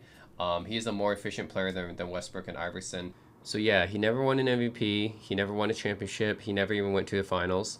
And he's not very good at defense. But at the same time, he's an all-time scorer, 4-time scoring leader, has a whole bunch of All-Star and All-NBA selections. And if you add in his ABA awards and stats as well, then yeah, this is pretty much where he belongs, I think. Yeah, I think this is probably where he belongs. Can't put him too high, but at the same time, he is definitely a top 50 player. So yeah, I'm putting him number 40. All right, number 39 is Kawhi Leonard. Kawhi is one of the hardest players to rank because just like with Bill Walton in a sense, it's like, okay, when he's good, when he's healthy, when he's playing, he's very good. He's one of the best players in the league. But that's if he's playing, right? So the thing is, his career has been plagued by either injuries or just like sitting out for various reasons. It's yeah, it's very interesting. Like he's a player that's not available very often. But when he is available, he's very, very good. Especially, I think the thing that helped his legacy the most was, of course, in 2019 when he led the Toronto Raptors to a title. That was one of the best playoff runs I've seen of any player, and that really helped boost his legacy a lot. So he's a two-time champion. He won one with the Spurs, and he won one with the Raptors. He's a two-time Finals MVP. He won one with the Spurs, and he won one with the Raptors. So with the Spurs, it was more like I think they gave him the Finals MVP because he was guarding LeBron, and he didn't really limit LeBron that much anyways, but they gave it to him anyways. So I think that championship Finals MVP, I mean, it could have gone to like, it could have gone to Duncan actually on that team too. I think Duncan was pretty good. It could have gone to Parker even. So I don't think necessarily that first Finals MVP was like something that he like got all to himself. Like I think that Finals MVP, there's a bit of an asterisk to that first one. But the second Finals MVP was definitely his. The one where with the Raptors, like that was an all-time playoff run he had. I mean, he had other great players like Kyle Lowry and Pascal Siakam as well. But for sure, for sure, Kawhi Leonard was the best player for that Raptors team. And yeah, I think he's generally considered to be one of the best two-way players in the NBA. So like both on offense and on defense, he's complete. Yeah, he's like offensively, it's sometimes very hard to stop him because he relies so much on his mid-range jumper, and his mid-range is so good. Then probably I would say just right next to DeMar DeRozan when you talk about mid-range kind of scorers in the NBA. Kawhi is like an old school mid-range scorer. He's very good at it. Very good at it. And then his defense, and he's a two-time Defensive Player of the Year. I mean, yeah, he's obviously very good at defense too. That's why they call him the Claw. So very good two-way player. He had an all-time playoff run in 2019. But then at the same time, his career isn't very long, and he's not very available most of the time. So it's been hard to judge his career. He's definitely doesn't have the longevity, but at his peak, he's very, very good. One of the best players in the league. So how do you rank a player like this? It's like with Bill Walton, right? It's very hard to rank. For me, I think this is probably a good spot for him. I put him at 38. He has the ability to move up, maybe, but probably not because he's just, yeah, I mean, he went to the Clippers and he kind of failed with the Clippers. So I don't think he has another window of opportunity at this point. But yeah, who knows, right? So far at this point in his career, he's still playing in the NBA now. Yeah, who knows? At this point, I have him number 38 all time. It's been hard to rank Kawhi. At his peak, yeah, he should be a top 20 player all time at his peak, but he's not at his peak most of the time, so it's hard to say, right? Also, he doesn't have an MVP in his career, and that's like a regular season MVP, and that's probably because he doesn't take the regular season seriously. So just like with Jimmy Butler and Jamal Murray and a few others, like he doesn't take the regular season seriously. All right, so at number 38 is James Harden. Yeah, Harden's career is also very interesting. He's almost like the reverse of Russell Westbrook in a lot of ways.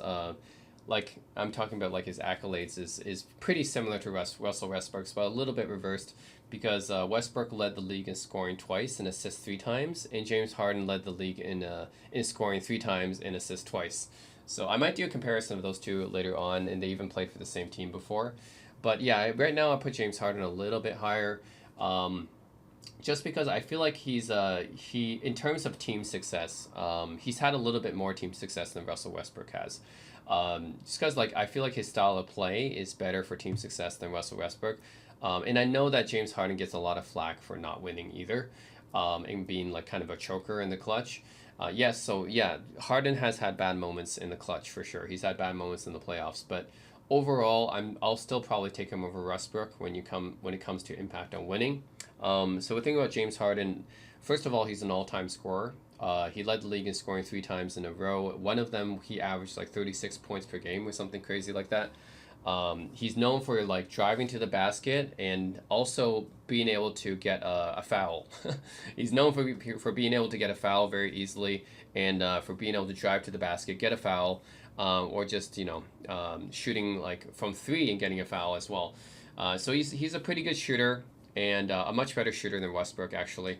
And yeah, he's known for like driving in, getting a foul, and then getting extra points and stuff.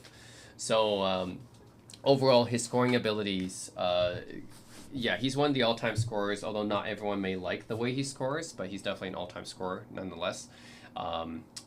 And he's also a really good passer as well. So he led the league in assists twice, even though he's a shooting guard, but he's also played point guard too, and he's also pretty good at being point guard. So he does have point guard abilities and can lead the league in assists. He's also a pretty decent rebounder, not as good as Russell Westbrook at rebounding, but he's definitely still pretty good as a rebounder too, solid rebounder for a shooting guard. So overall, just like with Westbrook, he can do pretty much everything on offense. I would say that, yeah, except he's more efficient than Westbrook is. A little bit more efficient. I'm not going to say like he's like that efficient, but definitely a little bit more efficient than Westbrook is. And also, I think his style of play is a little bit better for winning. Even though he's come up short many times in the playoffs, of course. I think he had the closest chance in 2018 when he was with Chris Paul. And with Chris Paul, they were very, very close to making the finals. It's just that with that Game 7, there's very fishy refereeing in that Game 7. But yeah, they ended up losing that game, and Chris Paul was out from a hamstring injury, I think. So that was the closest chance he had to go to the finals. But he did come very close to it, right? I mean, he did make a finals in 2012 with Kevin Durant as coming off the bench. But as the main guy, he came pretty much the closest in 2018. So overall, yeah, mixed feelings about James Harden. All-time scorer, a very good passer as well. Pretty much a point guard, like all-time point guard level in passing, and yeah, like, what do you think? He did win a league MVP as well. But on the other hand, yeah, he's not a very good defender. Just like with Westbrook and Nash, he's not. Yeah, he's a pretty bad defender, and. Yeah, a lot of people have. Well, you can kind of see that he kind of falls short in the playoffs a lot. So there's that other side of his career as well. So, anyways, taking the good with the bad, I think overall, given all his All NBA selections and All Star appearances and scoring titles and assist titles, the league MVP, but also not being a very good defender and falling short in the playoffs. All that combined together is basically why he's number 38 here. I think that's where he belongs. Still an all-time shooting guard, though. Right, so number 37 is Bob Cousy, which is a very hard player. He's a very hard player to rank because he played such a long time ago in 1950s, and a lot of people dismiss him because he played such a long time ago. But because I'm ranking, I'm trying to be fair when I'm ranking here. I'm ranking objectively based on stats and awards, not based on skill level necessarily. Right, so of course you can say, well, Bob Cousy can't play in today's game and blah, blah, blah, but I don't care about that. I'm just caring about what he did in his era. So what he did do in his era was he dominated pretty much. I mean, he won the league MVP, he won 6 championship rings, and if you look up the stats for this, which I did, look up in the finals, he was like a top 3 player for most of them. He was the best passer in the league for pretty much the entire 1950s. He led the league in assists 8 times. So yeah, like all of that is probably why I had to put him in my pretty high up here, like at number 36. I'm not gonna put him up like exactly in my top 30 or top 20 because yeah, I do have to account for the fact that he played a very long time ago, but at the same time he did dominate. So yeah, I mean 6 championship rings, a league MVP, 8-time assist leader. He wasn't very efficient, but then again, that's normal for his era, I guess. Wasn't a very good shooter. He could score though. I mean, he averaged like 18 points a game, so it's not like he can't score. But yeah, he was a very good passer, the best passer of his era, decent scorer, and yeah, like pretty much in terms of team success, he was dominant back in the day. He often considered the second best player on the team after Bill Russell. So Bill Russell was, of course, the best player on the team. Cousy being the second, and then after Cousy retired, it was probably John Havlicek that took over as the second best player. But yeah, Bob Cousy. Hard to rank this guy because he dominated an era that was a long time ago. So yeah, I'll put him at number 37 here. All right, number 36 is George Mikan. So yeah, George Mikan is just like with Bob Cousy, very hard to rank because he was so dominant in an old era. So I don't know exactly well, here's a good place to put him, but I'm gonna put him 35. I mean, I don't think he's definitely top 50. I think like he won 5 championships. Okay, so 5 championships, and he was the best player on all of them. And he led the league in scoring 3 times, and he also led in rebounding before. And if you look up the defensive win shares, he also led in defensive win shares too. They didn't have defensive stats really back then at all, but you can see he left in defensive win shares. So all around, he was the best player in the league, actually. He didn't have MVP back then. They didn't have league MVP until 1956, and he retired in 1954. But he would have won league MVP several times because he was like the best player in the league for like his entire career. He was like the best player in the league, so he could have won MVP easily like every year. So yeah, he was like the combined Wilt Chamberlain, Bill Russell of his era. So yeah, that would normally rank him very high, but because he played in the early 1950s before the shot clock, it's very, very hard to rank this guy. It's just such a different era. Yeah, he was the first superstar in the NBA, the best player in the NBA for pretty much all of his career, but he was the very first superstar. Had the first dynasty. I mean, yeah, he had a four-peat, I believe. So, I mean, yeah, he's part of the first dynasty in the NBA. So it's hard to rank this guy, but yeah, I think I'm gonna put him 35. This is just why I put him arbitrarily. Like, he has to be top 50. But where in the top 50 is a bit hard to say. Well, he's definitely ahead of. Yeah, I would say he's definitely ahead of Dolph Schayes and Paul Arizin for sure. And then with Bob Cousy, it's kind of close. I still have Bob headed ahead of him, but yeah, George Mikan, anyways, is going to be at this spot for me. 5 championships, 3 scoring titles, pretty much dominated his era. What can I say? Just the clearly the best player of his era. Every year of his career. So very, very dominant, but it was an era before the shot clock. So anyways, that's where he belongs. I guess number 35 for me. It's very hard to rank Mikan. I mean, you can even put him top 10 if you want in terms of dominance, right? In terms of dominance, you can even put him top 10. I mean, his PER and win shares per 48 is off the charts. You can put him top 10 if you want. And some people may not even have him top 50 because he played too long ago. So for me, it's like somewhere in between, right? Somewhere in the middle here. Number 35 is Walt Frazier. So Walt Frazier, I think, is actually a very underrated point guard because I think his accolades, if you look at his accolades, multiple-time All-NBA, multiple-time All-Defensive. He's known as one of the best defensive guards of his era. That's why his nickname is actually called Clyde. He's called Clyde because he can steal the ball very well, and he's like a thief. So that's why they call him Clyde. So, you know, Bonnie and Clyde. So, yeah. He's a great ball thief. He has 7 all-defensive selections, even though all-defensive wasn't even an award until later in his career, so that tells you how great of a defensive guard he was. He's also very known for being a very clutch player, very solid offensively. I wouldn't say he's the greatest scorer, but still very solid. I mean, he can easily give you like a basket. His most famous game was Game 7 of the 1970 Finals, where he I think he had like a 36... 11 and 19 stat line or something like that. Like, he probably should have been MVP of that finals, but Willis Reed still got it. So yeah, very, very impressive. Definitely very clutch play. Solid rebounder, I guess, as well. I think he averaged like 6 a game. And also a very solid passer, also averaged like 6 assists a game as well. So just generally a very solid two-way guard. And I feel like he's pretty underrated because I don't see him too much on all-time point guards lists from other people. Like, yeah, sure, maybe he might be top 10 or something like that, but I actually have him like number 7 around there, like point guard of all time. So he should be really mentioned more. I mean, 2 championships. Arguably should have won Finals MVP in 1970 in one of those championships. So, yeah, I definitely think Walt Frazier should be mentioned more, but he's not for some reason. But yeah, he has the credentials: multiple time All NBA, multiple time All Defensive, multiple time All Star. Yeah, top 2 player on 2 championships. Could do pretty much everything on the floor: score, rebound, assist, and defend. He's almost like uh, I wouldn't say like a miniature version of Jerry West, because Jerry West could shoot a lot better than Walt Frazier. Walt Frazier can't really shoot the same way Jerry West can. Walt Frazier can basically back you down to the basket and then go for like a mid-range jumper or going for a layup. That was pretty much what he usually did. He wasn't really a range shooter like West was.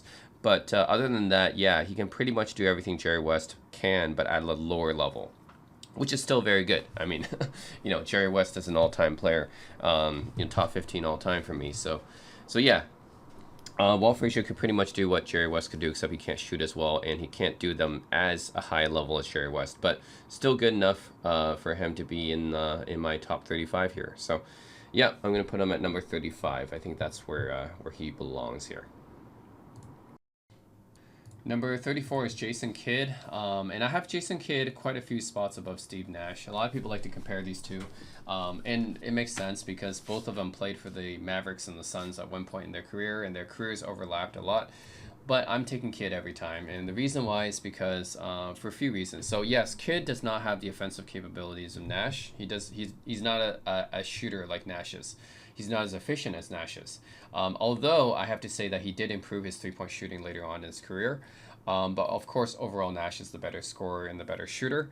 But at the same time, I have to say Kidd elevated his game in an even better way. So Nash did elevate his team, of course. He's a good floor raiser. But Kidd was an even better floor raiser. He did like pretty much everything for his team. So he wasn't necessarily the best scorer on his team, but for rebounding, passing, and defense, that's where he elevated his team. So he was also known for having a lot of triple doubles, so less than Westbrook, but still really good for triple doubles. Pretty good rebounder, good passer. He led the league in assists 5 times, so he's one of the all-time passers. And he's also a good defender as well. I think he's like a 9-time all-defense selection. So you're talking about a guy who can pretty much do almost everything on the court here. On top of that, he actually went to the NBA Finals 3 times. He went twice being the main player of the New Jersey Nets. So he led the New Jersey Nets to the finals twice in a row, being their best player. And then he ended up going to another finals with Dirk's Mavericks back in 2011 and ended up winning a championship with them. So yeah, for all these reasons, that's why he's ahead of Nash and why he's much higher on my list, actually, number 34. So yeah, at the same time, he's not really a dominant type of player, but at the same time, yeah, it's hard to think of a better floor raiser than Jason Kidd. I mean, he literally did everything for his team. So yeah, not so good of a scorer, but good rebounder, especially for his size and position. He's a very good rebounder, all-time passer, and very good defender. And yeah, led his team to NBA Finals back to back. So that's got to count for something, right? I think he should have won MVP too. I don't know why he didn't get MVP, but I think it was because he was during the Tim Duncan years. That's probably why. But yeah, just like with other all-time great point guards, he made everyone on his team better. And pretty much short of a few other players, I think that's why he's like an all-time point guard for me, just outside my top 5 point guards all time. 33 is Isaiah Thomas, the leader of the Bad Boy Pistons. Isaiah Thomas is interesting because, well, his stats and awards weren't putting him this high, but he has intangibles as well. Being the leader of the Bad Boy Pistons, he led the Pistons to 3 finals in a row. He won 2 championships with them. He won Finals MVP as well. He's probably one of the all-time passers. He averaged like 9 assists a game, which is very, very good. His ball handling skills are terrific, leadership skills, and he's also a very clutch time scorer as well. As everyone who has watched the 1988 Finals knows that in Game 6, Isaiah sprained his ankle and then scored 25 in a quarter. That's pretty impressive. So he's known for being a very clutch player, very good scorer in situations, although he's not like a good shooter or anything. He's not really efficient, but he's still a very good scorer, especially when his team needs it. All-time passer, pretty much an underrated defender. He didn't like make any all defensive appearances, but he was a probably underrated defender. Not as good as his teammates Dumars or Rodman or Lambier, but still pretty good defender. And yeah, he was pretty much the heart of that bad boy Pistons team. So the main reason why they went to 3 finals and won 2 of them. So yeah, for all those reasons, I think that's why Isaiah is usually ranked pretty high. But I mean, you can make a case that he shouldn't be this high just based on his efficiency. But there's intangibles as well, right? Yes, he didn't win any MVPs, and yeah, I think that's one of the things. He didn't win any MVPs. He led the league in assists once, I think. Could have been more, but yeah, he only led it once. So that kind of hurts him a bit. He doesn't have any all defensive selections. Kind of hurts him a bit. He should have probably more all NBA selections. He doesn't really have that many. So those things all hurt him a bit. But overall, I think I'm still gonna put him at this spot here, number 33. I think this is where he belongs. I can't put him really any higher because of those reasons. But at the same time, I have to give credit to Isaiah as being like a late game scorer, and his leadership in the Bad Boy Pistons, leading his team to 2 championships, having a Finals MVP, being an all-time passer, his ball handling skills, all that. So, anyways, Isaiah Thomas at number 33. Number 32 is Scottie Pippen. Yes, the second in command to Michael Jordan's Bulls. I mean, yeah, the second best player on 6 championship teams after Michael Jordan, of course. Probably, I would say their best defender of most of those. There was a few where Jordan was taking a lot more defensive assignments, and in a few where I think 1996 where Rodman was doing pretty good defensive as well. But overall, Pippen is usually the Bulls' best defender. He's one of the best players never to win Defensive Player of the Year. I don't know why he never won Defensive Player of the Year, but yeah, he's like a 10-time All-Defensive selection. He can cover basically almost everyone, as help defense is legendary. Yeah, so one of the best defenders of all time, I would say, especially at the wing position. In terms of his offense, he's not really like a great scorer, but he definitely had offensive skills. I mean, yeah, he can still score the ball. He's very athletic, dunked the ball, had a jumper, but he wasn't really the go-to scorer because that was Jordan's job. Once Jordan retired, he became the team's main scorer, but he still wasn't like that great of a scorer.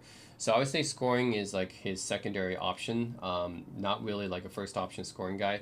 But yeah, his defense is pretty much what he's known for. He's being one of the best wing defenders ever.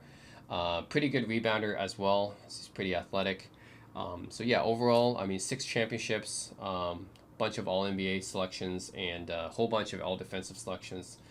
Yeah, that's second best player for 6 championship teams. Does count for a lot. So that's why Scottie Pippen is number 32 on here. All right, so number 31 is John Stockton. John Stockton is the all-time leader in assists and the all-time leader in steals by quite wide margins. He's well known for his longevity. He played 19 seasons, but I don't think he missed many games at all. He rarely missed games. So he played almost every game in 19 seasons, and he averaged 10.5 assists a game. So yeah, it's going to be hard to break that assist record. So yeah, definitely one of the all-time point guards, one of the all-time passers. It really helped that he played with Karl Malone, of course, but even without Karl Malone, he would still be very valuable because of his passing skills. So John Stockton is known as a great shooter. He's not exactly like a primary scorer type of guy. I would say that Steve Nash was probably more of an offensive first option scorer than John Stockton was. So Stockton isn't really he's not like a primary option scorer. But, I mean, he does score in specific situations when his team needs it, and he's a pretty good shooter as well, so that definitely helps. He's pretty efficient. In terms of passing, we all know he's an all-time passer. He's the all-time leader in assists, right? So not much to talk about there. He led the league in assists 9 times, which is insane. And he's a pretty decent defender as well. He's known as being kind of a dirty player. But still, I mean, yeah, he's a bit of a dirty defender, but he's still like a pretty good defender. He's like a 5 or 6 time all defensive selection. So yeah, pretty good defender as well. Didn't win any championships because of Michael Jordan. He did go to 2 finals in a row, but he was like the second best player, right? Not the best player. Karl Malone was the best player. But yeah, that's pretty much where I'll rank him, number 31. Think about John Stockton, all-time leader in assists, all-time leader in steals, went to 2 finals in a row, decent defender, an all-time passer, but at the same time didn't win much, not really a primary scoring option. So there's that side as well. Yeah, didn't win championship, didn't win MVP. So, anyways, number 31 is where I'll put him. Number 30 is Chris Paul. So Chris Paul and John Stockton are pretty close, and a lot of people might be, a lot of people might have John Stockton higher than Chris Paul. Okay, for me, I have Chris Paul higher. The main reason being that Chris Paul actually is a closeout scorer. John Stockton, the thing is, he rarely had any good scoring playoff games. He wasn't the main scorer for his team, and he wasn't as reliable of a scorer. Well, Chris Paul actually is a reliable scorer. Like, he can give you the points when his team needs it. So that happened, like, for example, with the Clippers. When he was with the Clippers, against San Antonio, I think then 2015 that happened when he beat the Golden State Warriors in 2013. And then when he was with the Suns in 2021, he had a 41-point closeout game in Game 6 against them to go to the finals. So he definitely can score when his team needs it. So yeah, there's a few instances there. I would say that the differentiator between Stockton and Chris Paul really is just CP3 scoring, because otherwise they're pretty similar. Chris Paul is also a great leader. He's also an all-time passer. He doesn't quite average as many assists as Stockton does. He's like 9.5 assists a game. Stockton's like 10.5, but they're pretty close in passing. I would say they're the same tier of passer essentially. Stockton may have a little bit more assists, but all time for sure Stockton has more, because Chris Paul is not as he's not been as durable as Stockton is. But in terms of averages, yeah, Chris Paul's pretty close. He's also an all-time passer. In terms of defense, they're both pretty good defenders. Chris Paul's also a good defender too. He's also a dirty defender, just like Stockton is, but they're both pretty good defenders. Chris Paul's probably the better rebounder. And yeah, like I said, he's a better scorer, and he's also just as good of a shooter as Stockton is. So there's no difference in there. So yeah, pretty much these two guys. He didn't win an MVP, unfortunately. I think Chris Paul's one of the best players never to win MVP, unfortunately. I think they're pretty close though. So I put Chris Paul higher because he's a better scorer than Stockton, a better rebounder. Yeah, that's pretty much why I put him ahead. But Stockton has the longevity stats in his favor. So yeah, ends up being pretty close, but I'm putting Chris Paul number 30, just ahead of John Stockton. Number 29 is Dwayne Wade. So some of you guys may think this is a little bit low for him, but I think this is about the right spot. For Dwayne Wade, it's interesting for his career. What do you think of his career? I think that his career could have been a lot better if he didn't suffer from so many injuries, but definitely for the first part of his career, he was on his way to becoming like really an all-timer. Like, he's still top 30 all time, but he could have been top 20 all time if he didn't have those injuries. Like, third year in the league, he leads the Heat to a title, and it's an all-time playoff run too, and he averages like 34 points per game in the finals. Okay, partly because of all the free throw shooting and stuff, and the refs didn't really know how to call it back then, but yeah, still, he averaged 34 points per game in that finals, one of the all-time finals performances and playoff runs, won finals MVP. That was just in the third year in the league. He also led the league in scoring before in 2009. Obviously, he won 2 more championships with LeBron and Bosh. And yeah, overall, I think this is where his career is. He's an all-time scorer. He's probably one of the best shot-blocking guards ever. He's a great shot blocker, and is a great defender too. He's like generally a really good defender for a shooting guard. I think that part gets overlooked sometimes, but Dwayne Wade's a really good defender. One issue with his game, besides his longevity issues, is that he can't really shoot. So he mainly just like drives in for like a dunk or a layup and stuff. He's very athletic, but yeah, he can't really shoot much from the outside. Yeah, that's pretty much it. Like, his scoring, he's an all-time scorer, but it's mostly on drives and slashes and dunks, layups and stuff. It's not really on any outside shooting because he doesn't really have an outside game very much. Pretty decent rebounder, passer. He's a pretty good passer actually. He's a more willing passer than Kobe is actually. So he's a pretty decent, solid passer as well. And Yeah, he had won the all-time great playoff performances in 2006 when he led his team to a championship, won Finals MVP. I think that's actually better than any Kobe Finals performance, that 2006 Finals. And then, yeah, won 2 more rings with LeBron and Bosh. So I think overall his career will end up being where it is right now. I'm going to put him number 29 all time. He's top 30. I'm not going to put him in the high 20s yet because there's a lot of other good guys that I'm going to put high 20s. But yeah, I think this is where he belongs. Also didn't win an MVP in his career. I think he could have been snubbed. I think he's probably one of the best players never to win MVP as well, just like with Chris Paul. Number 28 is Charles Barkley, the round mound of rebound. So Charles Barkley, one of the greatest power forwards of all time, one of the best players to never win a championship. And yeah, what can I say about him? So offensively, he's one of the greatest players ever, just offensively, right? Because he was very polished, just like with Chris Webber. I've talked about this Chris Webber as well. Very polished in the post, in the mid-range. He can score from the mid-range. He can score from the post. He can dunk as well. So deceptively strong. He doesn't look like he looks like unfit, but he's actually very strong. He has a lot of hustle. So he's also very good at positioning his way for a rebound. So he's actually one of the best rebounders ever. He's undersized. So he's like 6'4", even though he's listed at 6'6". But he's an undersized rebounder. He averaged like 12 rebounds a game, despite his height limitations. So he's a very high hustle guy, just like with Dennis Rodman when it comes to rebounding. He'll find a way to position himself for a rebound, and he just has a lot of hustle when he gets that rebound. So he's one of the all-time rebounders. He's also a very good passer, probably one of the all-time passers for a big man. He averaged almost 4 assists a game for his career. So he's a very, very good passer. He's basically the focal point of the offense with the Phoenix Suns. So you'll see Charles Barkley bring the ball up the court, and he can go cross-court basically with that. So yeah, he can go from one end of the court to the other. So very, very good offensive player. Won an MVP in the 93 season. Of course, lost in the finals to Michael Jordan's Bulls. That was probably his best chance at winning a title. But yeah, I mean, you're talking about a guy who was like 10-time All-NBA, like 11 or 12-time All-Star, and MVP, one of the greatest rebounders ever. Very good passer for his size and position. Very good scorer in the post and very polished. He wasn't like a great defender, but I think that would probably be the biggest weakness of his career is not a great defender.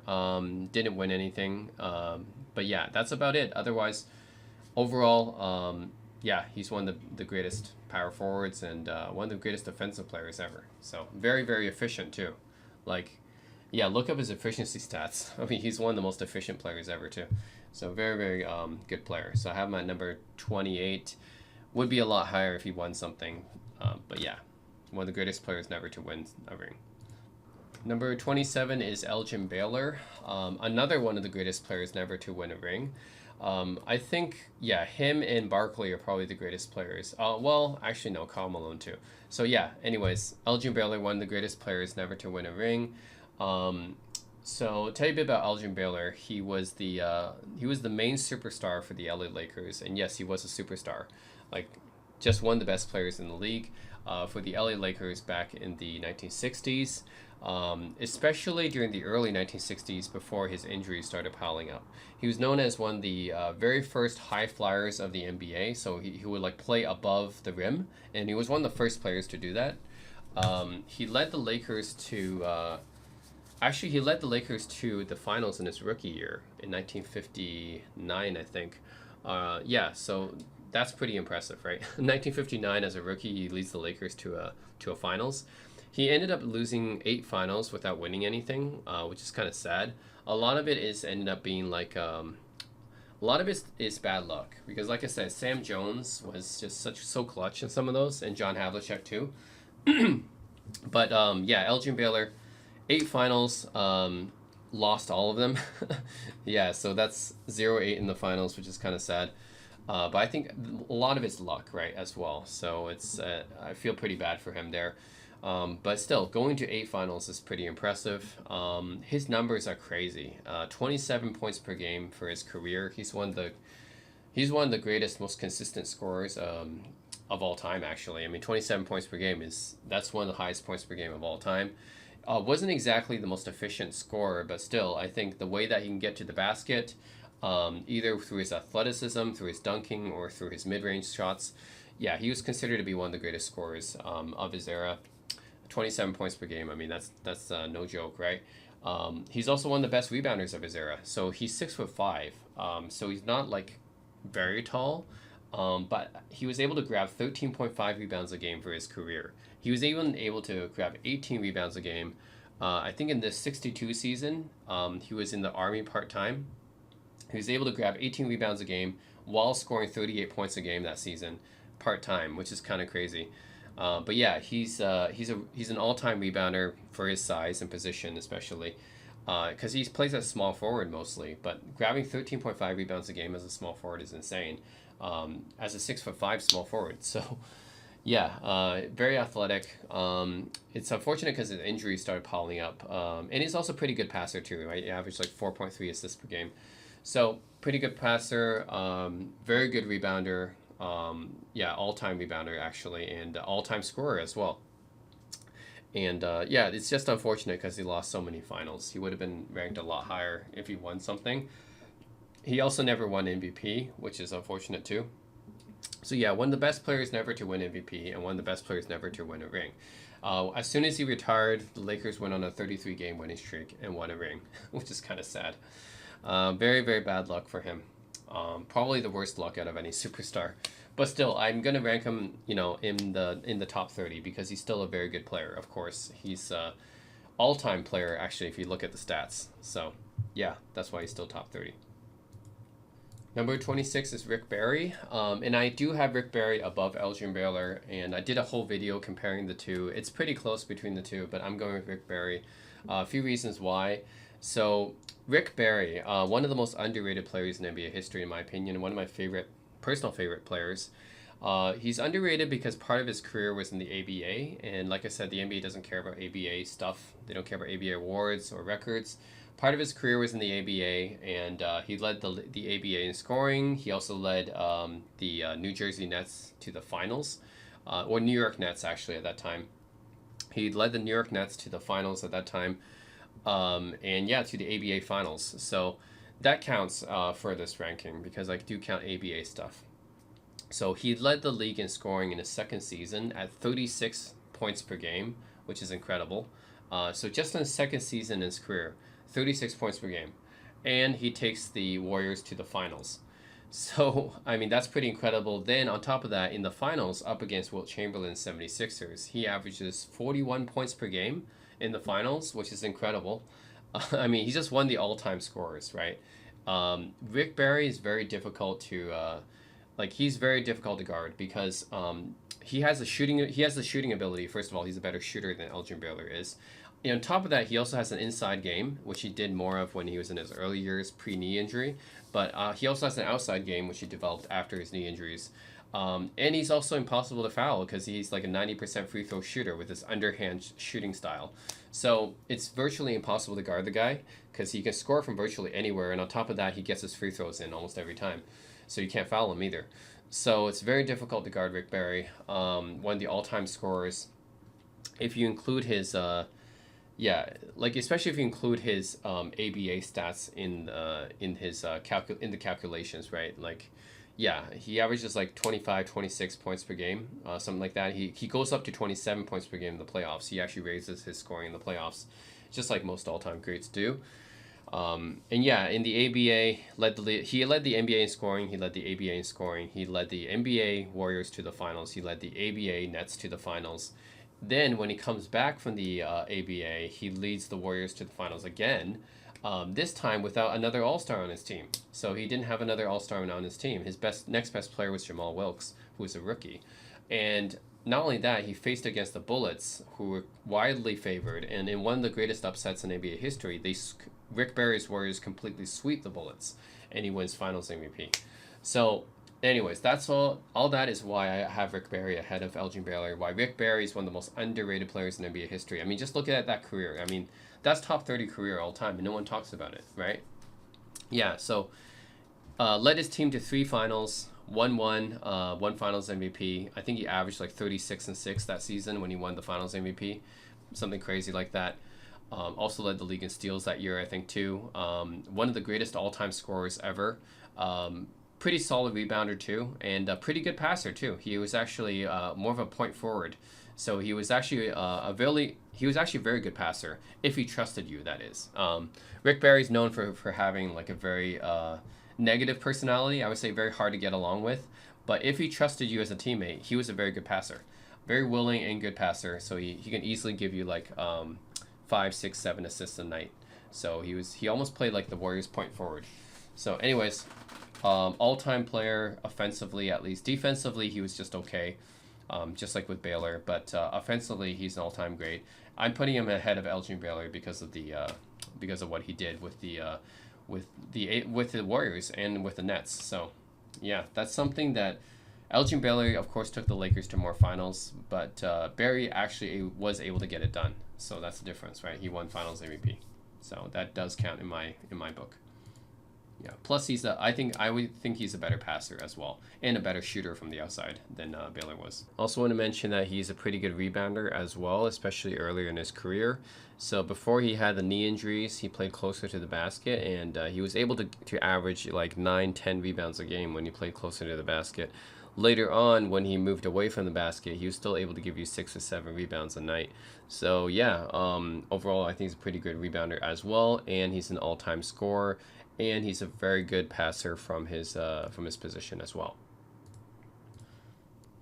Number 25 is Dirk Nowitzki. So considered to be probably the best international player. Although nowadays it's going to be changing, right? Because we have so many good international players now. But for a long time, he was considered to be the best international player. So Dirk Nowitzki is very different than other power forwards. He plays more like a small forward than a power forward, actually, because he most of his game is actually on the perimeter, and he's a very good shooter. So something that most power forwards are not. He plays mostly from the outside, doesn't do as much rebounding and stuff on the inside. His inside game isn't quite as good as his outside game, so in many ways he's more like a small forward than a power forward. But anyways, he's kind of a prototype of today's power forwards, where they can all kind of shoot from the outside. So in many ways, Dirk Nowitzki was a pioneer of today's shooting forwards. So for Dirk Nowitzki, obviously all-time power forward, whole bunch of all-star, all-NBA selections.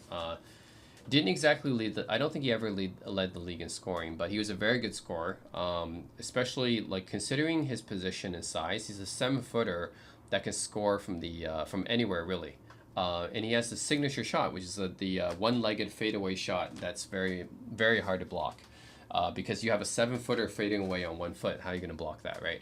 So he has a signature shot, very hard to stop. So I would say, yeah, he's one of the all-time outside shooting big men. For rebounding, he's an okay rebounder, but the thing is, he's a power forward, so he doesn't get as many rebounds as other power forwards would, because he doesn't play as much on the interior as other power forwards do. So that's the thing. So for rebounding, he's just okay. He's not like a great rebounder like other all-time power forwards are. I think in terms of my top 10 power forwards, he's probably the weakest rebounder, actually. Also not much of a passer either.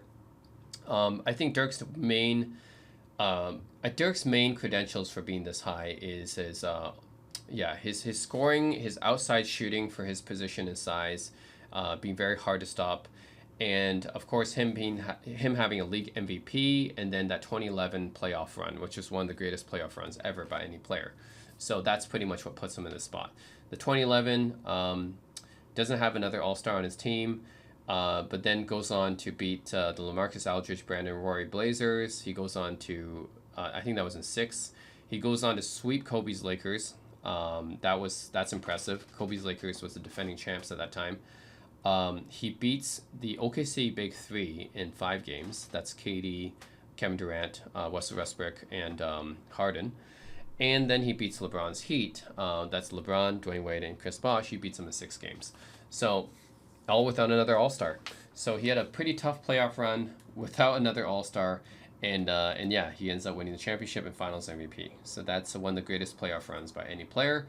that's pretty much why he's number 25 all time. Yes, you could even make an argument he's higher than this, but yeah, to me, he's 25 all time. He's top 30, and mostly because of that 2011 playoff run. And I'm sure most people agree that's why Dirk's career really changed around. He did go to another finals in 2006, but he kind of choked in that finals. So yeah, it's really 2011 that really kind of, his legacy completely changed because of that 1 year.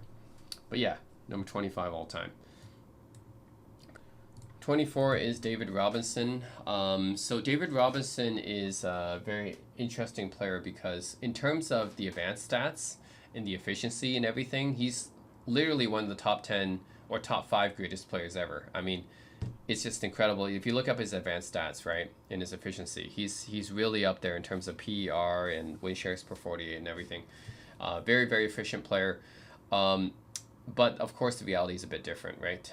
So for David Robinson, it's interesting because he won 2 championships with the San Antonio Spurs. He was a lifelong Spur. Of course, one of the greatest Spurs ever. He won 2 championships with the Spurs, both times with Tim Duncan. He wasn't as good as Tim Duncan in either of those runs, especially his second championship where he was just basically coming off the bench. He won a league MVP, and he won a scoring title as well, actually. He actually scored 71 points in the game before. So he won a scoring title as well. So offensively, he's very, very good. I think what makes him hard to stop on offense is, look at the guy, right? He's chiseled. It's very hard to stop him. Like if he's going in for a dunk, right, and or he's going for like a jump shot, a layup, a drive, or dunk, it's very hard to stop a guy like this. He's like, look how chiseled he is. He's like shredded. So yeah, very hard to stop a guy like this. If he's in the paint and he's going to dunk on you, right? It's going to be very hard to stop David Robinson. So offensively, yeah, he's a great offensive player, great scorer. Rebounder, of course, he's also very good. He averaged like 10 rebounds a game for his career. So being very athletic, he's basically an athletic freak. So he's very good at athletically. He can like dunk on you, right? He can jump up, grab the rebound. So very good rebounder as well, and just an okay passer because he was a center. But yeah, overall scoring and rebounding all top notch, and defensive he was top notch too. He was an all-time defender. He won Defensive Player of the Year before. I think one of the seasons he blocked like he had like 4 blocks a game. He averaged for a season before. Like, he's also an all-time defender too. So in terms of like what you see on paper here, David Robinson is one of the all-time greats. No question about it. An all-time like great scoring center, rebounder, and defensive player and rim protector. He can do all these things, and his athleticism was off the charts. The thing about David Robinson though is that he was too nice, and that's the thing. Like in basketball, if you're too nice, other players will take advantage of you. And unfortunately, with David Robinson, when it came to the playoffs, he was too nice, and then guys like Hakeem Olajuwon take advantage of you, right? So yeah, that's where I think he kind of falters is his playoff performance. He's a bit of a regular season guy, so kind of similar to Wilt Chamberlain and Karl Malone in that sense. He's a bit of a regular season guy. When it came to the playoffs, he just didn't have it in him. So that's the thing. He had everything, all the skills on paper, but then when it came to playoffs, yeah, he just didn't have it. But still, regular season does matter, of course. So that's why he still ranks this high. Yeah, that's why he couldn't get anything like really far in the playoffs until he got Tim Duncan, because Tim Duncan actually had it in the playoffs, right? That's a guy that actually had the mentality in the playoffs. David Robinson didn't have the mentality in the playoffs like Tim Duncan did. So, yeah, anyways, still number 24 all time because he was a monster, a beast in the regular season. All right, top number 23 is Bob Pettit. This is going to be my highest 1950s guy. Okay, no more 1950s guys after this. He's my highest 1950s guy. Yeah, I put him ahead of Mike and Kuzi. So for Bob Pettit, the reason why I rank him this high is because so yes, he was mainly a 1950s or 1960s guy. He didn't play for that long, like maybe just 11 seasons. So why is he ranked so high? So first of all, Bob Pettit won 2 MVPs, so he's a 2-time MVP. That does matter because you don't have too many MVPs, too many 2-time MVPs in NBA history. So having 2 MVPs does matter. Another thing is he's the only guy to beat Bill Russell in the finals. So 1958, They face the Celtics. Bill Russell gets injured in the first game. He ends up winning, and he ends up scoring 50 points in the closeout game. So yeah, he's the only player to beat Bill Russell's Celtics in the finals. That has to count for something. He would have a Finals MVP if they had it back then, by the way. He's one of the greatest scorers of his era, and certainly if you look on paper, you can see that 26 points a game for his career. That's amazing, right? He never scored below 20 points per game in any season of his career. So one of the greatest scorers of his generation. Yeah, he's known for having a pretty good jump shot, I guess, for the time. Very hard to block. And yeah, 26 points per game. I mean, that's pretty high average. He was also one of the greatest rebounders of his time, too. He's 16 rebounds a game for his career. So despite the fact that he doesn't really look athletic, he was pretty good at grabbing the boards. So 16 rebounds a game, I mean, wow. Pretty good at, at grabbing those rebounds. So, yep, one of the best rebounders and one of the best scorers of his era. And even all time, if you look at the numbers, right? I mean, who averages 26 and 16 for their career? That's crazy, right? So his stats are just, they hold up even all time. Also, you can't really say that he played against weak competition exactly because, well, half his career was when, well, more than half his career. Yeah, most of his career actually was when Bill Russell was in the league. So Bill Russell, Elgin Baylor, Oscar, Wilt Chamberlain, a lot of these other black guys were in the league when Bob Pettit was doing his dominating, and he actually won MVP over Elgin Baylor in 1959. 1959, Elgin Baylor led the Lakers to the finals. Bob Pettit won the MVP over Elgin Baylor, over Bill Russell, over Wilt Chamberlain as well, actually. Actually, no, sorry, not Wilt Chamberlain. Wilt Chamberlain did win MVP in this rookie season. But yeah, over Bill Russell and over Elgin Baylor. So there must be something to Bob Pettit, right? It's not like he was just competing with white guys, because he wasn't. Like, Elgin Baylor was in the league, and Bill Russell was in the league, and he won MVP over both of them. So there must have been something there, right? And if you ask Bill Russell, there was an interview with Bill Russell where he said Bob Pettit was one of the best players he ever played against. So that has to count for something. Yeah, he went to 4 NBA Finals, I think. Only won once, but still 4 NBA Finals with the St. Louis Hawks. So yeah, that's why Bob Pettit ranks so highly for me. 2 MVPs, 26 points per game and 16 rebounds is ridiculous for his career. He's like an 11-time All-NBA selection. He was All-NBA literally every season of his career. Beat Bill Russell in the finals. I mean, yeah, that's why I'm gonna put Bob Pettit in this spot here at number 23. Also, 16 rebounds a game. That's the 3rd highest rebounding average of all time, right after Wilt and Russell. So even though he doesn't look that athletic, he has the 3rd highest rebounding average of all time. So that's something else too. You guys might think he's high because he's from 1950s, but hey, he did a lot. Okay, this guy is not just like he dominated white guys like George Mikan did. He actually played in the era with black players as well. So. And he still dominated, even black players. So, yeah, Bob Pettit at number 23. Number 22 is John Havlicek, who I think is one of the most underrated players as well. So John Havlicek played in the 60s and the 70s. And I think when people think of John Havlicek, they just kind of dismiss his championships because they think he won them all with Bill Russell, but that's not true. So let's dig deep into this. So John Havlicek won 8 championships. He's 8-0 in the finals. Yes, he has a better finals record than Michael Jordan. He's one of only 2 players that can say that. Only Robert Horry and John Havlicek can say that. So 8-0 in the finals. He's never lost in the finals. 8 championships, okay? So yes, most of them did come with Bill Russell, but I just say this, okay? First of all, for the first half of his career, he's coming off the bench, and he was one of the best 6 men in NBA history coming off the bench. But then he kind of became a leading scorer for the Celtics, and this happened around 1968 and 1969. If you look up 1968 and 1969 finals, you'll see that John Havlicek was the main scorer, the leading scorer for the Celtics. So he was their main offensive guy. Yes, Bill Russell was maybe the best player because he was the defender and everything, but in terms of offense, John Havlicek was their main scorer during that time. So he was a big deal. He was a big part of that team.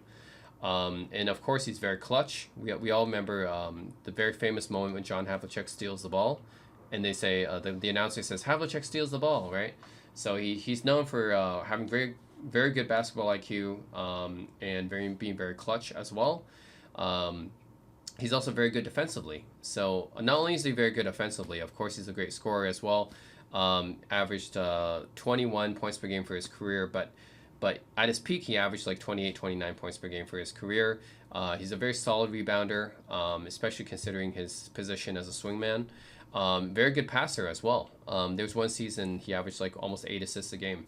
So very good scorer, passer. So yeah, there was one season where he basically averaged LeBron numbers. I think it was 1971. He averaged like 29, 9, and 7. Those are like LeBron numbers, okay? Like this guy, he doesn't look athletic, but he put up 29, 9, and 7. Like 9 rebounds a game, 7 assists a game, 29 points a game. I mean, that's LeBron numbers, okay? Luka numbers, basically, I guess, is a better comparison. But yeah, that's crazy. He was a do it all. He would do it everything guy. Defensively, he was an 8-time All Defensive player, so 11-time All NBA, 8-time All Defensive player. So he's a very good defender as well. So John Havlicek really did everything on the court. And yes, most of his championships came with Bill Russell, but you know what? I will tell you something. 1969 Finals, Jerry West wins the Finals MVP, even though he's on the losing team. If you gave the Finals MVP to the guy on the winning team that year, it would be John Havlicek. Just look up the numbers. John Havlicek averaged like 28 points per game in that Finals. He would probably win that Finals MVP if it went to the winning team. Okay, so he's missing a Finals MVP. Then in 1974 and 1976, he leads the Celtics to championships again without Bill Russell. So he has Dave Cowens at that time and JoJo White, but still, he didn't have Bill Russell anymore. He still won championships. He won 2 championships without Bill Russell. It's kind of like how people say, "Hey, Kobe won 2 without Shaq." John Havlicek won 2 without Bill Russell. Okay, he won them with Dave Cowens and JoJo White, sure, but still, that's 2 without Bill Russell, and he was the main leader of that team. He won the Finals MVP in 1974 as well. So that's why John Havlicek, very close to top 20. I didn't quite put him in the top 20, but very, very close to top 20. He basically did everything for the Celtics. He was the main scorer later on in his career. He was one of their best rebounders as well. He's a very good rebounder for his position and size. He was actually their main passer too, so he's very good a passer. And yeah, he won a Finals MVP and 8 championships. He's like 11-time All NBA, 8-time All Defensive. I mean, just look at all those awards, right? So he definitely deserves to be up there. So that's why he's number 22. The only thing about Havlicek is that he wasn't really that efficient. So he ended up being pretty high in the missed field goals list, I think. I know Kobe is, actually LeBron, I think, is number 1 now. But yeah, he ended up being pretty high on the all-time missed field goals list because he wasn't that efficient of a shooter. But that's pretty much the only thing about his game that would say is a little bit lacking. Otherwise, he's as complete a player as you can get for his position. So yeah, John Havlicek. All-time great player, but kind of underrated. But I put him, I think, where he belongs here. Pretty close to the top 20. Number 21 is Kevin Garnett. Kevin Garnett also came very close to making my top 20, but just missed it. So Kevin Garnett, just like John Havlicek, is a pretty complete player, an all-time power forward. So the thing about KG is that, offensively, he can score. KG can score, but he's not exactly a top-level scorer. He can be the main scorer on the team and give you 22, 24 points per game a night, but he's not going to be obviously on the same level as like Shaq or Jokic or Moses or those guys. He's not on that level, or on Karl Malone's level for that matter when it comes to scoring. So yeah, he's not on that level, but he's still a pretty solid scorer.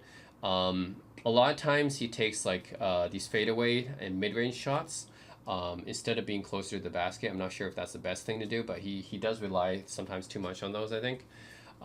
And he's a very good rebounder. He actually led the league in rebounding before. I think he might have led it multiple times. Yeah, so he led the league in rebounding 4 times. So that shows you he's a really good rebounder, right? And I would say, yeah, he's fairly athletic. He's more well known for his intensity and his energy. He's also a very good passer. He averaged almost 4 assists per game for his career, so he's a very good passer. He was actually the focal point of his team's offense when he was with the Timberwolves. So everything basically ran through Kevin Garnett, pretty much similar to how the Phoenix Suns ran everything through Charles Barkley. So KG did pretty much everything for the team. Unlike Barkley, he's also really good at defense. So KG is just one of the best defensive players of his generation as well. He won Defensive Player of the Year. And yeah, overall, he's I think he's a 11-time All Defensive or something. But yeah, overall, one of the best defenders of his era, and one of the best defenders all time too, actually.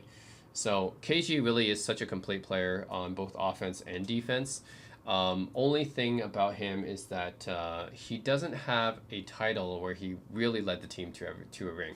So he won a championship with the Boston Celtics in 2008. He wasn't the Finals MVP. Paul Pierce was, even though he arguably was the best player on the team. But yeah, it's kind of like, yeah, he won a championship, so that does count, and he was like one of the top 2 players on the team. But he had to kind of team up with guys to make this happen. So yeah, that's he didn't really win one as the de facto leader, I would say. He won one kind of with Pierce as kind of the co-leader. So that's the thing. If he had won a championship as the main guy, then I think his legacy could be even better. But yeah, because he won it with Pierce kind of like co-piloting that championship team, I think that's why he's not higher. But yeah, otherwise Kevin Garnett is a pretty complete player. So like pretty solid scorer, not an all-time scorer, but pretty solid scorer. A very good rebounder. I think not as many people think about this, but Kevin Garnett's a really good rebounder. Led the league in rebounding 4 times. Very good passer for his position and size. An all-time big man passer, actually. For power forwards, I mean, yeah, he's one of the best. Up there with Blake Griffin, Chris Webber, Charles Barkley, Giannis. He's really right up there with those guys in terms of passing power forwards. All-time defender as well. And yeah, he's a champion. So all that is why he is number 21 on my list. The reason why he's not higher is, again, I think that he's missing that one dominant season where he leads a team to a title by like pretty much as the main guy. I think he's missing that. He has a league MVP, so that's another thing that matters. But yeah, if he had like a Finals MVP, and leading his team to the title as the main guy, I think that would put him higher. But I think that's what he's missing to be on the top 20. Really, he's kind of missing something like a Finals MVP. So, anyways, pretty close to my top 20, but not exactly there. That's Kevin Garnett. So another thing I want to talk about is Kevin Garnett. He's very commonly compared with Tim Duncan, and Kevin Garnett himself believes that that he would have been better than Tim Duncan. He did more than Tim Duncan. Well, there's kind of truth in that, in the fact that Kevin Garnett was asked to do more for the Timberwolves than Tim Duncan was for the Spurs, because Tim Duncan did have more help around him. But I don't think that Kevin Garnett is as great as Tim Duncan is. I think, yes, defensively, Kevin Garnett's maybe a better peak defender than Tim Duncan, even though Tim Duncan is a great defender, an all-time defender, but so is Kevin Garnett. And Kevin Garnett may have been better. KG may have been better, like, on his peak. Scoring-wise, I think Tim Duncan is actually the better scorer because he's a little bit more polished in the post on the low block. With Kevin Garnett, the thing is, yes, he is a pretty solid offensive player, but with Duncan, I think people don't realize, like, Duncan didn't have to score most of the time because he had David Robinson, he had Tony Parker, he had Monty Ginobili, right? Later Kawhi Leonard. So he wasn't asked to carry a huge scoring load like Kevin Garnett was. But at the same time, during Tim Duncan's MVP years, I'm talking about like 2001, 2002, 2003, during those years, Tim Duncan was as good of a scorer as any power forward to play the game. If you look at the playoffs, especially, Tim Duncan really raised his game in the playoffs. I think it was the 2002 series versus the Lakers. Like, he actually outscored Kobe in that series. He outscored Kobe 4 out of 5 games. Then in 2003, he averaged like 28 points per game against Shaq and Kobe. And that was on his way to winning the championship with no other All-Star on his team. And even if you look at 2008, he pretty much split games with Kobe when they led in scoring. So Tim Duncan could score. Like, in the playoffs especially, Tim Duncan can raise his game and score. Like, that's the thing people don't realize because he usually doesn't score that many points. But if you look at Tim Duncan's playoff, like his best playoff performances, he can definitely score. And in fact, he was a more reliable scorer than Kevin Garnett in the playoffs. In the regular season, you could say that, yeah, Kevin Garnett had some better scoring seasons because he was the main guy for the Timberwolves, but Duncan could definitely score. So I would actually take Duncan's scoring over Kevin Garnett's. I think it was more polished. Rebounding-wise, They're both really good rebounders, but Kevin Garnett did lead the league in rebounding 4 times, so I think rebounding would have to go to KG. Passing wise, probably KG as well, because KG was more of a focal point for the entire offense of the Timberwolves, so he did more passing there. Not that Tim Duncan couldn't pass. Tim Duncan is a great passer too, but KG was just more used to doing that in the flow of his system. Yeah, so overall, I also think that Tim Duncan is better intangibles, right? As the leader of the Spurs, Tim Duncan had those leadership intangibles that KG didn't have. Overall, I'm still going to say Tim Duncan is a better player, even disregarding the fact that obviously Tim Duncan has more championships and more MVPs and stuff. Even disregarding that, I do think that Tim Duncan was overall the better player just because of his leadership and his ability to raise his game in the playoffs. That's something that I haven't seen too much from KG. KG in the playoffs is pretty similar to the regular season version of him. So he doesn't exactly raise his game in the playoffs. He's pretty similar to the regular season, but Tim Duncan actually raises his game to another level in the playoffs. So I think that's what matters. And I think he was a more solid leader as well. For leadership, yeah, I'm taking Tim Duncan is just one of the greatest leaders, right, in terms of leading a franchise. So I'm taking Duncan just for his leadership and his ability to raise the game in the playoffs. That's what I think the advantage over KG is. So yeah, that's my little opinion on the KG versus Duncan debate. I do think KG was obviously very talented, but he wasn't Tim Duncan. All right, now we get into the top 20, and my number 20 is Giannis Antetokounmpo. So Giannis is another player on this list that has the potential to be even higher later on because he's still in his prime.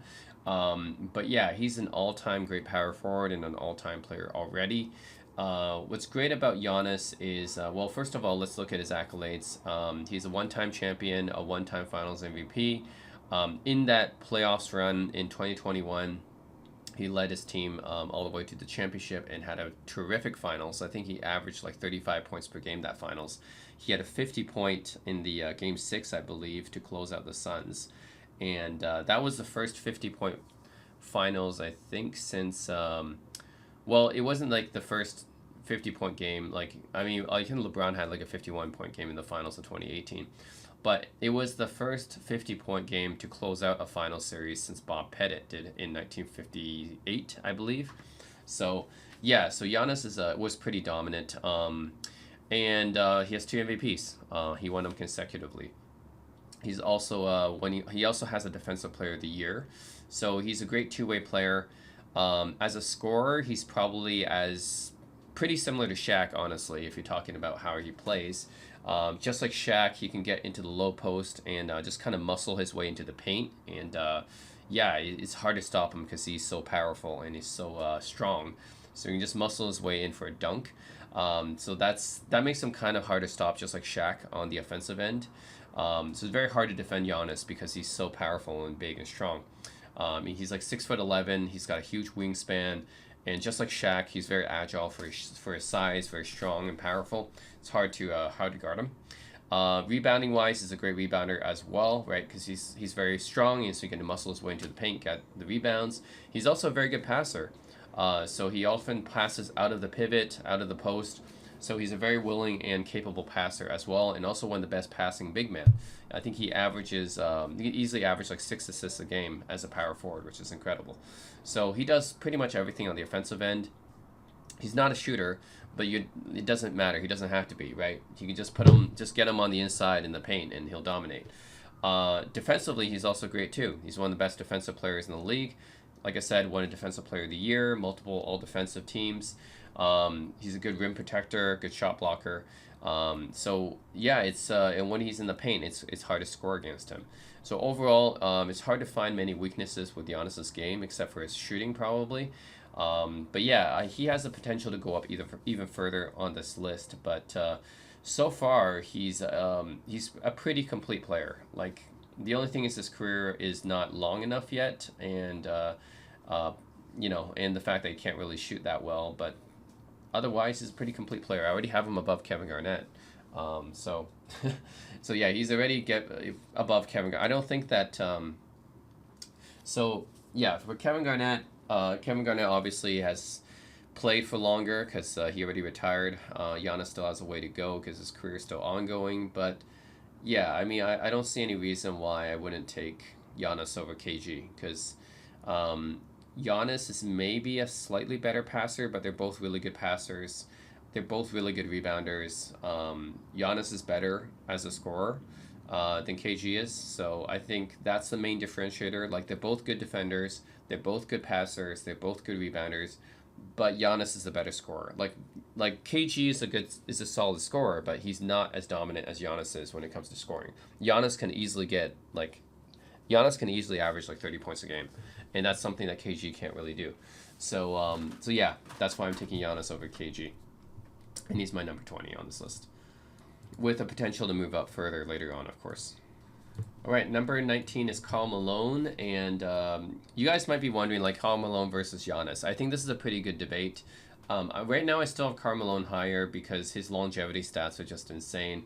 But obviously, Giannis does have many arguments over Karl Malone. So if you guys want to put Giannis over Karl Malone, that's fine too. I have them pretty close to each other right now.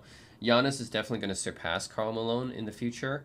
But right now, as it is, Karl Malone, I have him just slightly ahead of Giannis. Because, well, Karl Malone played, 18 seasons in the NBA, and he averaged 25 points per game. And he's third all-time in scoring, so that counts for something. So he's still above Giannis when it comes to that, the stats overall. But Giannis does have better accolades than Karl Malone. I mean, Karl Malone has 2 MVPs, Giannis has 2 MVPs. But unlike Giannis, Karl Malone doesn't have a championship. He went to 2 finals, and of course he lost to Michael Jordan in both of those finals. So he doesn't have any championship. He also lost again in the finals in 2004 with the Lakers. So yeah, he didn't win any championship. Doesn't have a finals MVP like Giannis. He's probably an underrated defender. He's a pretty good defender. He has a few all defensive selections, but he's not Giannis when it comes to defense either. As a passer, he's not as good as Giannis. As a rebounder, yeah, he's probably like as good of a rebounder as Giannis, and as a scorer, he's pretty close to Giannis as well. I mean, Karl Malone could definitely score the ball, right? Like he's one of the greatest scorers actually. He averaged 25 points per game for 18 seasons, third all time in scoring. He didn't lead the league in scoring, but that's only because Michael Jordan was there. But yeah, like he's a powerful dude. Like if you look up any pictures of Karl Malone, like the guy's just chiseled, right? He's like David Robinson. He's muscular. He's very fit. He took care of his body well. It's hard to stop Karl Malone when he's going in for a layup or a dunk. He also pretty good as a mid-range scorer as well. So when it comes to shooting and scoring, Karl Malone was a bit more versatile than Giannis is. Giannis has to basically bully his way into the paint and go in for a dunk. Because he doesn't really have that skill set, but Karl Malone could also go for a mid-range shot as well. So Karl Malone was a better shooter than Giannis was. He has more ways to score on you. And of course, Karl Malone can also dunk very well as well, often, from a pass from John Stockton. So I would say in terms of offensive skill set, Karl Malone has a wider array of moves than Giannis does. Even though Giannis and Karl Malone are both great scorers, I still give the edge to Karl Malone because his array of moves is a little bit more than Giannis. He has a bit more range than Giannis. But yeah, rebounding's pretty close. Giannis has the edge when it comes to passing. Giannis also has the edge when it comes to championships, of course. But yeah, right now I have Karl Malone a little bit higher just because of his longevity stats, and his scoring stats is still ahead of Giannis, right? So that's pretty much it. But otherwise, Giannis is definitely going to move past Karl Malone later on. I think Giannis is a better defender, a better passer, and of course he has a championship and finals MVP. So he has the ability to move past, and defensive player of the year as well. So he has the ability to move past Karl Malone very soon when he plays a few more seasons. But right now, Karl Malone is still ahead because he is the third leading scorer in NBA history, and he just has, his longevity stats, especially his scoring and rebounding, are just pretty crazy. He hardly ever missed any games, just very, very durable player. So Karl Malone is probably the best player to never win a championship, I think. So I still have Karl Malone a little bit ahead, but it's pretty close with Giannis, and Giannis will definitely surpass him in the years to come. No question about it. All right, number 18 is Nikola Jokic. He really moved up fast in the all-time list. I mean, just in the last couple of years, Jokic has been pretty much dominating the NBA. He's been considered the best offensive center since Shaq. actually the best center in the NBA period since Shaq. Very, very dominant offensively. Defensively, he's not that great. He's not really much of a defender. But offensively, for sure, I think his impact on the game is crazy. Jokic puts up crazy offensive numbers, and both in the regular season and the playoffs. So it's pretty crazy. He's a very good scorer because he can basically score from anywhere on the court. So in that sense, he's different than a lot of traditional centers because Jokic has range. Like Jokic can, of course, be scoring from the interior. He has a post presence. He has the interior scoring, but he can also score from the perimeter as well. Kind of similar to like a Bob McAdoo or Dirk Nowitzki, right? So he can be on the outside perimeter and he can shoot pretty well from the perimeter and from deep as well. So he can basically score from anywhere. He has a very unorthodox shot, but it still goes in somehow. So yeah, he has that shot working for him. It's pretty hard to guard him. He has this thing called a somber shuffle, I think. But yeah, it's pretty hard for defenders to stop him because he can basically score from anywhere. And the guy's like 7 foot tall. So yeah, it's pretty hard to guard him and block him. When it comes to rebounding, he's also one of the best rebounders in the NBA as well. He's not athletic. He doesn't look athletic, and he's not athletic, but he can still grab those rebounds. He's still very good at the positioning. And of course, he's very tall, right? So that helps him as well. And the thing that really separates Jokic, of course, from other big men is his passing. He's just one of the greatest passers ever. Whether you're talking about big men or not, Jokic he's a stellar passer. I mean, he can easily average 8, 9, 10 assists a game. He's basically a point center, and that's pretty much unheard of in NBA history. I don't know, like, you can talk about so for passing centers, right? You can talk about Wilt Chamberlain, who averaged like 4 assists a game, Bill Russell, who averaged like over 4 assists a game. These guys, obviously old school, but they were great passers as well. Wilt Chamberlain even led the league in assists as a center, and Bill Russell was, he was the key to his team as well in terms of both the offense and the defense. So yeah, I think Bill Russell was actually almost the de facto center for his team after Bob Cousy retired. But yeah, those guys are pretty good passers. Bill Walton in his prime was a great passer. Arvydas Sabonis was a great passer in his prime before he entered the NBA. Vlade Divac, I think, was a pretty good passer. And I think Kareem in his prime was a pretty decent passer as well. So there's like a few like pretty good passing center. Oh, Dave Cowens and Wes Unseld, of course. Forgot about. Yeah, they're pretty good passing centers. So yeah, I just named a few guys. None of them really compared to Nikola Jokic, though. Jokic is just, he's the center of his team's offense. He is the main distributor, the main playmaker of his team. So his passing is still above any other. I think he's generally considered to be the best passing center, one of the best passing big men. So that's pretty incredible. So as a result, he gets a lot of triple doubles. So I think offensively he's pretty complete. Now he's not there defensively, but offensively he's there, like all-time great when it comes to an offensive player. His impact on the game offensively is basically like Steph Curry, so it's or Magic Johnson. So that's he's an all-time player offensively. In his awards, I mean, his 2022 playoff run when he went through LeBron and he went through. Actually, sorry, it's 2023. Yeah, 2023 playoff run where he went through LeBron, swept him, then went all the way to the NBA Finals, and then defeated the Heat. Obviously, wasn't even close. So he just led the Nuggets to sustained success, and he led the Nuggets to their very first championship, won the Finals MVP. He and Jamal Murray basically just completely dominated that playoffs. And yeah, he's a 3-time MVP actually. So just in the past year, he won his third MVP. Originally, I had him behind Giannis because Giannis is a better defender. So yeah, it was like comparing Jokic versus Giannis. Giannis is the better defender, so I had him ahead of Jokic. But then Jokic won his third MVP, and that really put him ahead of Giannis. So yeah, he's got 3 MVPs. Not a lot of players in NBA history has 3 MVPs. On top of that, right, he has a championship, Finals MVP. His offensive impact is one of the greatest all time in NBA history. So yeah, for all those reasons, that's why I have Nikola Jokic at number 18 already, and he definitely has time to move up on this list because he's still in this prime. So the guy's still in this prime. He definitely has more more room to move up higher on this list later on. But already he's at number 18. So just like Giannis, we'll see how far in Luka, right? We'll see how far they move up on this list later on. But they're already pretty high.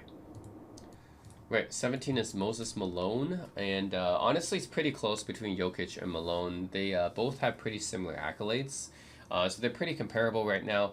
They both have 3 MVPs. They both have a championship and a Finals MVP. They're quite different players in terms of play style. Moses is also a great offensive player as well, a great scorer in his prime. It was very hard to stop Moses in his prime. He was always grabbing those rebounds and getting second chance buckets. And of course, it's really hard to stop Moses when he's actually in the interior. He's more of an interior scorer than Jokic, of course, because back then not many centers shot outside. So he's mostly an interior scorer, but on the interior he was very hard to stop because he was so strong and had a lot of hustle.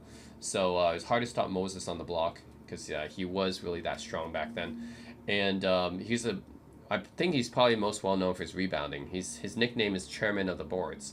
So Moses Malone led the league in rebounding for six years, 6 different seasons.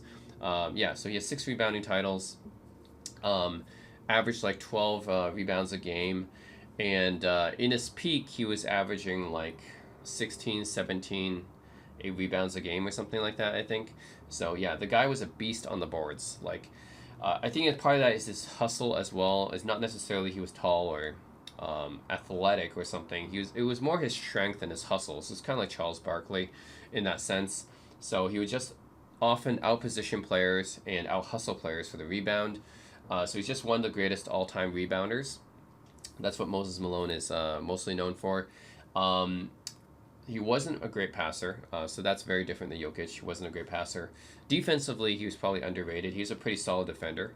So Moses Malone is very solid on defense. He's not Hakeem, but he's definitely very solid. So yeah, overall, I still have Moses a bit higher because Moses already finished his career. So he's already got the longevity, the all-time stats. And Moses played for quite a long time. I think it was like 20 seasons or something like that. He played for quite a while. So he's got the longevity stats over Jokic for now. Jokic does have the ability to surpass Moses later on because he's still in his prime. But for now, I'm still putting Moses a little bit higher, just like how I put Karl Malone a little bit higher than Giannis, because he has the longevity stats in his favor right now. He finished his career, obviously retired, and he's not he passed away many years ago. But yeah, Moses Malone still a little bit higher than Nikola Jokic, mostly because he already finished his career, so he has the longevity stats already. But yeah, they're pretty close. They both have similar accolades. Moses is a better rebounder. He's just one of the all-time rebounders. In terms of scoring, it's pretty close. They're different scorers. Jokic is an outside scorer mostly, and then so Jokic can score from the outside. Moses is more of an interior scorer, but they both score really well. Moses is a better rebounder, of course, and then passer, Jokic is the better passer, of course. So yeah, it's pretty close between two. Moses is still a little bit higher because of the longevity stats, and Jokic is still playing. So anyway, still have Moses a little bit ahead of Jokic here at number 17. All right, so number 16, I have Kevin Durant. Kevin Durant's legacy is very interesting. A lot of people don't like the fact that he went to the Warriors because he went to a very stacked team already, and it was basically an easy path to win championships. Which I mean, I do agree with that, right? Like it's obvious, like if you add a player like Kevin Durant to a team which won 73 wins, then it's kind of unfair. But yeah, that's what he did. Nevertheless, 2 rings is 2 rings, right? So I have to give him credit for winning those rings, and he did get 2 Finals MVPs both times. Yeah, so it's a bit contentious because people are like, yeah, well, you went to the Warriors, it was Curry's team still, it was easy for you to get those 2 rings, and you won Finals MVP because everyone was guarding, like people were double teaming Curry, so it was easy for you to get those shots. Yes, it could be true, but at the end of the day, right, he has 2 championships and 2 Finals MVPs on his resume, so you can't discount them. Like, they may not be worth the same as some other people's Finals MVPs, but nevertheless, they're still Finals MVPs, they're still championships. So for me, I'm not going to put too much of that emotional stuff in this ranking here. Like, to me, Kevin Durant, yeah, 2-time champion, 2-time Finals MVP. one-time MVP. He does have that on his resume. He's a four-time scoring leader. He's one of the greatest scorers of all time. I think most people know that. Like he's very hard to guard because he's like a 7-footer essentially. He's 6'11", but he's essentially a 7-footer that can shoot over pretty much anyone. And yeah, he's like if you took Dirk Nowitzki and you made him more athletic, then that's basically Kevin Durant. Like, yeah, you take Dirk, make him more athletic, and make him a slightly better passer and slightly better. I mean, yeah, he's better defensively. Let's just say that Kevin Durant, he's not like a great defender, but he's better defensively than Dirk is at least. So yeah, like he's like a better defender and more athletic, and yeah, just overall he's like a more improved version of Dirk. Essentially, that's what Kevin Durant is. So yeah, four-time scoring leader, and yeah, he has the two championships with the Warriors. He has two Finals MVPs, and he has one MVP. So that all goes on his resume. He averages 27 points per game, which is one of the highest of all time. In the playoffs, he goes even higher to like 29 points per game in the playoffs. So Kevin Durant shows up in the playoffs. Like he actually elevates his scoring even more. The dude's just unstoppable when it comes to scoring, especially from the wing position. So it's very hard to stop Kevin Durant, very hard to guard him, because yeah, he's athletic and he's long. He's got a huge wingspan, and he can really shoot over anybody. So he's that talented. As a rebounder, he's okay. I get for his size, he's typical for his size when it comes to rebounding. Decent passer, I guess, as well. And an okay defender, not really great, but an okay defender. So yeah, overall, I think that's Kevin Durant's legacy. I mean, you got one of the greatest scorers of all time, who, regardless of how he got his championships, he got his championships. And yeah, just that's basically where he belongs here, right? At number 16. That's pretty much where I'm gonna put him, because he's so talented on offense and he's such a great scorer, and yeah, and he does have the awards and accolades. So, anyways, putting him number 16. I know his legacy is contentious for many people, but this is where I got him. Number 15 is Oscar Robertson, the Big O. So Oscar Robertson, one of the greatest players in NBA history, I think by any standard, played back in the 1960s. He was the only guard to win an MVP in the 1960s, by the way, because it was so hard for someone who was not a big man to win MVP back then, because big men were just so valued back in the day because there was no three-point line. So interior scoring, interior defense was just so valued. So it's hard for a guard to win MVP back then, but he did. 1964, I believe, he won MVP. He led the league in triple doubles for a very long time until Russell Westbrook broke it recently. But for 50, 60 years, he held the record for triple doubles. He averaged a triple double for entire season. Again, something that no other player did until Russell Westbrook did it. And like overall, I think Oscar Robertson is probably as complete as you can get offensively. He's a great scorer. Didn't lead the league in scoring, but if you look up his stats, I mean, he can easily average 26, 27, 28, 30 points a game. He averages 26 points per game for his career, but he can easily get like 30 points per game, right? If you look up his averages for many seasons, he can, especially with the Royals. With the Bucks, he won a championship, but with the Royals was when he was in his prime with the Cincinnati Royals. Nowadays, it's Sacramento Kings, same franchise, but yeah, he was a really good scorer back then. He had some range. He wasn't exactly Jerry West, but he had some range. He had a mid-range game, and of course, he can easily drive in for a layup as well. Very hard to stop for a lot of players. He was very athletic, and very good rebounder. Especially he was considered like a prototypical big guard. So this is before Magic Johnson. He was a 6'5" point guard, and that made it hard for other point guards to kind of stop him from rebounding and stuff, because he was so big for a point guard. So he was just like often shoot over people, driving over people, because he was pretty strong for his size, and get rebounds. So he averaged 7.5 rebounds per game, which is pretty good for a guard, for a point guard. I mean, that's pretty good. He's like Jason Kidd, basically, right, when it comes to rebounding as a point guard. Then as a passer, he's one of the greatest passers ever. He averaged 9.5 assists a game for his career. And in many seasons he averaged easily over 10 assists a game, and this is back when assists weren't counted as much as it is now. So it was harder to get assists back then. So still, even then, Oscar Robertson led the league in assists like 6 times. So very good passer, an all-time passer.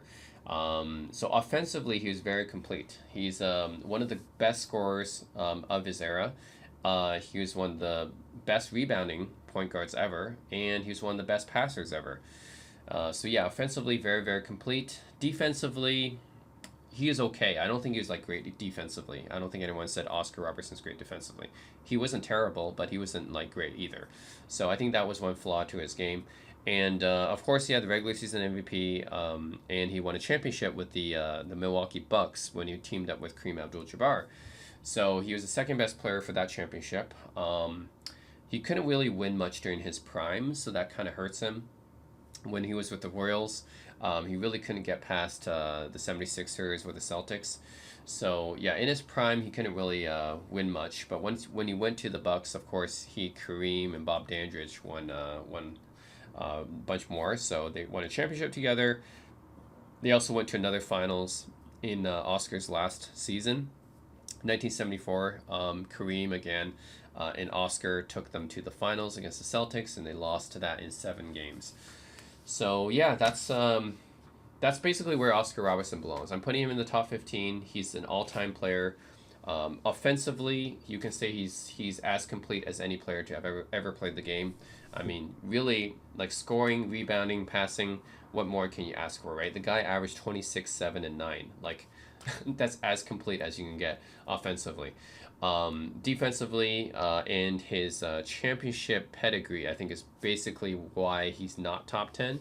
He didn't win that as many championships as other guys in the top 10, and yeah, like his defense wasn't as good, but this is pretty much where he belongs, I think, in top 15. Yes, I'm ranking Jerry West over him, and I'll get onto exactly why in a bit.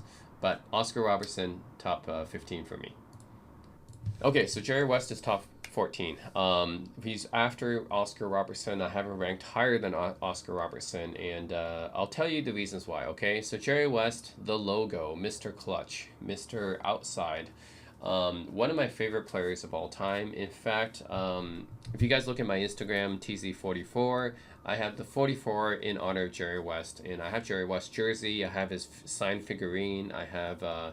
I actually have a few things signed by him. So yeah, I'm a huge fan of Jerry West, and he's as complete a guard as it comes. And why is he ahead of Oscar Robertson? So a lot of people do this debate: Oscar versus Jerry West. And if you look on most lists online, you'll see that Oscar Robertson's often ranked higher. But for me, I rank Jerry West higher. The reason is because let's go through the different facets of the game. Okay, when it comes to scoring. Oscar Robertson's a great all-time scorer. We all know that. But Jerry West is even better. Like Jerry West, if you look at his scoring, he averages 27 points per game in the regular season, which is one of the best all-time. That's like top 5 all-time in points per game. In the playoffs, he raises his average to 29 points per game. So Jerry West raises his game in the playoffs. Oscar Robertson in the playoffs drops his scoring average down to 22. So Oscar goes from 26 in the regular season to 22 points per game in the playoffs, okay? Jerry West goes from 27 points per game to 29 points per game in the playoffs. So he gets even better in the playoffs. I don't think that Oscar gets necessarily better in the playoffs, but Jerry West gets better in the playoffs. So that's one thing.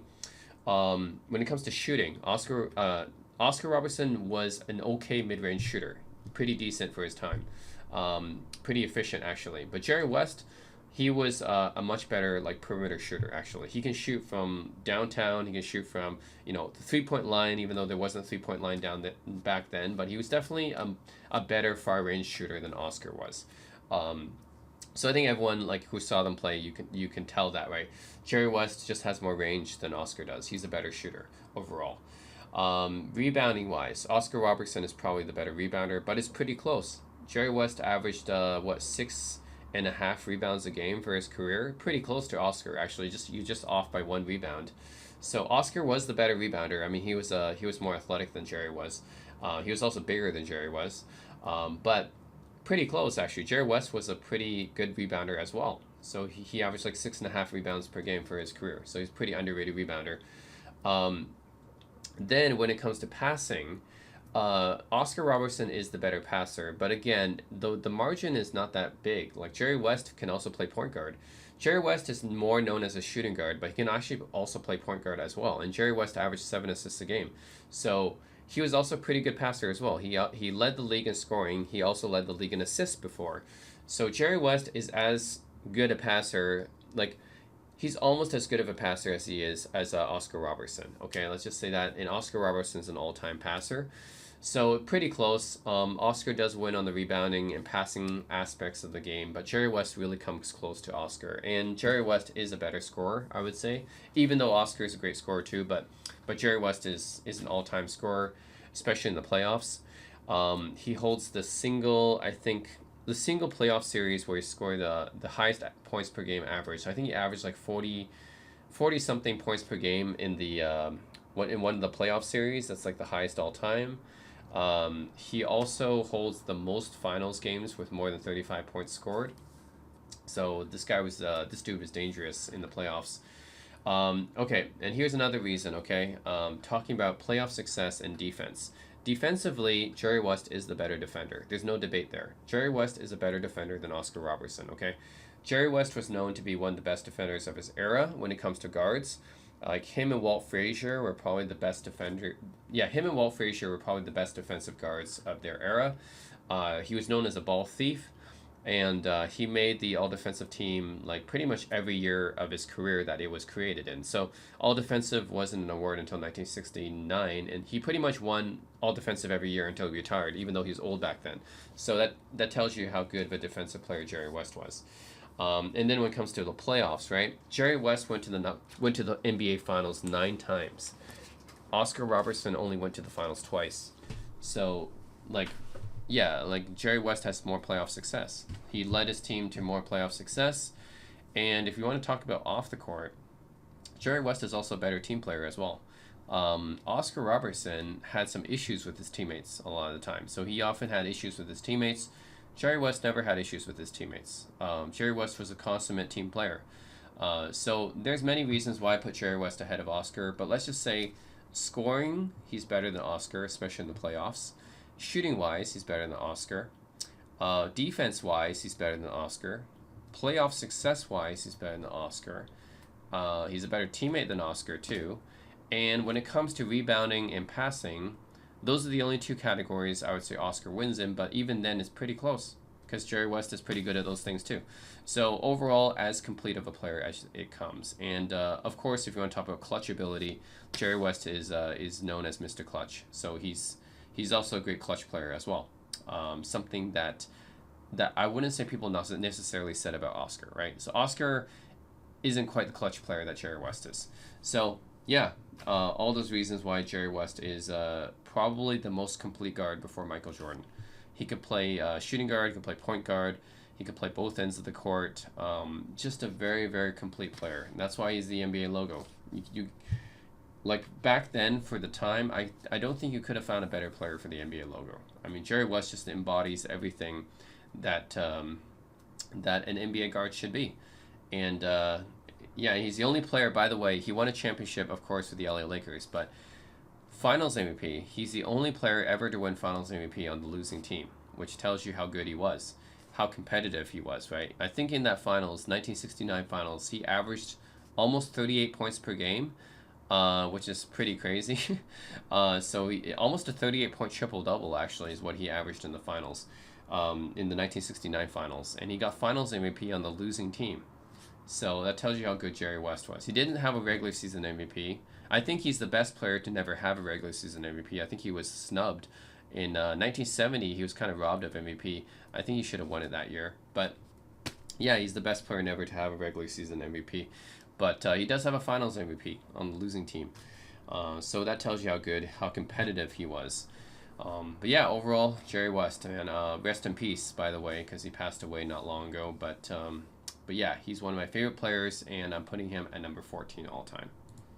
I honestly think that he could have had an argument for top 10, but it's just his lack of championships, right? He lost 8 times in the finals, which must have been hard. because a lot of those finals were close, especially 1962 and 1969. Those were pretty close finals. So, anyways, it's hard for Jerry West because he lost so many times in the finals, but a lot of them were just due to the Celtics having better luck. Really, that's what it came down to. So, anyways, I felt bad for Jerry West there, but he's still going to be in my top 15. He's just an all-time great player. Right, number 13 is Steph Curry. Steph Curry, okay. So the one thing people talk about Steph Curry is that, oh, he revolutionized the game. He changed the game. Well, not really, actually, because the NBA had, if you look at the three-point attempts in NBA history, it was going up basically every year. So if you look at teams like the 2014 Spurs, for example, already that team was shooting a lot of threes. It's just that the Warriors took it to the next level. And Curry, because he's such a great shooter, he really like kind of accelerated the trend essentially. So I don't think he revolutionized the game. He just mainly he accelerated the already existing trend. So I don't give Curry much credit for that. Many people give him way too much credit for changing the game, but I don't really give him too much credit for it. But I will agree that Curry is the greatest shooter of all time. I mean, that's something that everyone agrees on, I think. It's just incredible the amount of volume he makes on his threes. And not just threes, I mean, we're talking about like really, really long distance shots. So, yeah, the amount of volume that he shoots with the threes is just incredible. I mean, his 3-point percentage is pretty much the same as Allen Iverson's 2-point percentage, which is pretty crazy, right? But yeah, Steph Curry, what can I say about his career? Four championships, and he was the best player on. He was really the best player on all of them, actually. So I know Andre Iguodala, Iggy, won the Finals MVP on the first time. And then the other two times, Kevin Durant won the Finals MVP. But you can make an argument that Steph Curry was the best player in all these ones. It's just that KD won those Finals MVPs because the defense was guarding Steph Curry more, which gave Kevin Durant more open looks. But yeah, you can make the argument, okay, KD was the best player on two of those, and then Steph Curry was the best player on the other two. But you can actually also make a case that Steph Curry was the best player in all of them. So, I mean, he and KD were like pretty much 1A and 1B when it came to those rings. So, yeah, it's pretty close. 4 championships, he won one Finals MVP. A lot of people will argue this is the thing that hurts Steph Curry. He should have had more Finals MVPs. Andre Iguodala got it essentially for guarding LeBron in the Finals, and then KD got the other two. So, yeah, you could argue that he should have probably like 2 Finals MVPs. But anyways, yeah, he only has 1 Finals MVP, which kind of hurts his case a little bit. He has 2 regular season MVPs. One of them is unanimous, but I don't care about the unanimous thing. To me, he just has 2 regular season MVPs. He's the greatest shooter ever by consensus. And so offensively, he impacts the offense pretty much more than any other point guard except for probably Magic Johnson, right? So, yeah, you're talking about an all-time offensive player here who impacts the offense so much because of how good he is from range. So he really changes how defenses deal with him. He spaces the floor so much. He's an incredible off-ball player because he runs around screens like all the time. He can shoot from anywhere on the court. Great scorer. He led the league in scoring twice. So he's like pretty much an all-time scorer because it's so hard to stop his shooting. He's an okay rebounder. I mean, for point guard, he's a pretty good rebounder actually. More than you would expect given his frame and the fact that he's not tall, right? He's only 6'2", and he's not that athletic, but he can still grab a decent amount of rebounds, I guess. He's an okay passer. Like for his passing, it's interesting. Like okay, he's a solid passer. He could be better because his assist to turnover ratio isn't good. He often makes bad turnovers. I think that's one negative about his skill set is that he's a little bit too turnover prone, as opposed to someone like Chris Paul, for example. Chris Paul is a guy who's like a point god, and people call him point god because his assist to turnover ratio is amazing. Like he rarely has turnovers. Chris Paul is Yeah, he'll dish out like 10 assists a game, but he will rarely have turnovers. Steph Curry, on the other hand, will give you about 7 assists per game, but he'll have a few turnovers per game too. So yeah, that's the thing where it makes me wonder, like, okay, is Draymond is actually the better passer on the team? Like Draymond, he actually might average more assists per game than Curry, and he might actually have less turnovers than Curry. So is Draymond actually the best passer on the team, not Curry? So yeah, that's why I was like, Curry's a good passer, but he's not like a great passer, because he's very turnover prone, and he might not even be the best passer on his own team. So that's the funny thing. And then defensively, he's not that great defensively. Now he's improved over the years, to the point where he's okay defensively, but he used to be really bad defensively. Teams used to exploit the fact that Curry wasn't a good defender. Like, he was basically made up by the other guys on his team. He had Andre Iguodala, he had Klay Thompson, and he had Draymond Green, of course, to help him fill those defensive spots. But yeah, I would say his defense is the fact that he's probably the biggest defensive liability on his team usually. And then in the 2022 playoffs, Andrew Wiggins was a better defender than him as well. So yeah, that's probably the only negatives I have about Curry is the fact that he could be like less turnover prone, and he could be a better defender. Otherwise, he's an all-time great offensive player, and then with his resume, 4 championships, a Finals MVP, 2 MVPs, and being the best shooter ever. Yeah, that's why he ends up as number 13 on my list. So that's pretty much where he belongs. It's just outside of the top 10. Some people have him in their top 10, but I don't. I think that he still has he still has some things missing from his career. He was kind of injury prone early in his career, and then as for leading his team into the playoffs, he actually hasn't done that without Klay. So without Klay on the team, he actually hasn't led his team into the playoffs before. That 1 year or 2 years when Klay was injured, yeah, he wasn't leading his team to the playoffs. So that kind of hurts his case too.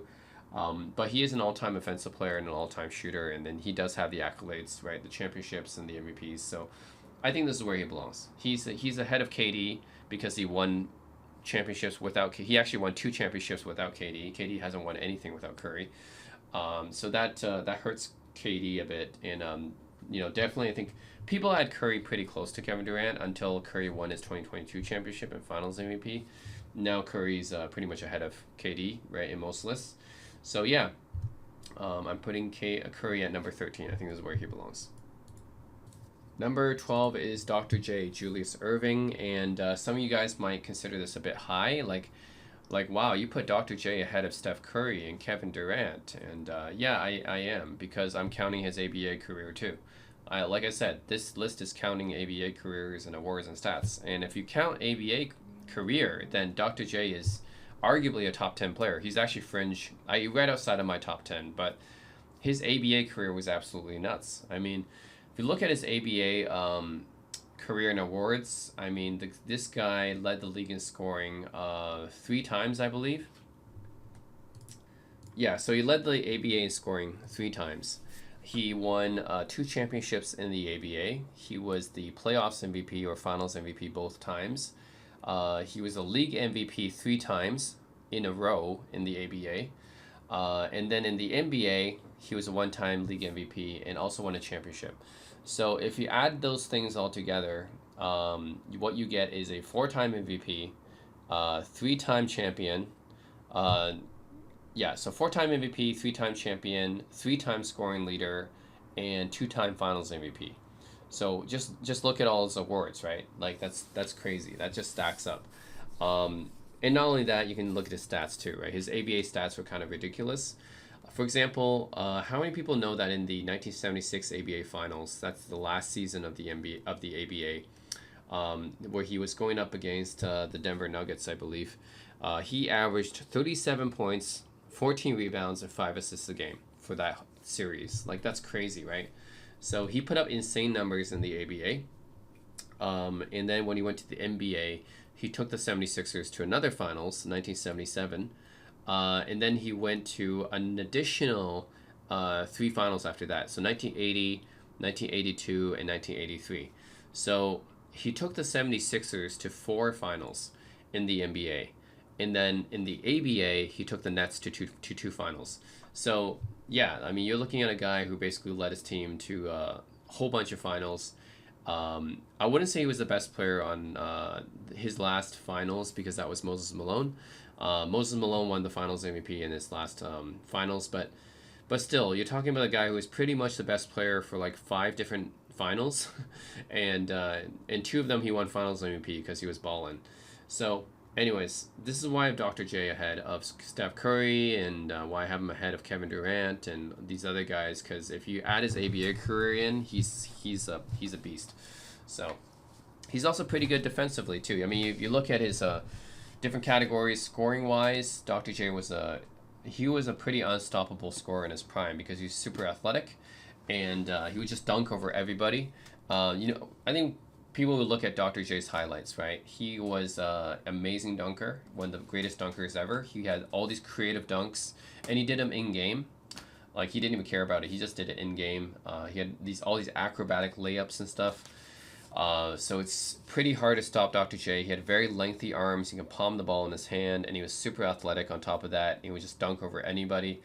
So it's hard to stop him when it comes to scoring. So he's a really good scorer, possibly even an all-time scorer. I wouldn't say on the same level as Kevin Durant, but certainly on the tier below Kevin Durant. I would say he's up there. When it comes to rebounding, he's a great rebounder too, especially when he was in the ABA. He was a beast rebounder. So he was more athletic in the ABA. So yeah, he would like easily grab over 10 rebounds a game. And pretty good passer too. He averaged like 4 assists a game for his career, but of course during his prime he could easily average like 6 or 7 assists a game. So overall, offensively, you're looking at a guy who's pretty complete. Wasn't much of a shooter, but then you didn't need to be back then. So just judging from his era, yeah, he's pretty hard to stop in his era.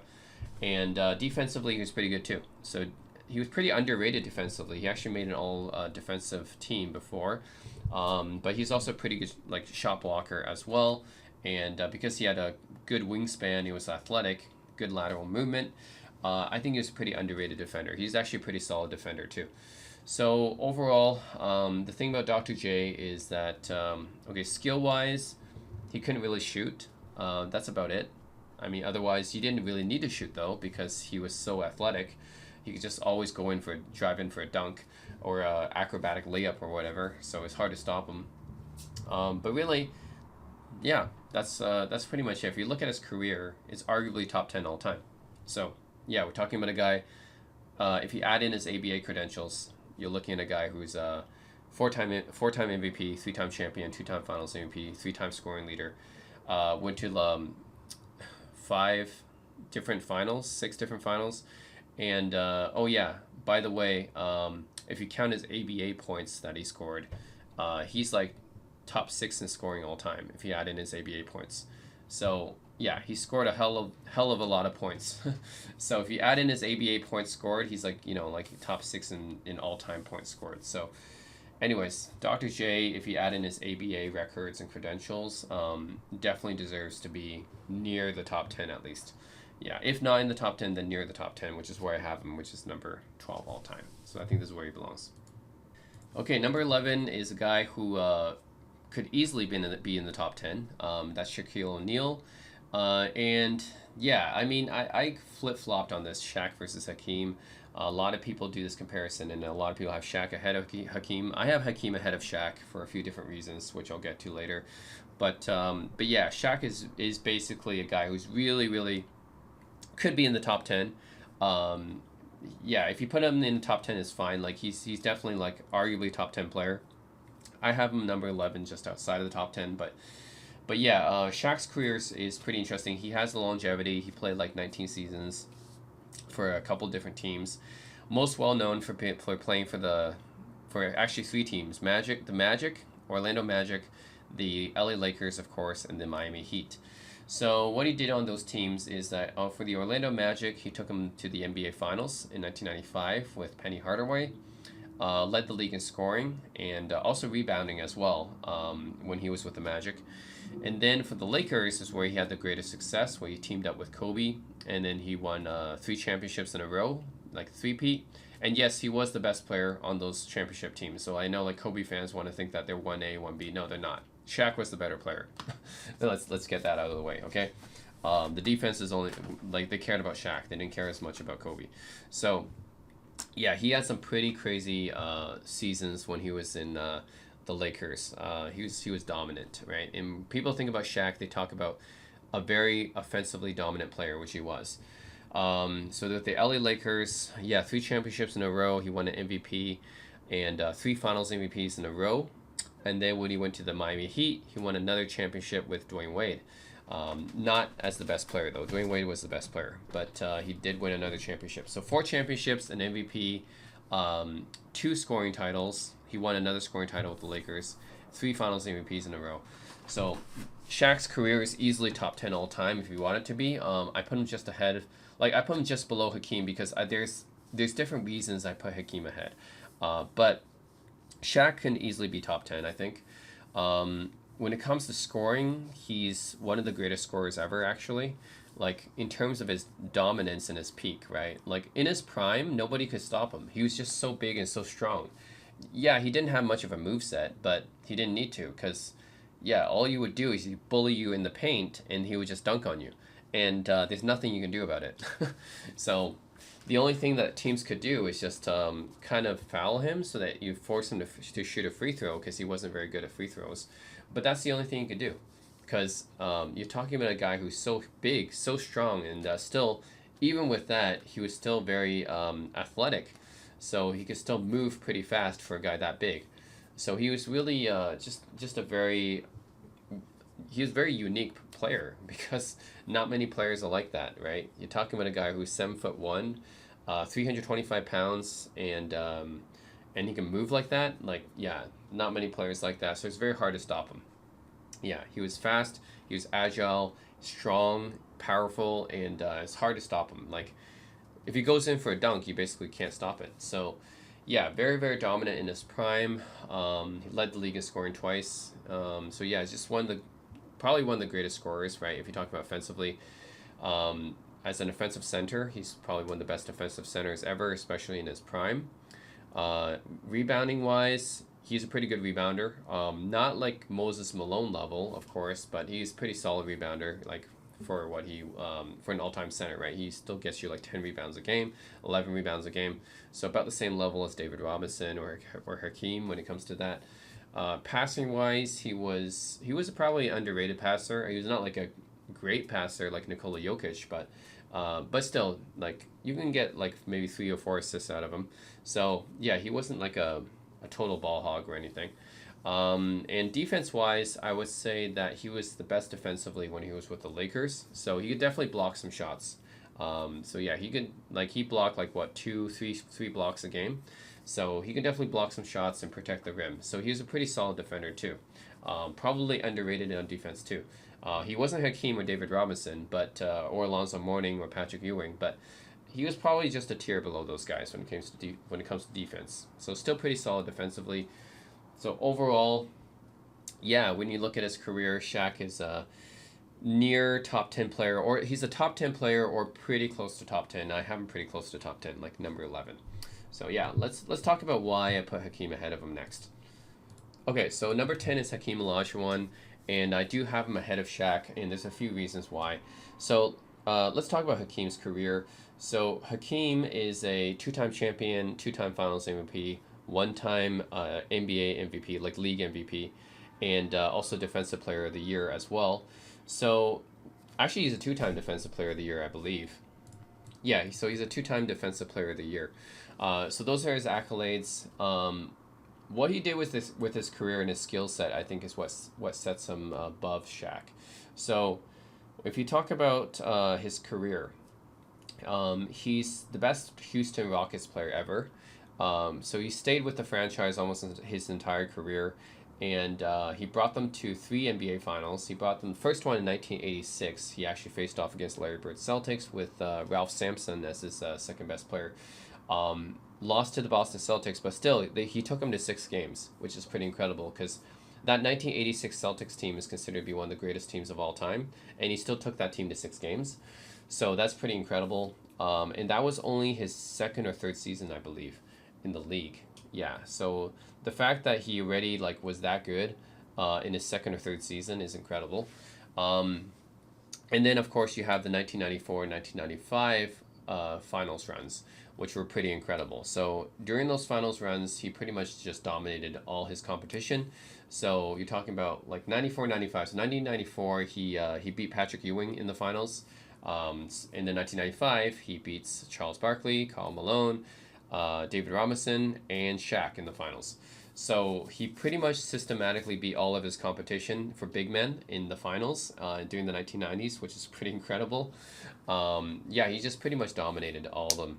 So that's pretty crazy. And he did this with minimal help, which is also more impressive.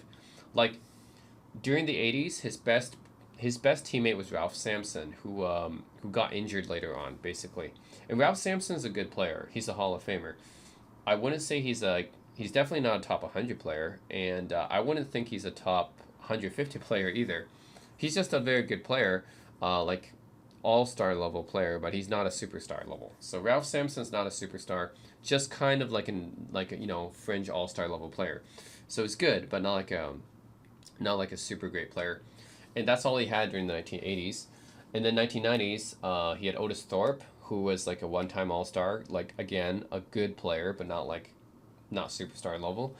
And then he had Clyde Drexler. Clyde Drexler was probably his best teammate, but he was already kind of old by the time he got to the Rockets, so he was already a little bit past his prime. But still, Clyde Drexler was probably his best teammate during that time. But yeah, Drexler wasn't exactly in his prime. So that's it. That's pretty much his career. He had Barkley and Pippen later on, but that was when he was past his prime.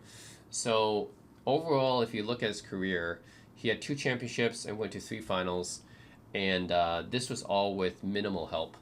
And he didn't have a great coach either. Like Rudy Tomjanovich is an okay coach, but he's not like an all-time great coach. He's not Phil Jackson. He's not Pat Riley. He's not Steve Kerr. He's not Greg Popovich. He's not that level of coach. So he did all this with very minimal help and not a great coach actually. So that's what's impressive about Hakeem. And also, if you look at Hakeem's skill set, offensively, he's probably just as good as Shaq, I'd say. Yeah, because okay, Shaq led the league in scoring, okay, and he's very dominant when he gets in the paint, right? So Shaq just kind of bullies his way in the paint and just dunks on people.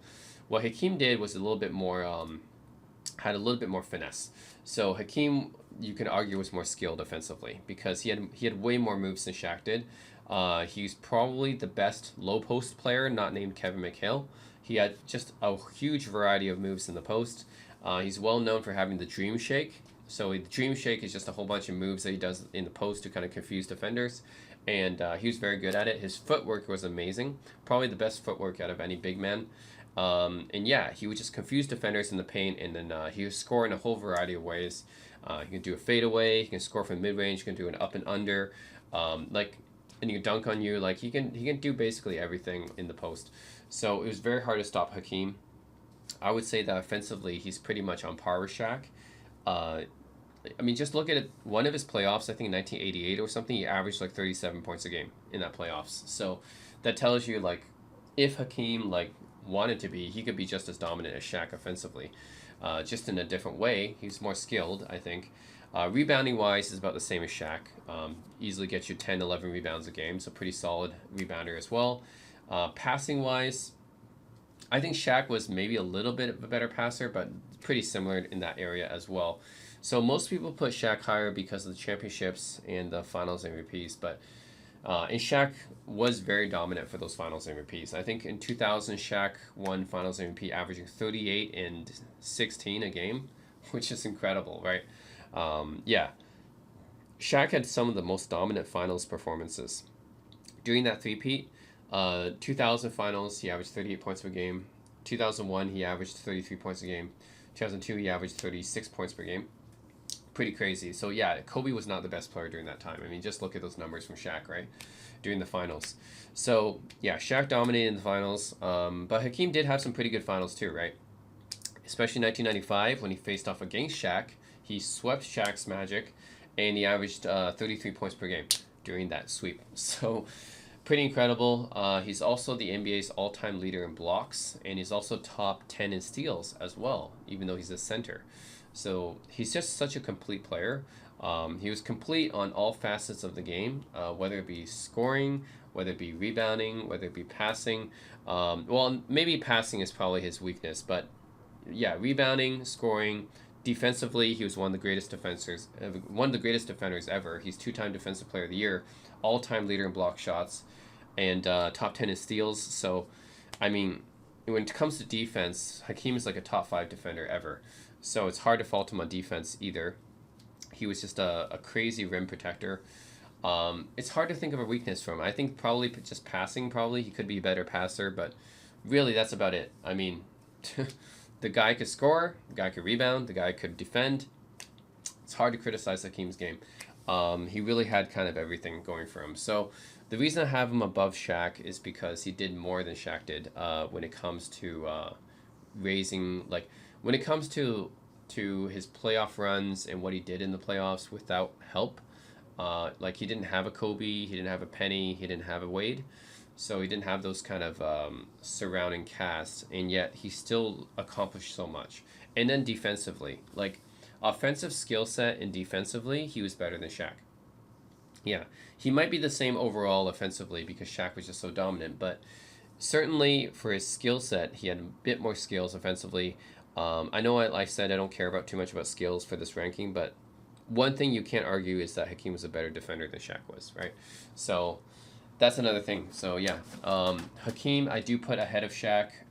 Offensively, they might be similar, but defensively, for sure, Hakeem was better. And yeah, sure, Shaq has more championships, but then Shaq had more help too. So yeah, that's why I'm putting Hakeem above Shaq.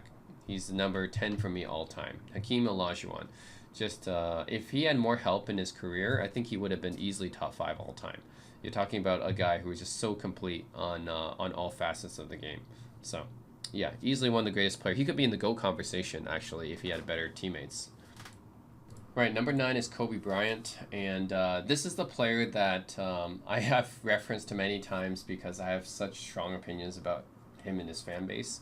But he's a very polarizing player in many ways. And I'm just going to be straight up with this. I think he's one of the most overrated players. Now, I'm still putting him in my top 10, so it's not like I'm really hating on him or anything. But the thing is, his fan base thinks that if you don't put him in the GOAT conversation, you're hating on him, which doesn't make sense to me because he doesn't belong in the GOAT conversation. If you look at his stats and his awards, they're not GOAT material. But somehow his fans think that he's in the GOAT conversation, which doesn't make sense to me. And they have all these like feelings, basically, which not based on facts.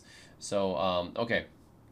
And give me the reasons why Kobe Bryant is number 9. I think this is where he belongs. But, okay, just look at his career, okay? He won 5 NBA championships. Everyone knows that. He wasn't the best player for 3 of them. And especially for the first one. When in the 2000 finals, like, he only averaged like 15 points per game. Shaq averaged 38 points per game in that final, so it's pretty lopsided. There was only one game that Kobe was really pretty good in that finals, which was Game 4, and that's the one where everyone talks about, yeah, he had 28 points, and you know when Shaq fouled out, Kobe closed the deal, and he was clutch and everything. Yeah, I get that. He had one good game. The rest of the games in the 2000 finals, he wasn't very good, and that was even before the injury. Yeah, I know he got injured in the series, but before the injury, he wasn't good either. So, and then after he recovered, I guess in Game 4, his Game 5, he wasn't good. He only had 8 points. So, at least for one of those finals, 2000 finals, I think he definitely wasn't the best player. And then when it comes to 2001, 2002, 2001 is where I think, like, yeah, they were probably the closest in 2001 because Kobe averaged like 30 points per game in that playoffs. But then Shaq, I think, was still better. Of course, if you talk about overall impact on the game, defensively and with the rebounding and stuff, blocking shots, I think Shaq was still more impactful. But 2001 was probably the year where they were kind of the closest. And then 2002, yeah, I still think Shaq was better in 2002. So, yeah, for those three peat years, Shaq was like the better. Shaq was the better player. So the thing about Kobe fans is that they act like Kobe was the best player for all his championships when he wasn't, and that really makes a difference here. I mean, you're talking about if you're not the best player for all of those championships, you're really only the best player for two of them, then you can't really, you can't really put him up there like he was Jordan or something like that. Jordan really was the best player for six of his championships. That's all six. Kobe wasn't. So you can't really like put them in the same, say that they're the same when they're not. Um, then for his last two championships, 2009 I think was his best year, where he put on a clinic in 2009 I think. So I think overall Kobe's 2009 playoff run, where he went up and he beat a whole bunch of pretty solid teams actually in the playoffs, and then he beat Dwight Howard's Orlando Magic in the finals, and then he had his best finals where he averaged like 32 points per game. That was probably his best year. 2010 is a little bit more iffy because I feel like Paul Gasol contributed a lot to that 2010 playoff run. Now, Gasol was also important in 2008 and 2009, of course, but 2010, Gasol was pretty good, and you really have to like recognize that, especially in the 2010 finals, right? 2010 finals, Kobe was about to shoot his team out of the game again, but with Gasol and Odom and then Ron Artest was there as well, they really kind of saved his bacon, and then Kobe got all the credit for it, of course. So that's the thing. Like 2010 finals, yeah, Kobe won Finals MVP. He won Finals MVP in 2009 and 2010. But 2010, I really think that the Finals MVP could have gone to Paul Gasol as well.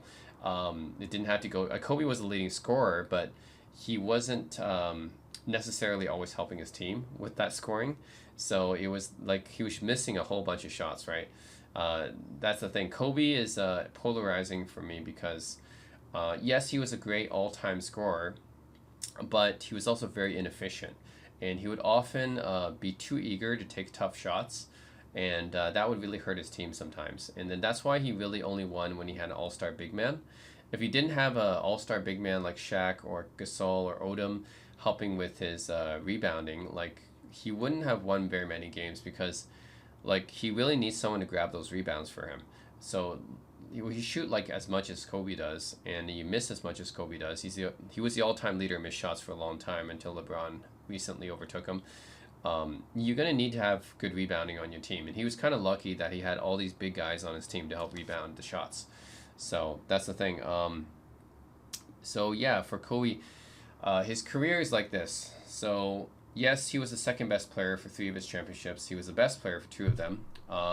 He has one MVP, and he has two Finals MVPs. And that's really, when it comes to awards, that's what he has.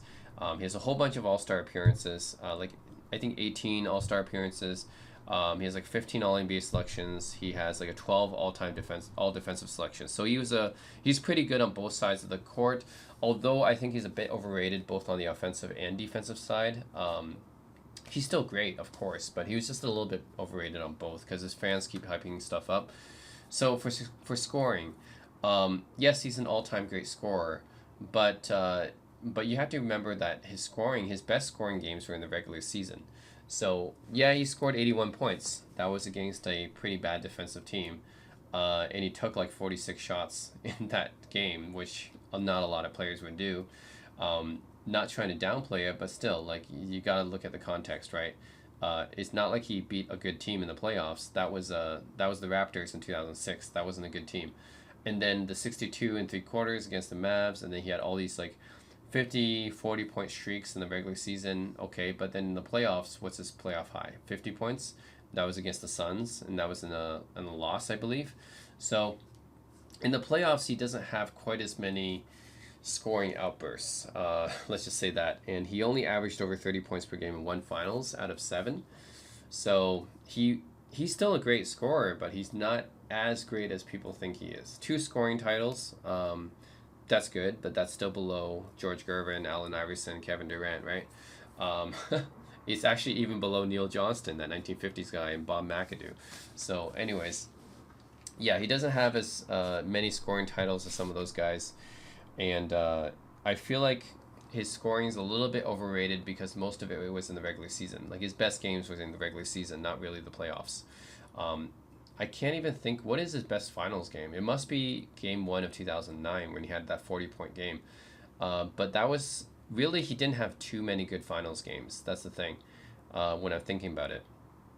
When it comes to his rebounding, he was an okay rebounder and he was an okay passer as well. Wasn't great at both. Like compared to say like Jerry West. Jerry West was a pretty solid rebounder for his size and position, and he was a great passer as a shooting guard. Jerry West was probably one of the best shooting guard passers. Same thing with James Harden.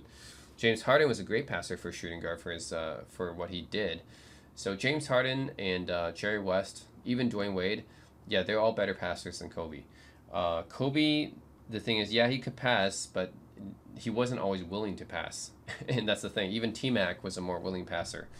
So I can't give him high marks for either rebounding or passing because he wasn't like above average in either of those things.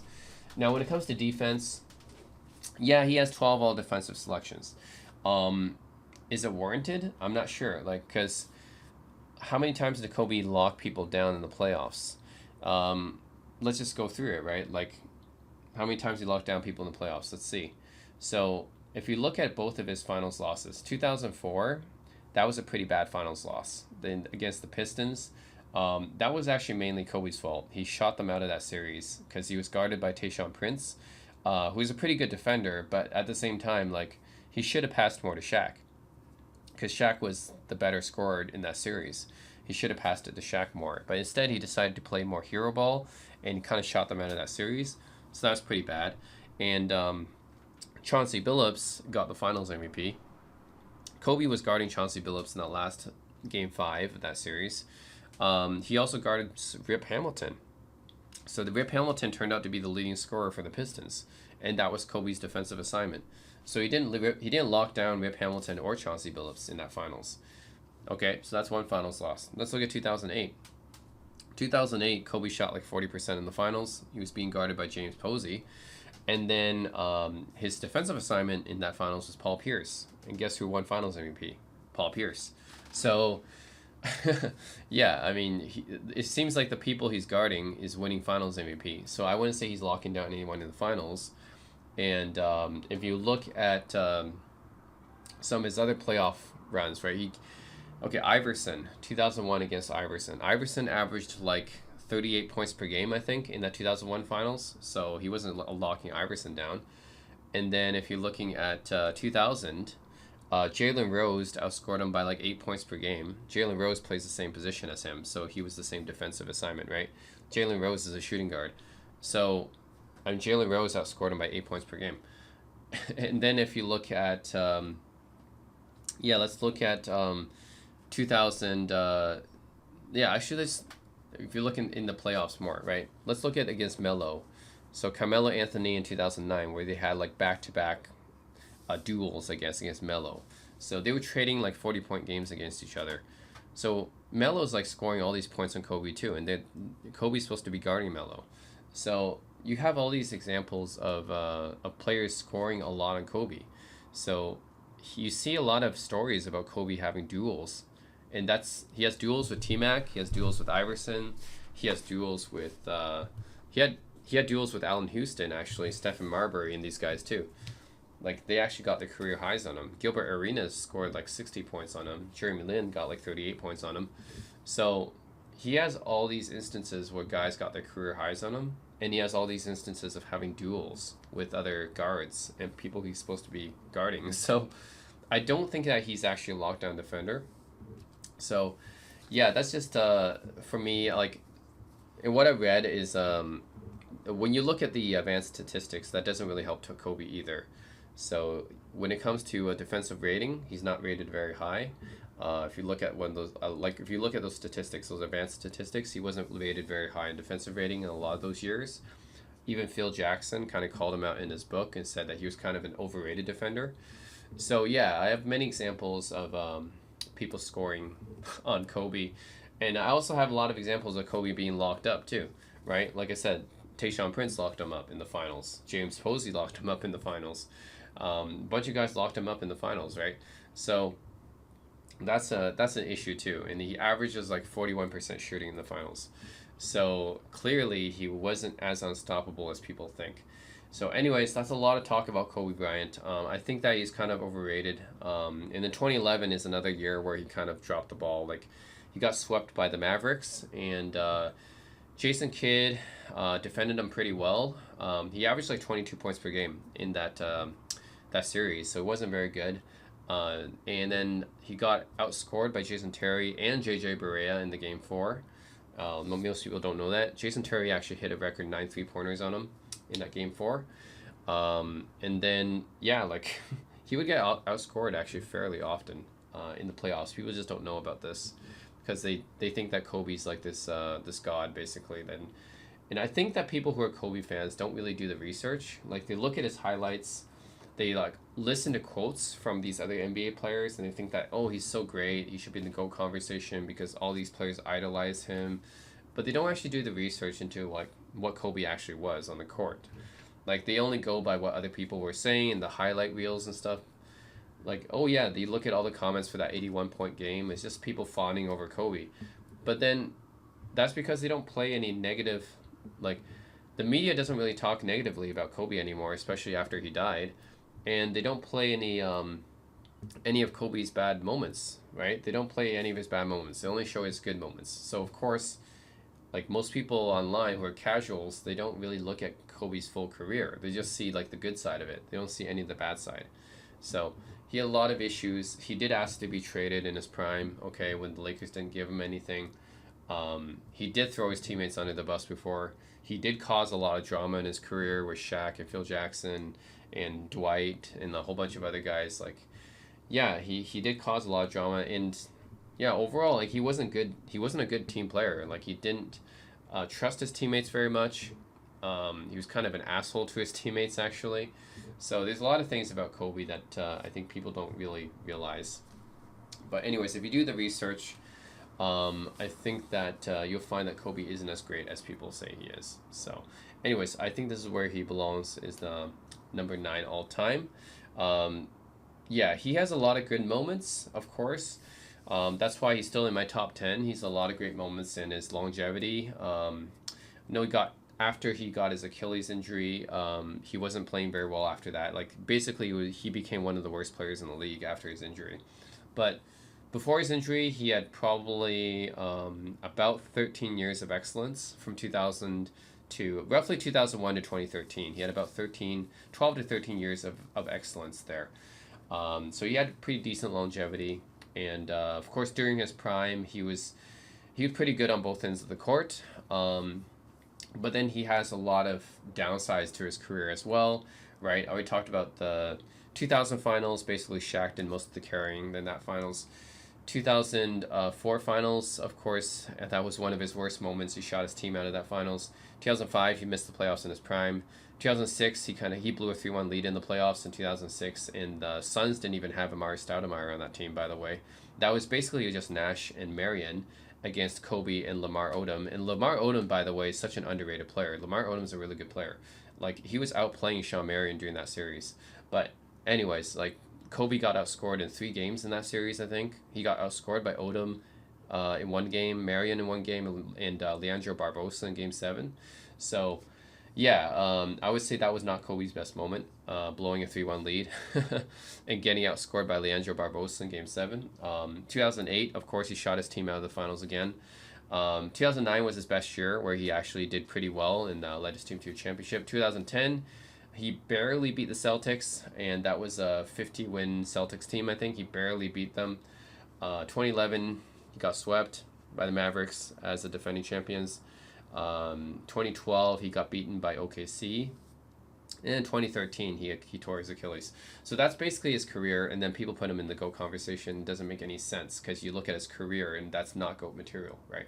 Like, you can even make an argument of, like, Tim Duncan had a better career, I think, and even Hakeem, you can make an argument for Hakeem, because Hakeem had some playoff runs that I think were better than any Kobe run, especially 1995, right? So, yeah, this is where Kobe belongs at number 9 for me. He had a great career. He's an all-time top 10 player, I think, but barely. Like, he's like kind of this fringe top 10 player that many people overrate and hype up. and they put him in the GOAT conversation because he's the closest to Jordan and skills and everything, Mamba mentality and everything, which I don't care too much about. I'm ranking based on your career, not based on what I feel about you, right? So these people put Kobe in the GOAT conversation based on emotions, based on oh, he's close to Jordan in skills. I don't care how close he is to another player in skills. Okay, he's trailing Jordan by like a whole 2 Hall of Fame resume here, right? So I don't care if he's close in skills. Resume wise, you're trailing Jordan by like 2 Hall of Fame careers. So I'm not going to put you in the GOAT conversation, and yeah, like I don't care about this Mamba mentality, work ethic stuff. That's not related to his stats and awards and what I'm ranking players based on. So, anyways, I'm not going to be emotional about this feeling stuff. I'm putting Kobe where he belongs according to his career on his stats and awards, and that's fringe top 10, basically, number 9. So, anyways, Kobe's number 9 for me. Don't call me a Kobe hater. I'm ranking everyone very fairly here. Okay, I'm ranking Kobe according to where he belongs, according to his stats and awards. Oh, another thing about Kobe, by the way, was he wasn't that clutch as people think. So everyone thinks Kobe's so clutch, but he only has one playoff buzzer beater. He doesn't have any game winner in the finals that I know of.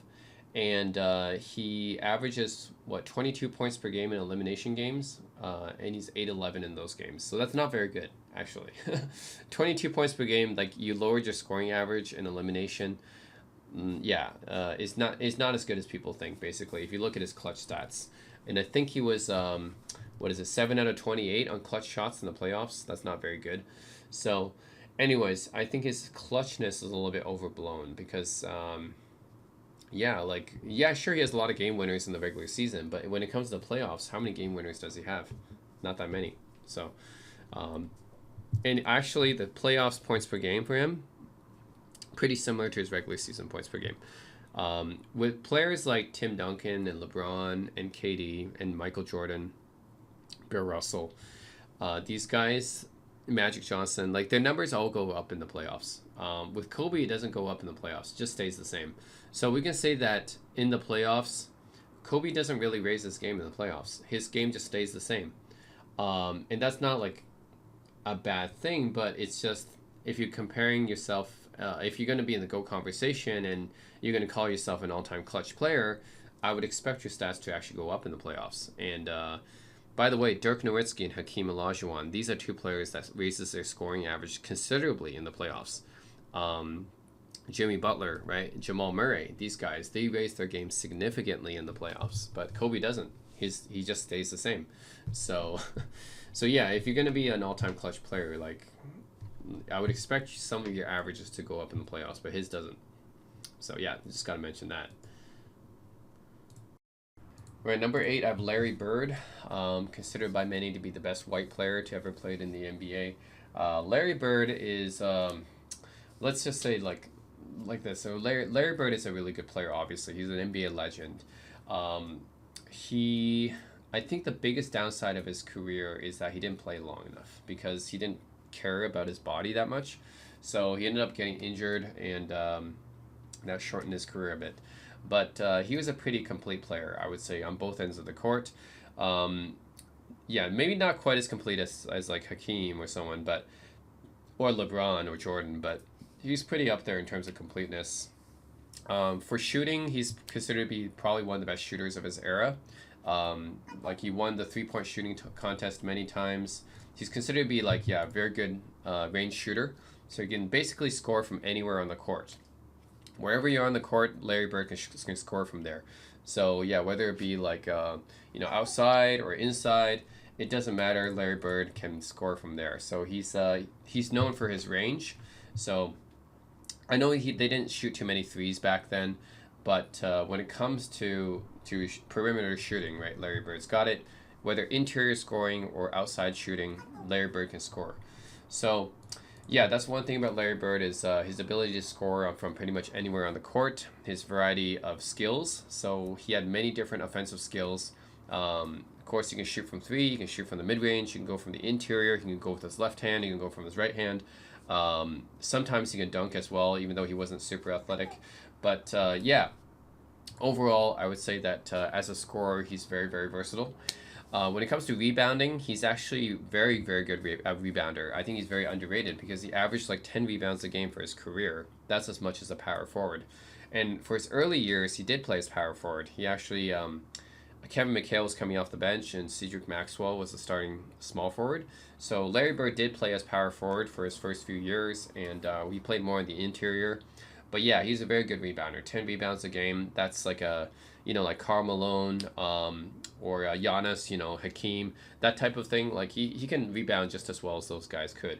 So he's pretty underrated as a rebounder. I think he's a very good rebounder, especially for their small forward.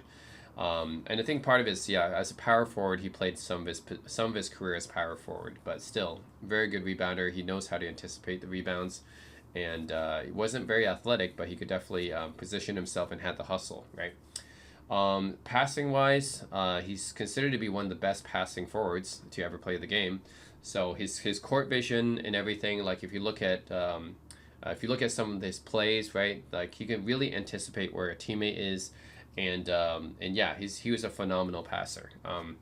It's not just about his 6 assists a game, but I would say in terms of his creativity with his passing, it's really high up there. And some people would say, even though LeBron is averaging more assists per game, some people would say that Larry Bird is a better passer than LeBron because he was more creative than LeBron was. So, anyways, you can say that Larry Bird is just as good of a passer as LeBron is.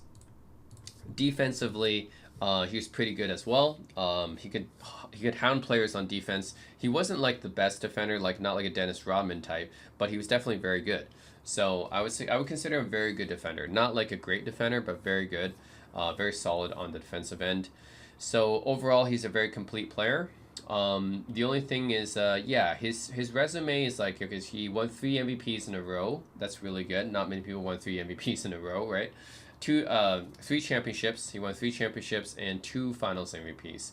One of the Finals MVPs went to Cedric Maxwell, and I think that's because I actually think that Larry Bird did deserve that Finals MVP. It's just that Cedric Maxwell was he was a more efficient scorer in that Finals. If you look up that 1981 Finals, Bird wasn't a very good scorer and he was pretty inefficient that Finals. But when it comes to the other stuff like rebounding, I think he averaged like 15 rebounds a game in that Finals, and then 7 assists per game. So when it comes to the overall contribution to that Finals, I think Bird deserved that Finals MVP. But I guess the scoring does matter to a lot of voters and Cedric Maxwell because he was so much more efficient than Bird at scoring in that Finals. That's why he got it over Bird. But I think that Bird should have got that Finals MVP. So he has 2 Finals MVPs, but it really should be 3.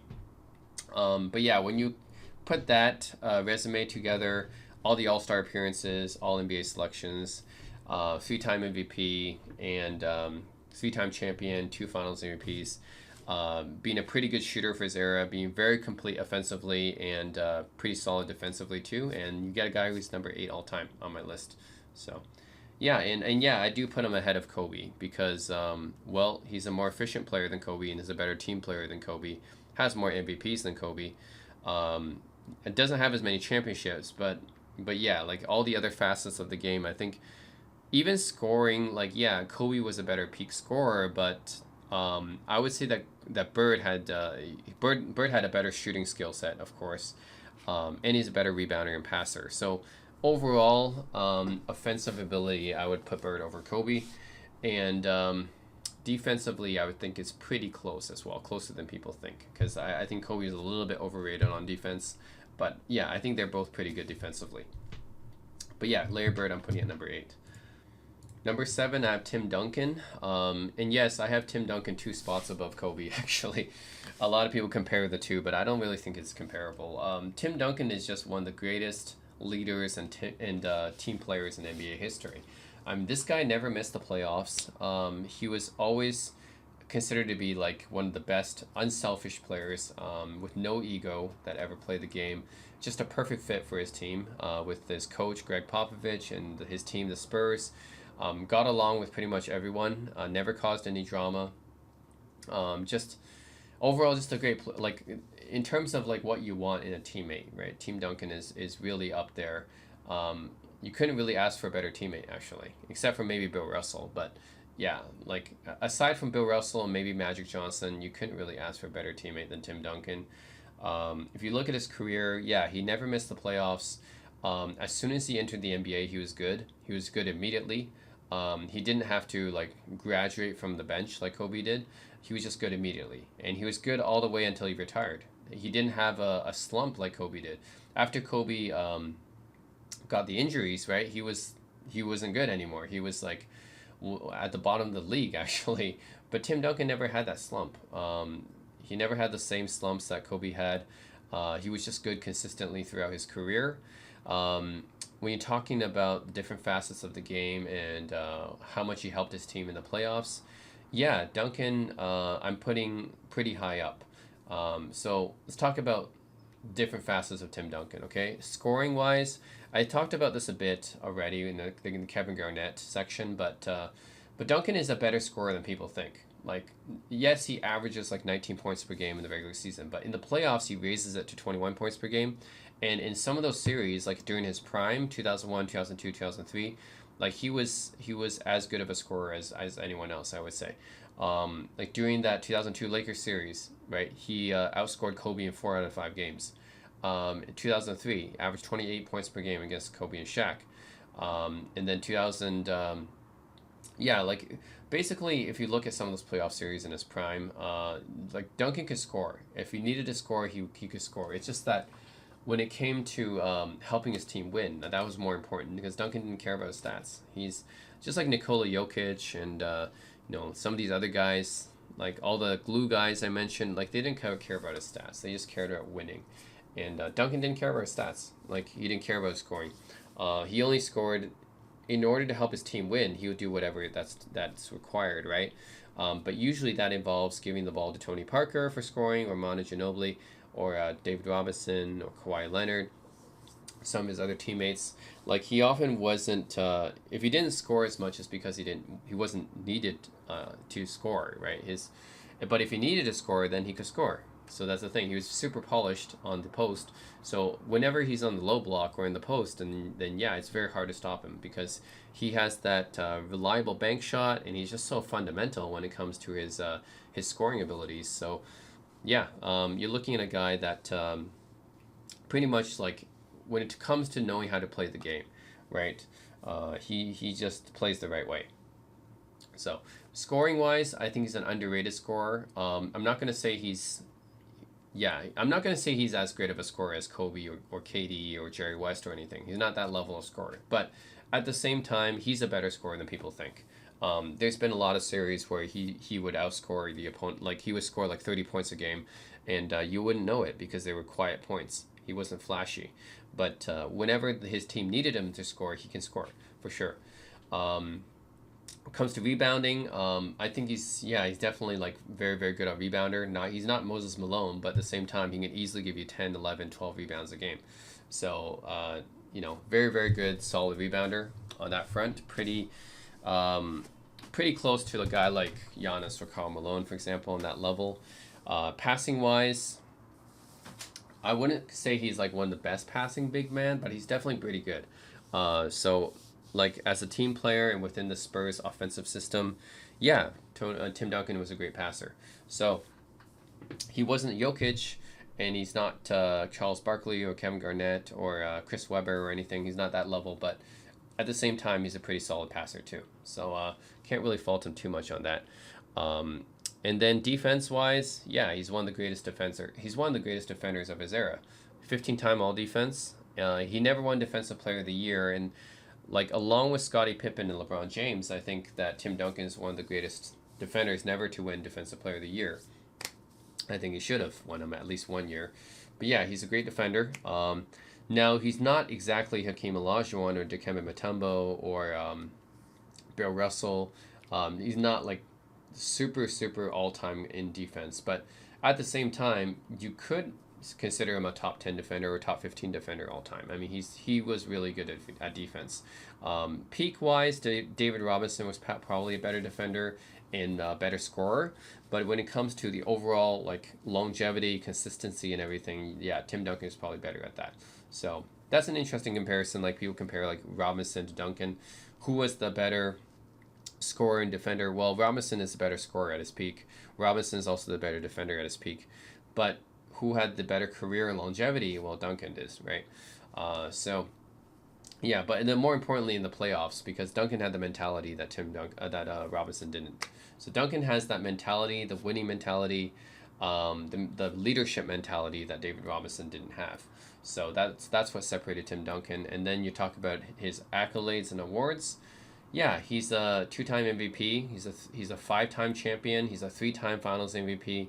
So he has all those accolades. So yeah, 15-time All NBA, 15-time All Defensive. So he has a shit ton of awards basically. So anyways, all that's why I put Tim Duncan at number 7. Overall consistency, like consistently great during almost every year of his career, just consistent excellence. So that's why Tim Duncan should be mentioned more in the GOAT conversation, by the way. I think he does have an argument for the GOAT conversation, but not many people mention him because he's a humble guy. He's not a flashy player, I think. And I think he definitely deserves to be more in that conversation than Kobe does. So, anyways, yeah, Tim Duncan, number 7, pretty high up, I think.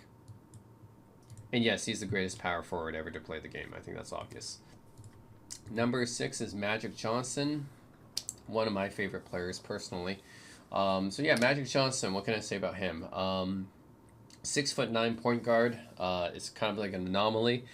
He was a huge point guard, and that really helped him actually when it came to having the court vision. I think because he can just pass over the smaller guys. He's considered to be probably the greatest passer. I would say yeah, it's pretty close. Like him, Chris Paul, John Stockton, all these guys too. But yeah, overall Magic Johnson I think is probably the greatest passer to play in the NBA.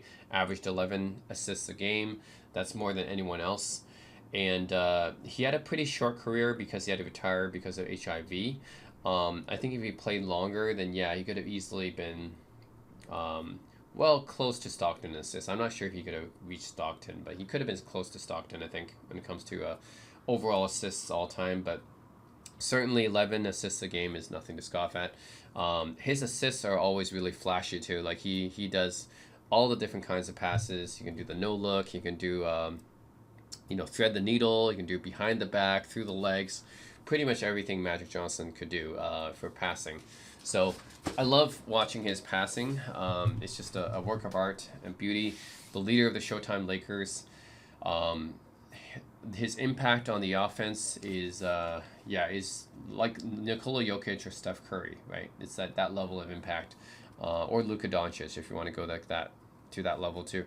So yeah, Magic Johnson, he wasn't like called upon for his scoring that much, but he can definitely score the ball. Now I wouldn't put him on Larry Bird's level when it comes to scoring, but he's kind of like more like Tim Duncan in a sense, where he's a better scorer than people think. Like he scored 42 points, I think, in his in that Finals MVP performance in his first year. 1980 Finals, he was asked to fill in for Kareem, right? And he played center. He actually started at center and then played all the bunch of other positions too. Had 42, 15, and 7 that game. So yeah, he could definitely score the ball if he was needed to. So the thing is, just like Duncan, he usually wasn't asked to score the ball. But if he was asked to score, I think Magic Johnson could definitely score the ball.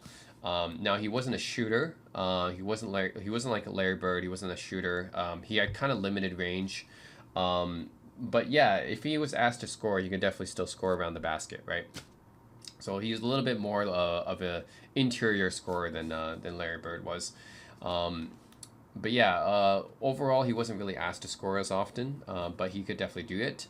And rebounding wise, I think he's not as good as Bird in rebounding because he didn't play closer to the basket like Bird.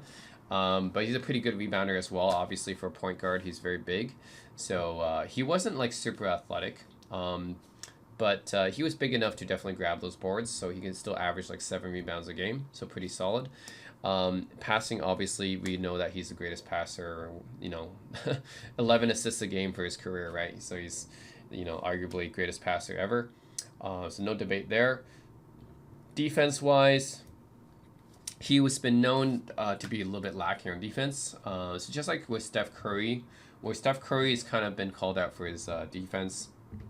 Yeah, he's like Curry's just okay on defense now. He used to be pretty bad before. Magic, I think he's just okay on defense too. I wouldn't say like he's awful on defense, but he's definitely not good. Let's just say that he's not good, and part of the reason is his lack of athleticism and the fact that he can't like he doesn't have the lateral movement ability that Dennis Rodman and some of these other guys, Scottie Pippen, have. So he's not a good help defender or anything. He is good at stealing the ball. He actually led the league in assists, led the league in steals a few times. He led the league in assists 4 times, I think, but he led the league in steals before as well. So he can steal the ball, but when it comes to covering his guy, he's definitely not as good at it. I think for sure Bird is better at defense. Bird is probably a slightly better rebounder, and Bird is a better scorer, a better shooter, and almost as good of a passer. Magic is still a better passer, but I think Bird comes close. So overall, I would think if you just look at skill by skill, Bird is probably the better player overall. Because people like to compare Larry Bird and Magic Johnson. Yeah, Bird is probably the better player overall. The only thing that Magic can do that Bird isn't as good at is passing, and honestly, that's pretty close, right? Bird is pretty close to Magic in passing. It's just that Magic is the point guard, so passing is his main job, and that's what he did the most. But Bird is honestly, I think, overall better player than Magic is.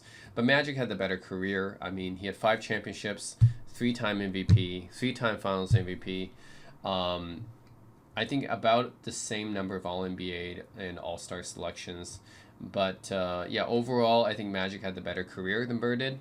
I mean, he has more championships, he has more Finals MVPs, so he had the better career. But Bird was probably the better overall player. So yeah, anyways, I'm ranking this based on more in career than I am based on skill set. So Magic does come ahead of Bird. So yeah, I do have him a little bit ahead. Even if Bird is probably the better overall player. So anyways, yeah, Magic Johnson, what can I say? The greatest passer ever, huge impact on offense, and I think this is where he belongs in the number 6. It's honestly pretty close between him and Duncan, and I think the only thing was that Magic has an extra MVP over Duncan.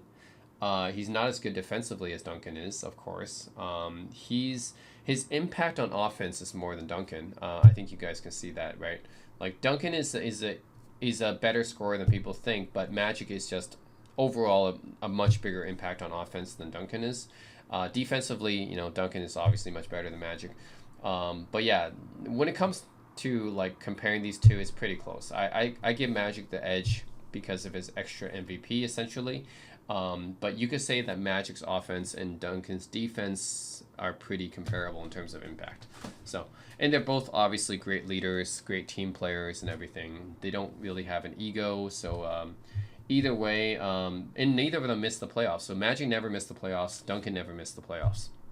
Magic went to 9 NBA Finals in his career. That's crazy. He only played 12 seasons and he went to 9 NBA Finals. So his finals to seasons played ratio is pretty damn good. Duncan also never missed the playoffs in his career. So both of these guys were winners, okay? You can't really go wrong with Magic or Duncan, but both of them were just consistent winners throughout their career.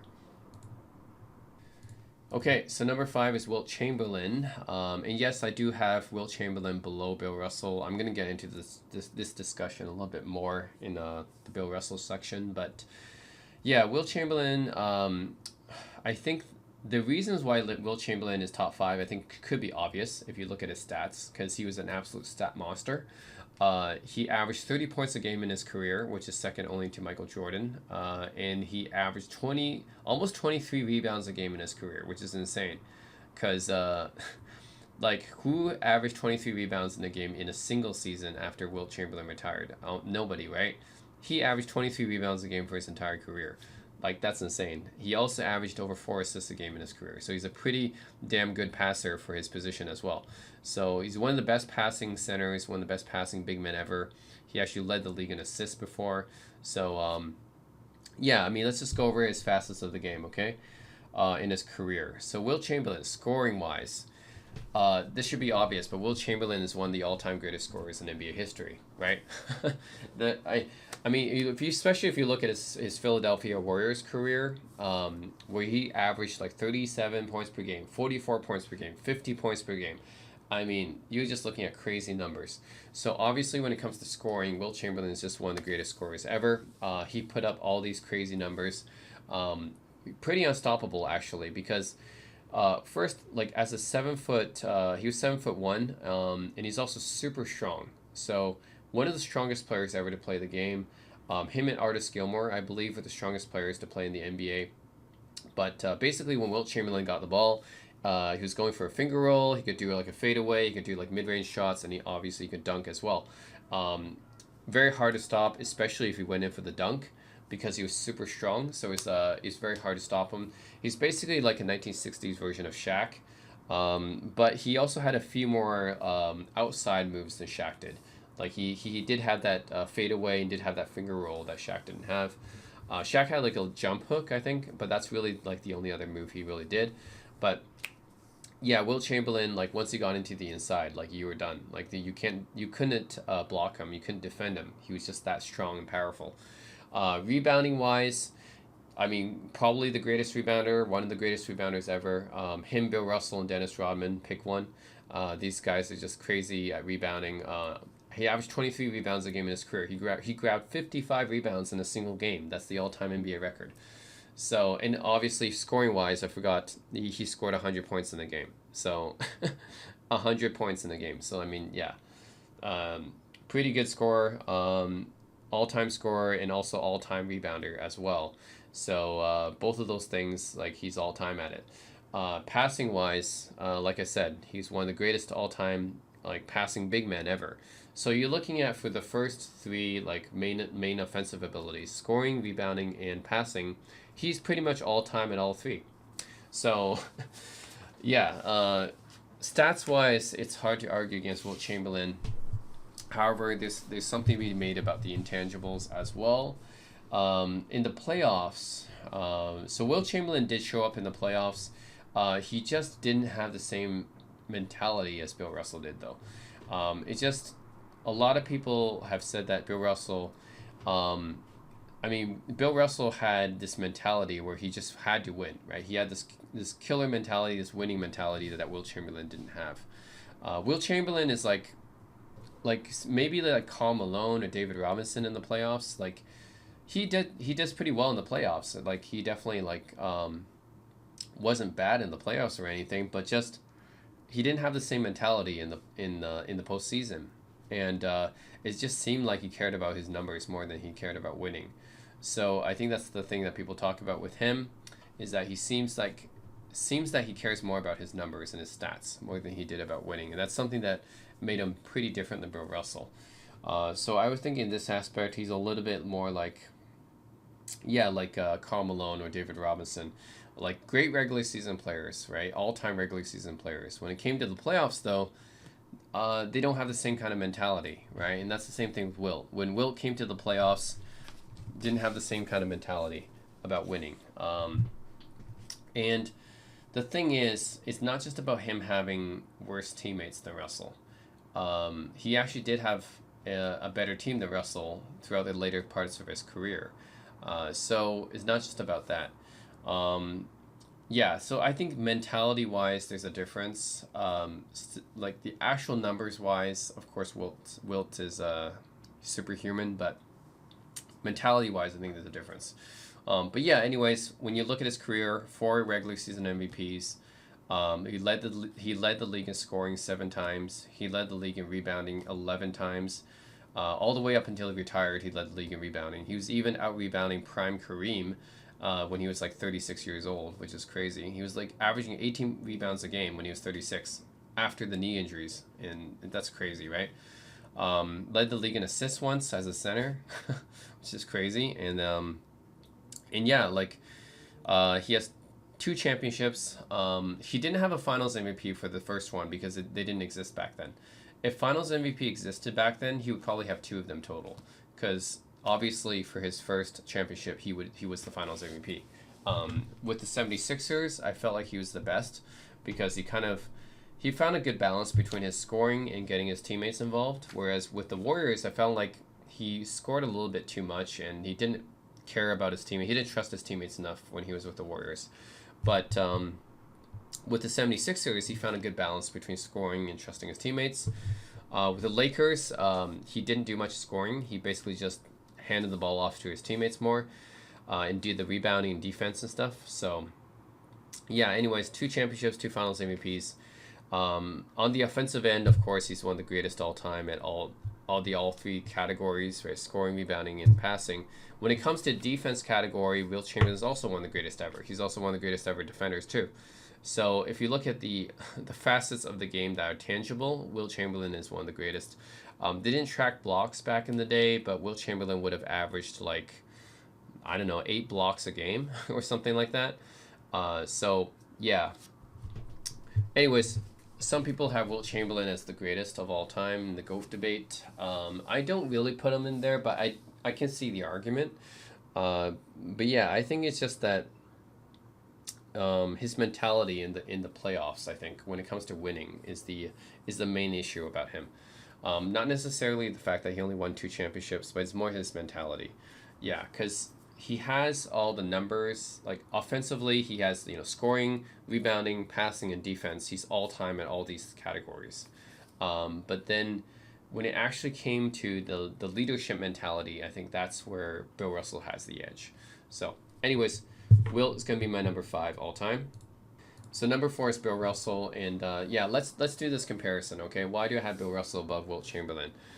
So Bill Russell, I'm sure like if you guys are into NBA, you would know at least something about Bill Russell, okay? You know he played a long time ago. Him and Wilt played in the 1960s. But Bill Russell is just the greatest winner of all the sports. He won 11 NBA championships in 13 seasons. He went to 12 finals. Basically, the only year he didn't go to finals was 67, I believe. Yeah, that was pretty much the only year. That was the year that Wilt finally beat him. But every other year he went to the finals, and basically the only finals he lost was because he was injured. So, yeah, he's just an all-time winner, 11-time champion. Doesn't have any finals MVPs because they didn't have them back then. He would have had quite a few. He also would have had quite a few Defensive Player of the Years if they had them back then. 5 regular season MVPs.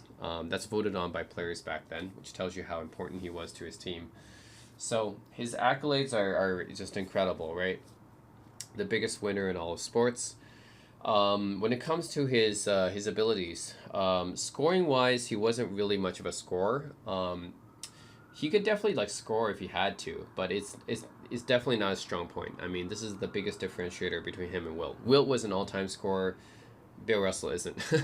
Bill Russell wasn't relied upon for his scoring, and I'm not sure if he could have, because like if you look at his field goal percentage, it wasn't very good. Like it was like 44% or something like that. It's still above average for his time, but it wasn't great for a center.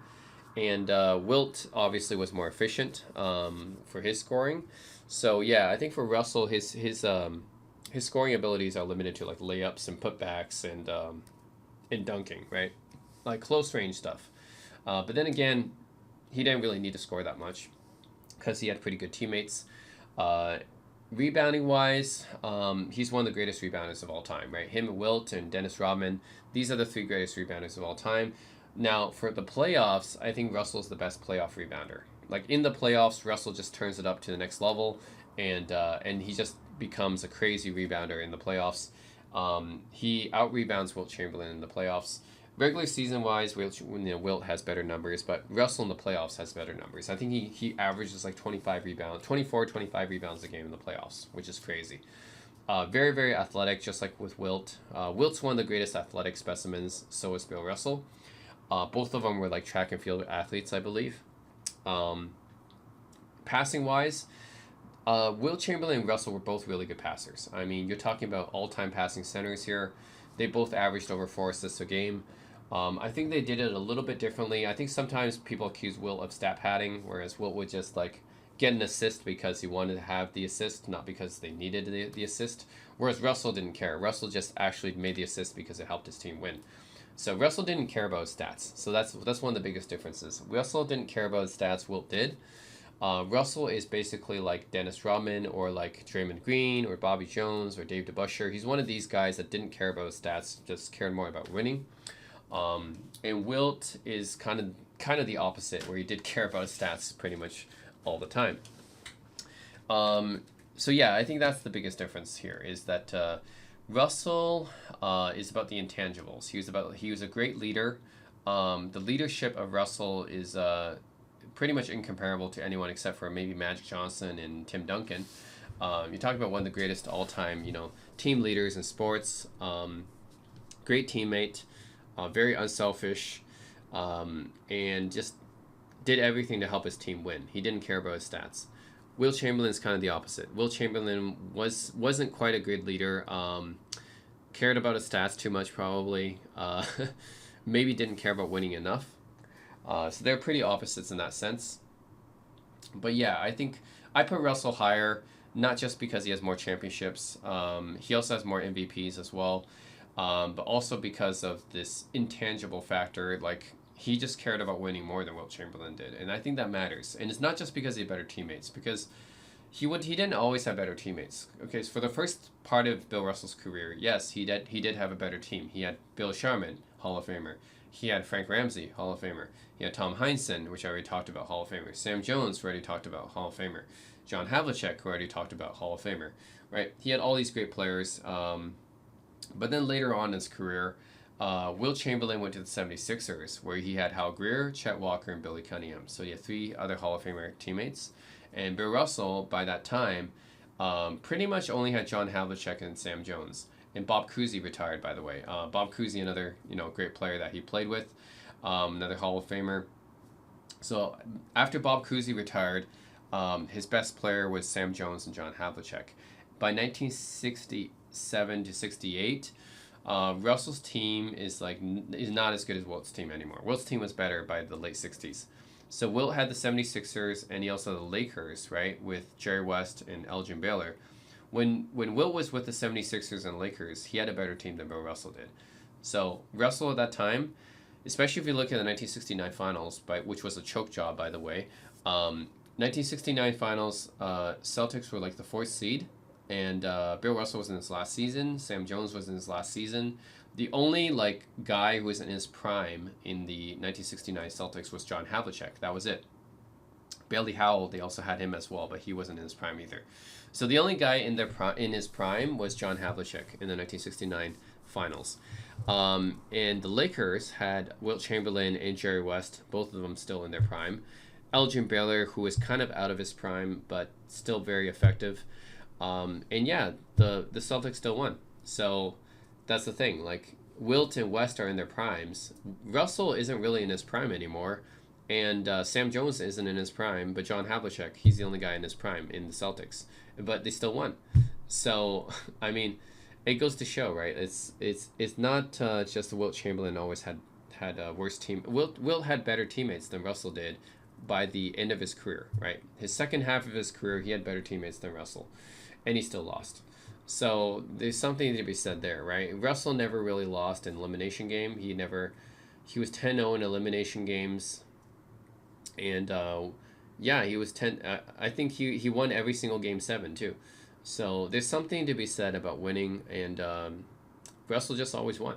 I mean, he just found a way to win. So yeah, that's why I have him above Wilt, is these intangibles here. So anyways, Bill Russell is going to be my number 4. And I think obviously when it comes to defense, Bill Russell is considered to be one of, if not the greatest defender of all time. He really revolutionized the way that teams play defense. His defensive abilities is you hear stories about it, right? About Bill Russell being in the paint, kind of intimidating offensive players. He's basically people were afraid to drive into the paint because of him. They were afraid that Bill Russell would be there to intimidate them. They were afraid that Bill Russell would block the shot. And too bad blocks weren't tracked back in the day, because he would probably be averaging 7, 8, 10 blocks a game. So who knows? Just like Wilt Chamberlain, except I think Bill Russell was a smarter defender than Wilt Chamberlain. Wilt Chamberlain would block the ball and it would go out of bounds, kind of like Dwight Howard. But Bill Russell would block the ball and keep it in bounds. So yeah, he would actually use it to start a fast break sometimes. So he was a very smart defender, high basketball IQ. But yeah, the way he revolutionized playing help defense, team defense, and just being an overall fantastic rim protector. Yeah, just he revolutionized the way that defense was played in the NBA. So for that, you also have to consider that Bill Russell is probably the greatest defender of all time, right? He revolutionized how defense was played, and teams just couldn't get into the paint because of him. And that's important because you didn't have a 3-point line back then. So pretty much the way that teams were scoring back then was in the paint and around the interior area. And if you couldn't do that, then how are you supposed to win? So yeah, Bill Russell really intimidated opponents with his defensive skills, and because he was so athletic, he was so fast and athletic, so it was really easy for him to block shots, anticipate people's moves, and of course do the rebound. He would just quickly grab a rebound and then pass it down for fast break. He can run down the court like a track and field athlete, and he was so quick on the block anticipation. So, his defensive skills are legendary. So, anyways, on defense, no, what do you need to say? It's Bill Russell, right? He is defense. He's just that good. He's legendary. Right, number 3 is Kareem Abdul-Jabbar, and yeah, he's my greatest center ever. And I would say the reason is this. So he's kind of like a combination of Bill Russell and Wilt Chamberlain. It's like Wilt Chamberlain is like, all about the stats and stuff, but not so much about the winning. Bill Russell is like all about the winning, but not so much about the stats, or the offensive stats, I mean. Kareem is kind of like a mix of both. He has the scoring abilities of Wilt, and he has the winning abilities of Russell. So he's kind of like a mix of both, and I guess that's why he's higher than both. He's kind of like a mix of the two. So yeah, some people like to debate Kareem versus Russell versus Wilt, the 3 great centers. So the reason I have Kareem ahead, let's take a look at his career. Okay, so first of all, Kareem has a longevity. He played 20 seasons in the NBA. He scored 38,000 points. That's the second most all time. It lasted for like, over 40 years? He held the all-time scoring record for over 40 years. So LeBron only broke it recently. So, you got to give props to Kareem for that, for having such longevity in his career. He has 6 league MVPs. That's the most all time. He has 6 NBA championships. That's as much as Michael Jordan. He's 2 finals MVPs. I think this is one thing that may hurt him because he should have probably won more finals MVP, at least. But yeah, he only has 2 finals MVPs. I think that 1980 finals, he should have got the finals MVP, not Magic Johnson. But it's because Kareem was injured and it was an away game, so they didn't want to give it to someone who wasn't there. But yeah, Kareem was amazing in that finals. He averaged like 33, 14, 3 and 4 or something like that. But Magic got the MVP because he showed up in that game 6, right? But yeah, I think that Kareem probably should have got that 1980 finals MVP. So he really should have 3 finals MVPs, but he has 2. He also has 19 All-Star appearances, which is the second most all-time now. Yeah, like 15 All NBA selections at least. He has a crazy amount of All-Star and NBA selections. All defensive as well. I think he's like 11-time All Defensive or something. So he's a great player on both ends of the court. And then if you look at so that's his awards. He also won 2 scoring titles as well, and led the league in blocks a few times too. But if you look at his stats too, like what he did with his skill set. So let's look at him scoring wise. Kareem's known as an all-time scorer, and it's not just because he's second all-time in scoring. I mean, but he has the single most unstoppable shot ever, which is the skyhook. So the skyhook is really hard to stop because he's 7'2", and he has a really long arm. And then when he goes up with his long arm and he's 7'2", and he does this hook shot, like how are you gonna block that, right? And he also elevates himself in the air too. So it's almost impossible to block the skyhook. I think only Wilt Chamberlain was able to block it because Wilt is super athletic and he had like a 45-inch vertical or something. But yeah, besides Wilt, I haven't really seen anyone else be able to block the skyhook. So the skyhook's basically unstoppable, and that makes Kareem one of the most deadly scorers in NBA history. He led the league in scoring only twice, but still, like he can easily give you like 25 to 30 points a night because he has such an unstoppable move, right? So once Kareem gets in the post, does a skyhook, then you're done, right? You can't block that. So yeah, and he was able to rely on that pretty much his whole career. It's just so hard to stop.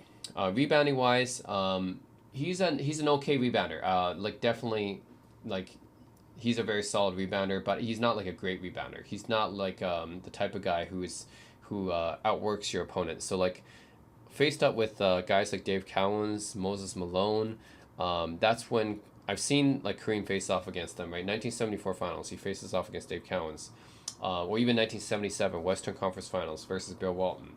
1983 Finals versus Moses Malone. He gets out rebounded by all these other guys.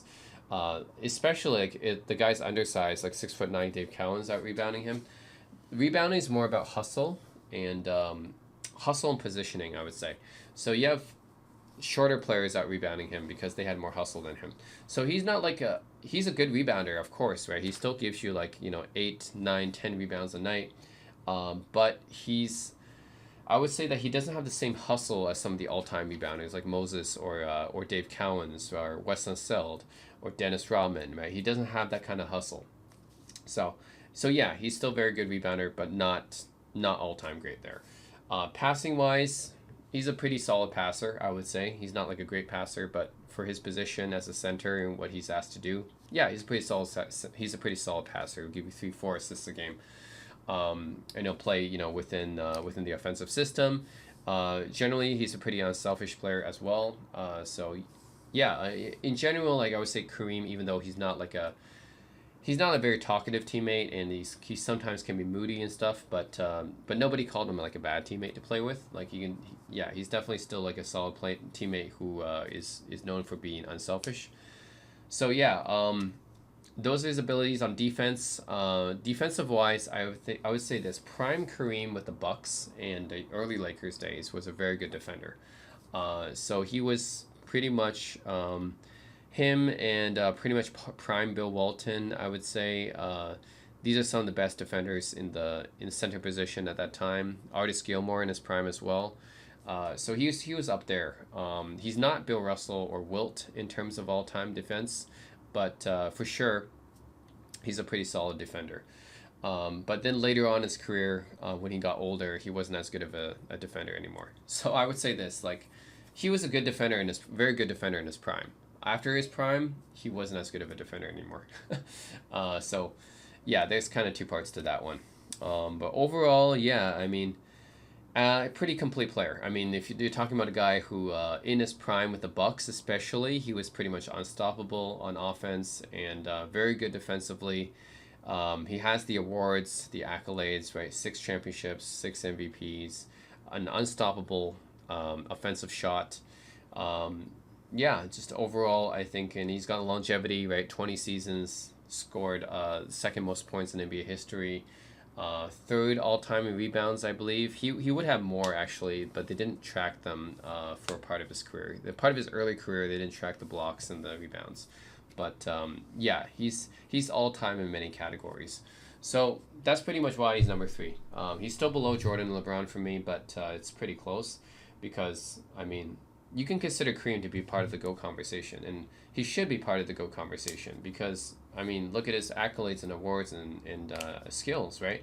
So you're talking six-time MVP, 6 championships, second all-time leading scorer, played for 20 seasons, has an unstoppable shot, pretty complete on both sides of the court in his prime. Like, yeah, I think he should have been in the GOAT conversation more, but anyways, I have Kareem at number 3 all time. Yeah, I know it's hard to compare positions, but I will say that he's my greatest. He's my pick for the greatest big man of all time. Yeah. All right, so number 2 is LeBron James. Shouldn't be a surprise to a lot of you guys, actually, because LeBron is widely considered to be one of the greatest players ever. But if you guys don't really know the reasons why LeBron's in the GOAT conversation, or if you're convinced that the haters out there say that he's not the GOAT. Well, to me, he's not the number 1 all time. That's still Michael Jordan for me. But I can definitely see the arguments because LeBron does have a very compelling argument to be the greatest. Let me list you guys why, if you guys don't know why he's in the GOAT conversation. So let's go over LeBron's career. So for LeBron, so people always talk about his finals records, and he lost 6 times in the finals and stuff. But these people are idiots because, like, you have to go to the finals in order to win, right? If you don't go to the finals, you don't have a chance of winning.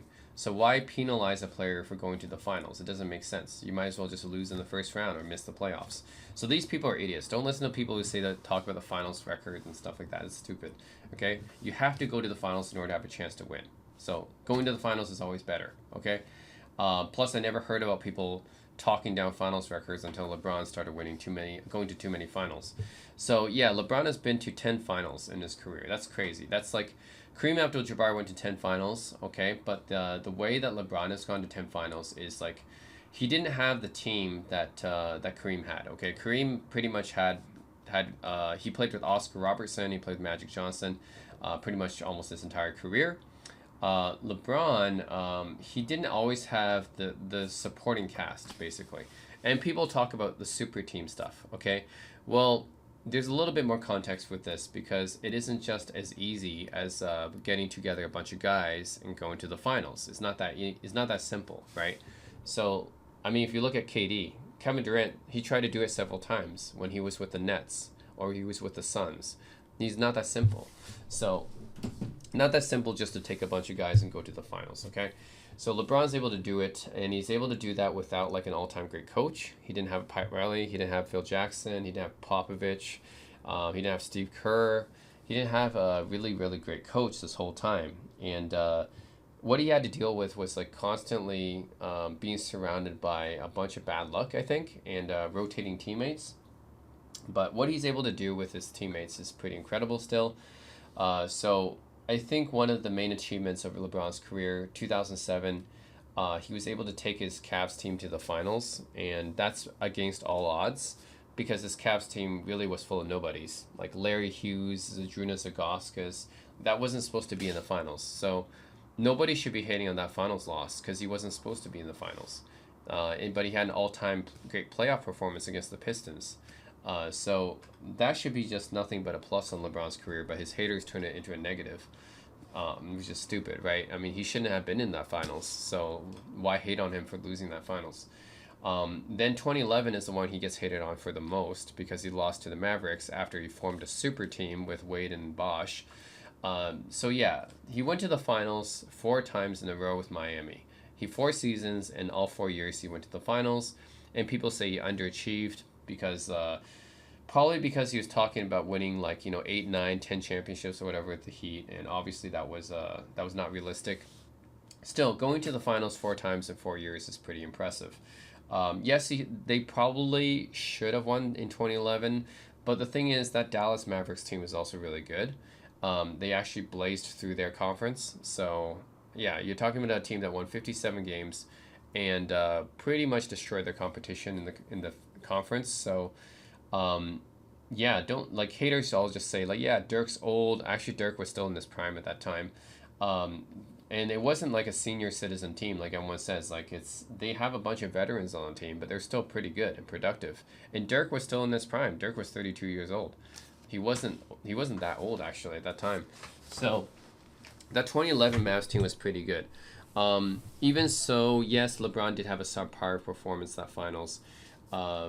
But the thing is, yeah, like you're talking about a guy who's been to 10 finals, so 2 of them really are kind of subpar. 2007, I mean, you can't really blame him for that because everyone just kind of doubled and tripled him that finals. 2011 kind of got shut down by the Mavs' zone defense that year, and he wasn't aggressive enough in that finals, I think. It's not like he was shut down in 2011. Like people talk about Jason Terry outscoring LeBron in 2011 or JJ Barea locking him up. No, actually, first of all, Terry came off the bench, yes, but he actually played more minutes than Deshaun Stevenson, the starter. So there's one thing. And then JJ Barea never really guarded him. Like JJ Barea, if you look at the footage, he was always part of a help defense. And he only guarded him on very few possessions because he's coming off the bench as a shooting guard. He's not going to guard LeBron. LeBron's a small forward. Sean Marion was actually his main assignment. So there's a bunch of lies going out there about like JJ Barea locking him up and stuff. And no, that's not true. Like that's just a lie. That never happened. The reason why LeBron didn't score that many points is like, first of all, Mavs kept trapping him in zone defense whenever he tried to drive in with the ball. And they were trying to force him to shoot from the perimeter from the 3-point range, which he wasn't really. He didn't have the confidence to shoot from 3-point range at that time. So actually, after that finals loss, he really improved his skills a lot. He improved his 3-point shooting. He improved his post presence. But during that 2011 finals, he didn't have that 3-point shot. He didn't have a deep shot at that time. So he wasn't aggressive enough back then as well. He deferred to his teammates a lot. Wade got a lot of open looks because everyone was focusing on LeBron. But yeah, 2011 probably the low point of his career because he lost with the super team, of course, to the Dallas Mavs. But then he bounces back, right? He bounces back. 2012, he has a great run, has an all-time great series against the Celtics, and then of course beats KD's OKC Big Three. 2013, he has another all-time playoff run. He wins regular season. He wins like 27 games in a row or something. And then in the finals, people always talk about the Ray Allen shot, but the thing is, the Ray Allen shot only put the game into overtime. So they still had to win the game in overtime. And then in Game 7, LeBron actually shows up, scores 37 points, hits the game winner. People don't really talk about this, right? They don't talk about the Game 7. They want to focus on the Game 6 because that makes LeBron look bad. But yeah, LeBron scored 16 points in the fourth quarter of that Game 6 before Bosh grabs the rebound and puts it out to Allen. So before all that, LeBron did show up in the fourth quarter of that game, and then he had a terrific Game 7. So people don't talk about this. 2014, yeah, he lost the finals because basically that Spurs team was crazy good.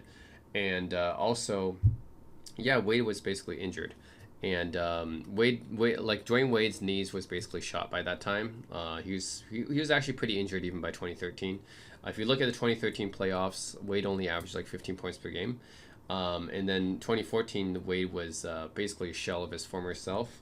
And Bosh just wasn't that good. Like the thing is, Chris Bosh, yeah, when he's the main guy for the Raptors, he can put up 20 and 10. But when you're playing in a reduced role, and then you're facing off against like older Duncan or older KG, and you still get outplayed by them.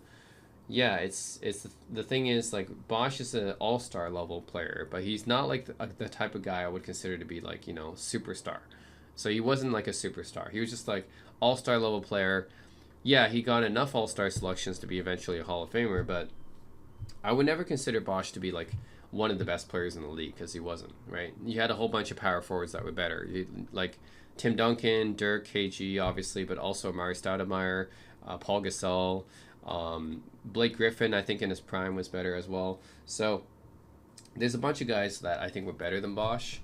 And yeah, like Bosh would just consistently get outplayed in the playoffs. Like in Miami, I can't even think of one good game Bosh was in.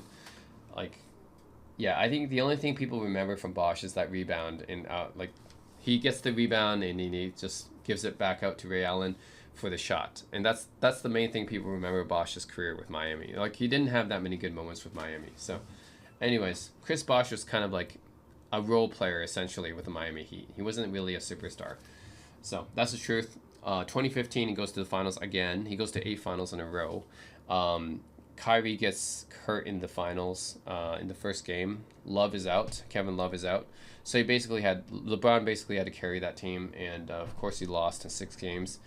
But yeah, and this is also a finals loss that shouldn't really, like, it's not LeBron's fault. He averaged like 35, 14, and 9 in that finals. Like, I don't think it's LeBron's fault he lost. He was actually the main reason he was there. He was the main reason they were there in the first place, and then the fact that they were able to take the Warriors to 6 games is actually pretty incredible, given that LeBron didn't have any help anymore. 2016, obviously one of his greatest seasons where he comes back from down 3-1 and has back-to-back 41-point games, has a 27-point triple-double. Yes, Kyrie hit the last shot, but yeah, like LeBron's not always going to hit the last shot, right? Like what superstar always hits the last shot? So, I mean, it's not like Kobe, for example, never had a game winner in the finals, first of all. Jordan, yes, did have game winners in the finals, but not every time. So, yes, Kyrie did hit that last shot in the finals, but that's fine because LeBron had a block too, had a pretty famous block on Iggy. 2017, LeBron averages like a 30-point triple-double in the finals, but he loses because the Warriors have KD, and they're just an all-time team. Very, very stacked team with KD on it. 2018 is the same thing. Same stack team with KD, only this time LeBron doesn't even have Kyrie anymore. He really carried that team to the finals too, by the way, in 2018. So he averaged like something like 34, 12, and 10 that entire playoffs, which is crazy. So yeah, he pretty much carried that team to the finals. People say the Eastern Conference was weak, but he had a couple 7-game series against the 2012 Celtics, against the 2013 Pacers, and against the 2018 Celtics. He also beat a bunch of 60-win teams like the 2011 Bulls and the 2015 Hawks. So I don't think it was that easy for LeBron. Yeah, and then in 2020, of course, during the bubble, he wins the championship with the Lakers with Anthony Davis as well. And people look down on this ring because LeBron won it, but actually, I don't like. There's no reason why it shouldn't count because people say it's a bubble ring, it's a Mickey Mouse ring. Okay, well, what's Mickey Mouse about it? Like, yeah, there's no fans and stuff, and they're playing the same arena, but every team played under the same conditions. What's special about what the Lakers did? So the Lakers didn't even have Avery Bradley, and they didn't have home court advantage. They faced basically all healthy players. Westbrook and Harden on the Rockets at that time. They had to face Jamal Murray and Jokic on the Nuggets. Yeah, and they faced Dame on the Blazers, right? And they faced Jimmy Butler with the Heat. So yeah, what's not legit about it? I don't understand. So people talk down about that ring because they want to discredit LeBron, but I mean, like, that ring is as legit as any other ring. So, like, what's not legit about it? So that's the thing. I don't understand. There's no reason why it's not legit. So yeah, he won 4 championships, was 4-time Finals MVP. That's the second most all time after Jordan. He's the all-time leading scorer, right? He became the all-time leading scorer, and he's still playing now, 22 seasons and ongoing, which is insane. I don't know how much longer LeBron can play, but his longevity is actually ridiculous. Like, people used to talk about Kareem as the gold standard for longevity, and then maybe Karl Malone and John Stockton, but man, like, LeBron really pushes the limits now. Like, averaging 25 points per game in your 21st season is just unheard of, right? And now he's going to his 22nd season. Yeah, like, it's pretty insane. So LeBron's longevity is just really unprecedented. And yeah, like, overall, I think if you look at his career, the things that he was able to do with his supporting cast, yes, he had super teams, but the thing is, he didn't always have his teammates, right? His teammates might have been injured, like with Wade and Kyrie, like they were injured. Or like, yeah, like in some other instances, like AD, for example, like he's just not consistent. So it's not like it's easy just to get a bunch of teammates like super team and get a bunch of all-stars together and go for the championship. It's not that simple because you have guys that can get injured. You have guys that can not be as consistent and not as productive sometimes. So it's not that simple. And of course you have to have chemistry. You got to work together. He still doesn't have an all-time great coach. Like Eric Spoelstra is good, but he's not like on the same level as a Phil Jackson or Pat Riley, right? Or Red Auerbach. So yeah, I think LeBron has dealt with a lot in his career. He did the most with what he got. But yeah, he's not going to get up to Jordan's level because his organization, the Cavs, just wasn't as good as the Bulls. Let's face it, be honest. Like, they didn't have the same level of management that the Bulls had, and the Cavs couldn't surround LeBron with as good players. And as a result, he had to jump teams, and unfortunately, that's going to be a stain on his career because he jumped teams. So yeah, that's why LeBron's never going to equal up to Jordan in that sense. But he still is my number 2 because, I mean, look at his career, right? 4 championships, 4 Finals MVPs, 3 on 3 different teams, by the way, which is unheard of. His longevity is unheard of. He's played 21 seasons so far, and he's the all-time leading scorer. And then all these all-star appearances, all-NBA selections. He has the most all-NBA selections, the most all-star selections. He's also a very good defender, too. So we can go over his skill set, right? Like, as a scorer, LeBron's an all-time scorer. He averages 27 points per game. He raises it to 28 points per game in the playoffs. If you talk about LeBron being clutch, he has 5 playoff buzzer beaters. That's more than anyone else. He averages 33.6 points per game in elimination. That's more than anyone else. He's actually really good in the clutch. We have many clutch moments by LeBron, right? 2007 versus the Pistons, Game 5. He scores the last 29 out of 30 points. We see him with the Game 7, 2013 Finals.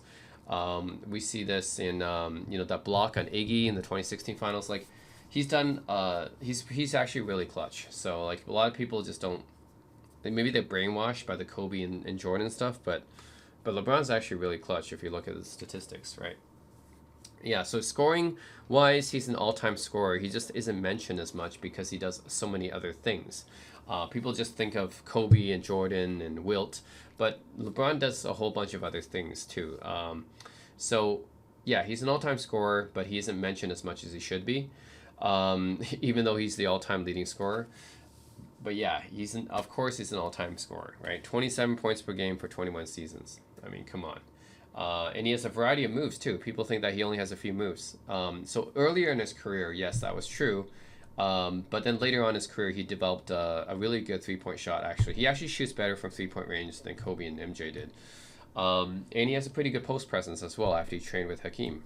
So he has a post move repertoire. He actually got his the shot that he made to beat Kareem's all-time scoring record was a fadeaway, actually.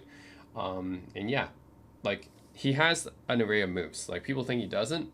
People think that he only does layups and dunks, but no, LeBron has a bag. He has a bag of moves, okay?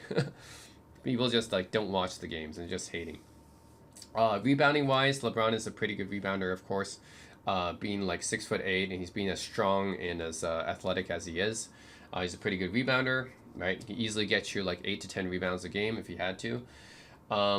Passing wise, I think people know that LeBron is one of the best passers ever as well. For a small forward, yeah, I think the only other passers I would put up here were for a small forward would be Larry Bird is pretty up there. And you could probably make an argument Larry Bird might be better in terms of creativity, but LeBron is also, for his consistency, LeBron is pretty good passing. You can put maybe like Rick Barry up there. Some of Rick Barry's passes are really nice too. John Havlicek is a pretty good passer too. Grant Hill actually was a pretty good passer as well. So there's a bunch of other good small forwards passing wise. Pippen was actually pretty good too. So yeah, a lot of them, but LeBron was probably the best, like, consistency wise. He averages 7 assists per game for 21 seasons. I mean, come on. Consistency wise, LeBron is the greatest passer at his position. And then defense is interesting. LeBron's been an on and off good defender, I find. He's inconsistent at defense. So during his prime, actually during his like early part of his career with the Cavs, okay? So during his MVP years with the Cavs, I think he was a pretty good defender. During his Heat years, he was a pretty good defender as well. He was actually second in Defensive Player of the Year voting back in 2013. But overall, I think that during his prime years when he was the most athletic, he could basically keep up with anyone, and he basically guarded almost every position. So if you look at the games, for example, like 2013 Finals, where he guards Tony Parker and he guards Tim Duncan, right? He guards pretty much positions 1 through 5 in his prime. So with his Miami years and his later Cav years, like his MVP Cav years, like he was a really good defender actually, one of the best defenders in the league. Then later on, I was just starting from the time when he was in the Cavs the second time, he became a little bit more like choosy. So maybe that's because of him getting older, but he decided to pick and choose his spots a little bit more. So he wasn't as consistent on defense after that. Then with the Lakers, it's the same thing. I think his defense was actually really good in the 2020 playoffs. Like, he was guarding Jamal Murray the entire playoffs, and Jamal Murray was basically torching, like, Kawhi's Clippers. But then against LeBron was like trying to lock him up and stuff, and he did a pretty decent job, I think. And yeah, so in the 2020 playoffs, I think he was like definitely a little bit better than before. But then later on with the Lakers career, I think because of his age, he decided not to play as much defense anymore, basically, and just focus more on his offense. So you see a lot of videos of LeBron giving up on his team is because of him being a little bit more choosy when it comes to defense in his later years. So these days, LeBron doesn't play as much defense anymore, for sure. But in his prime, I think, in his athletic prime, I think he was as good as any defender in the league. So, yeah, with LeBron's defense, it's inconsistent. In his best years, he was really, really good. But then in his later years, he was yeah, he was a little bit more picky with his defense, I guess, and definitely a little bit more lackluster there. So, yep, it's a little bit more of an inconsistency, I think, in LeBron. If there was one thing I'd criticize LeBron on, it's definitely his inconsistent defense, and that's really about it. Other than that, he's pretty complete. He's a pretty complete player. He does almost everything for his team, and is great. He's a pretty good leader as well. Although some people have had issues with LeBron's leadership and as being like the GM or something, but overall, I think he's a pretty good leader too. He's almost like the coach of his team. So, anyways, all that is why LeBron's number 2 all time. Okay, that's a long explanation, but that's why he should be in the GOAT conversation. But I'm not going to put him over Jordan. But of course, I do see the argument because he has a lot of good arguments, right? The longevity, and he has what he's done for his teams, like his carry jobs. I think were better than what Jordan could have done. I'm not sure if Jordan could have carried the 2007 or 2018 Cavs to the finals, actually. But that's what LeBron did. And then Jordan obviously did not play 21 seasons. He did not average 25 points per game, and Jordan is not the all-time leading scorer. So there's stuff that LeBron has that Jordan doesn't. And obviously Jordan isn't as good of a passer as LeBron is. So, yeah, there's definitely things that LeBron has over Jordan. But I wouldn't put LeBron over Jordan yet. And please don't mention Kobe, okay? Well, I don't know why people compare Kobe with LeBron and say that Kobe's better. It just doesn't make any sense. There's literally nothing Kobe does better than LeBron, except for maybe free throw shooting. That's really about it. Because everything else, I can't think of another thing why Kobe would be better than LeBron. Like people say, oh, Kobe has the killer instinct or he's more clutch or something. But the stats don't show that to be true. So... yeah, I don't know what these people are talking about. Like, yeah, LeBron doesn't take as many shots as Kobe, but he doesn't have to, right? He trusts his teammates more, and he makes the right basketball play, and that's better. I don't know why, like, you would I don't know why you would want to take the shot if it's a bad shot. The thing with Kobe is that he took a lot of bad shots. So, and that's why he was so close to shooting his team out of games, right? Like 2004, 2008, and almost 2010, he shot his team out of like a bunch of games. So yeah, I don't know. Anyways, to me that's not even a debate. Like LeBron is way ahead of Kobe, so there's not even a debate. Like, there's no reason to pick Kobe. Yeah, you could say like an offensive skill set. Yeah, Kobe's a better one-on-one player.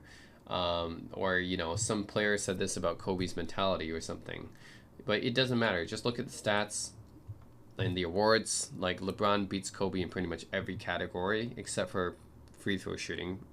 Yeah, even in 3-point shooting, he beats Kobe. So, yeah, no real reason to have Kobe over LeBron. It doesn't make any sense. But LeBron versus Jordan, yeah, that's a debate, and I'll pick Jordan over LeBron there.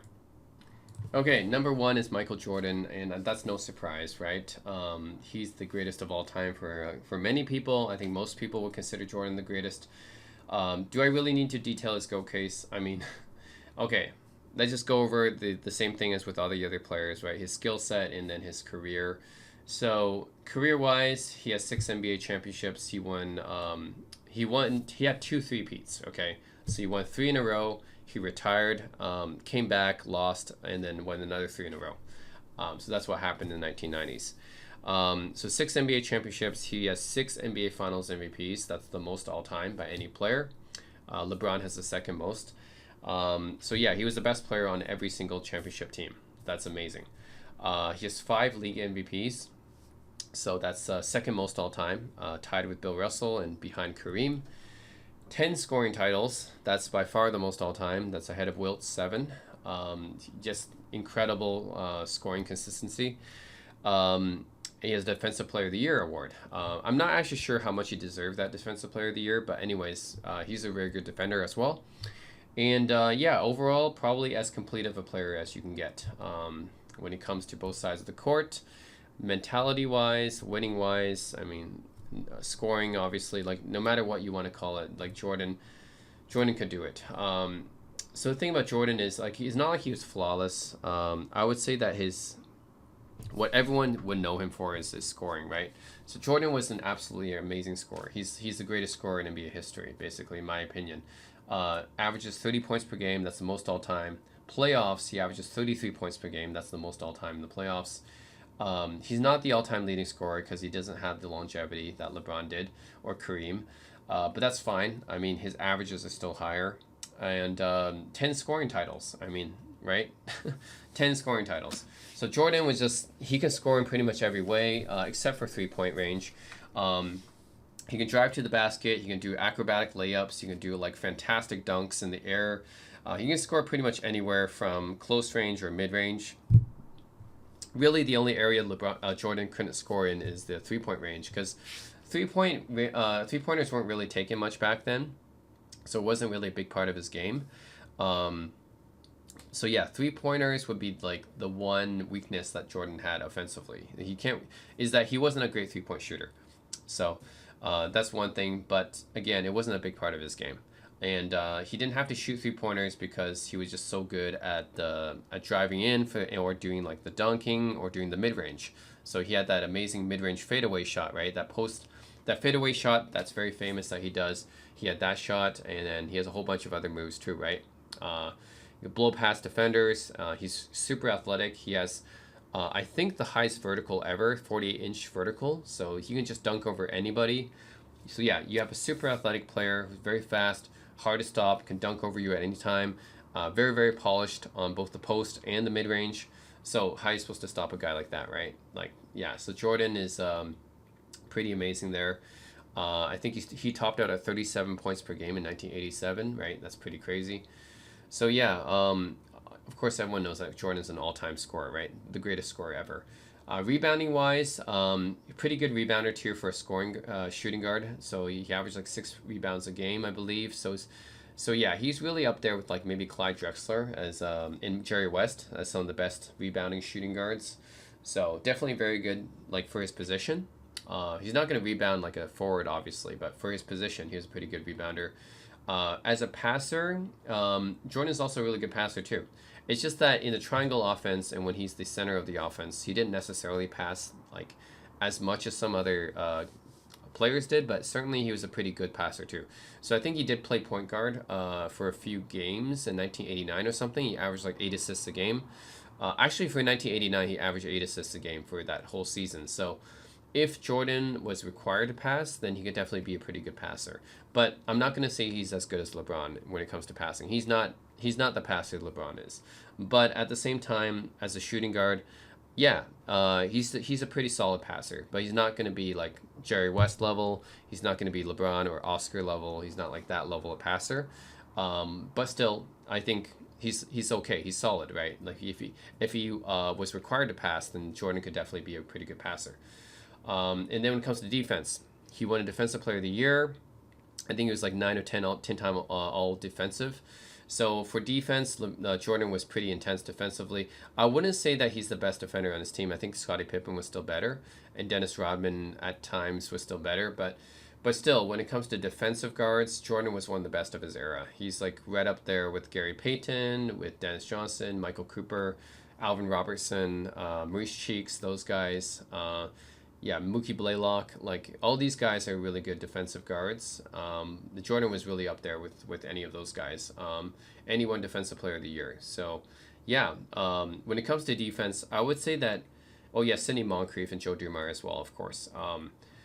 It's not like he specialized in defense exactly, but definitely he was a very, very good defender, right? You're definitely like one of the best shooting guard defenders for sure. And he's also a pretty good shot blocker too. Like maybe not as good as Dwayne Wade, but pretty up there. And he's able to do that because of his athleticism. So he's super athletic. And yeah, overall, hard to say any weaknesses with this game because like he's all-time clutch too. Like everyone knows about his clutch abilities, right? Like 1998 finals, he steals the ball from Karl Malone and then makes that shot, right, to put him in the lead. He has many clutch moments. So yeah, Jordan's known for being very clutch. He's known for having killer mentality, raising his game in the playoffs, being an all-time scorer, a pretty good defender as well on both ends of the court. He was near complete. I would say the main weaknesses in this game is probably his 3-point shooting, and maybe his passing like could be a bit better as well. But I mean, like I said, he's still a pretty good passer for his position, but yeah, he's not LeBron's level when it comes to that. But yeah, this really not too much to criticize Jordan on. I mean, yeah, in the early, I mean, he had to kind of he had to grow into the championship mode, right, in mentality, because yeah, he was NBA ready as soon as he came into the league, but he didn't have a good team. So this is the same thing as with LeBron's Cavs. But unlike LeBron's Cavs, his team management was actually much better. So his team got him much better players like Horace Grant, Scottie Pippen, those guys, and then traded for Rodman later on. So yeah, he had a better team management, Jerry Krause, and then gave him a really good coach in Phil Jackson, like an all-time great coach. So Jordan had those things going for him. He had a better management from the Bulls. Like Jerry Krause is much better than anyone LeBron had for Cavs management, and then Phil Jackson, obviously a better coach than anyone LeBron had. So he did have that going for him. And then he had the perfect teammates around him, right? Like Scottie Pippen, Horace Grant, and Scottie Pippen, like for the help defense, and then for helping him score and defend, and just doing kind of everything for the team except for scoring. I think Pippen was like a do it every man. But then he had Horace Grant and Dennis Rodman for the interior defense, and he had a bunch of sharpshooters around the area too. He had John Paxson, he had Craig Hodges, he had so later on Steve Kerr, Tony Kukoc as well, B.J. Armstrong. All these guys could shoot pretty well. So he had all these guys too. So overall, like his team was well constructed around him too. So which helped him win all those championships. So yeah, I'm not gonna be like like other Jordan fans. I'm gonna say Jordan fans in quotes because I don't think they're really like watch Jordan play, but they'll probably just be like, oh, Jordan's 6-0 in the finals and blah blah. He won all his championships by himself. But I'm not gonna be like that because I actually watched Jordan play in his team games. So I know it's a team effort. Obviously, Jordan was the best player on the team, but it's a team effort, right? Basketball's a team game. So, anyways, Jordan's the greatest of all time. The only thing he didn't have over LeBron is probably the three-point shooting, the passing, and the longevity. So that's the only things. But otherwise, in every other area, I would say that he's a bit better than LeBron. He's a bit better of a scorer. LeBron's a great scorer too, but Jordan is an all-time scorer and the greatest scorer ever. So LeBron is an all-time scorer, but the thing is, Jordan is like, he's the scorer. Like, yeah, if you average 33 points per game in the playoffs, I mean, geez. He also had a finals where he averaged like 43 points per game or something. I think it was 1993. So something crazy like that. So Jordan's just another level when it comes to scoring over LeBron. Rebounding wise, yeah, LeBron's a better rebounder because he plays a different position closer to the basket. He's also taller. So LeBron's a bit better of a rebounder. Passing wise, LeBron's a better passer. Defensive wise, Jordan is a better defender consistently. LeBron is a good defender at his peak. Very good defender at his peak, but he wasn't consistent, and that's the issue I had with LeBron. He wasn't a very consistent defender.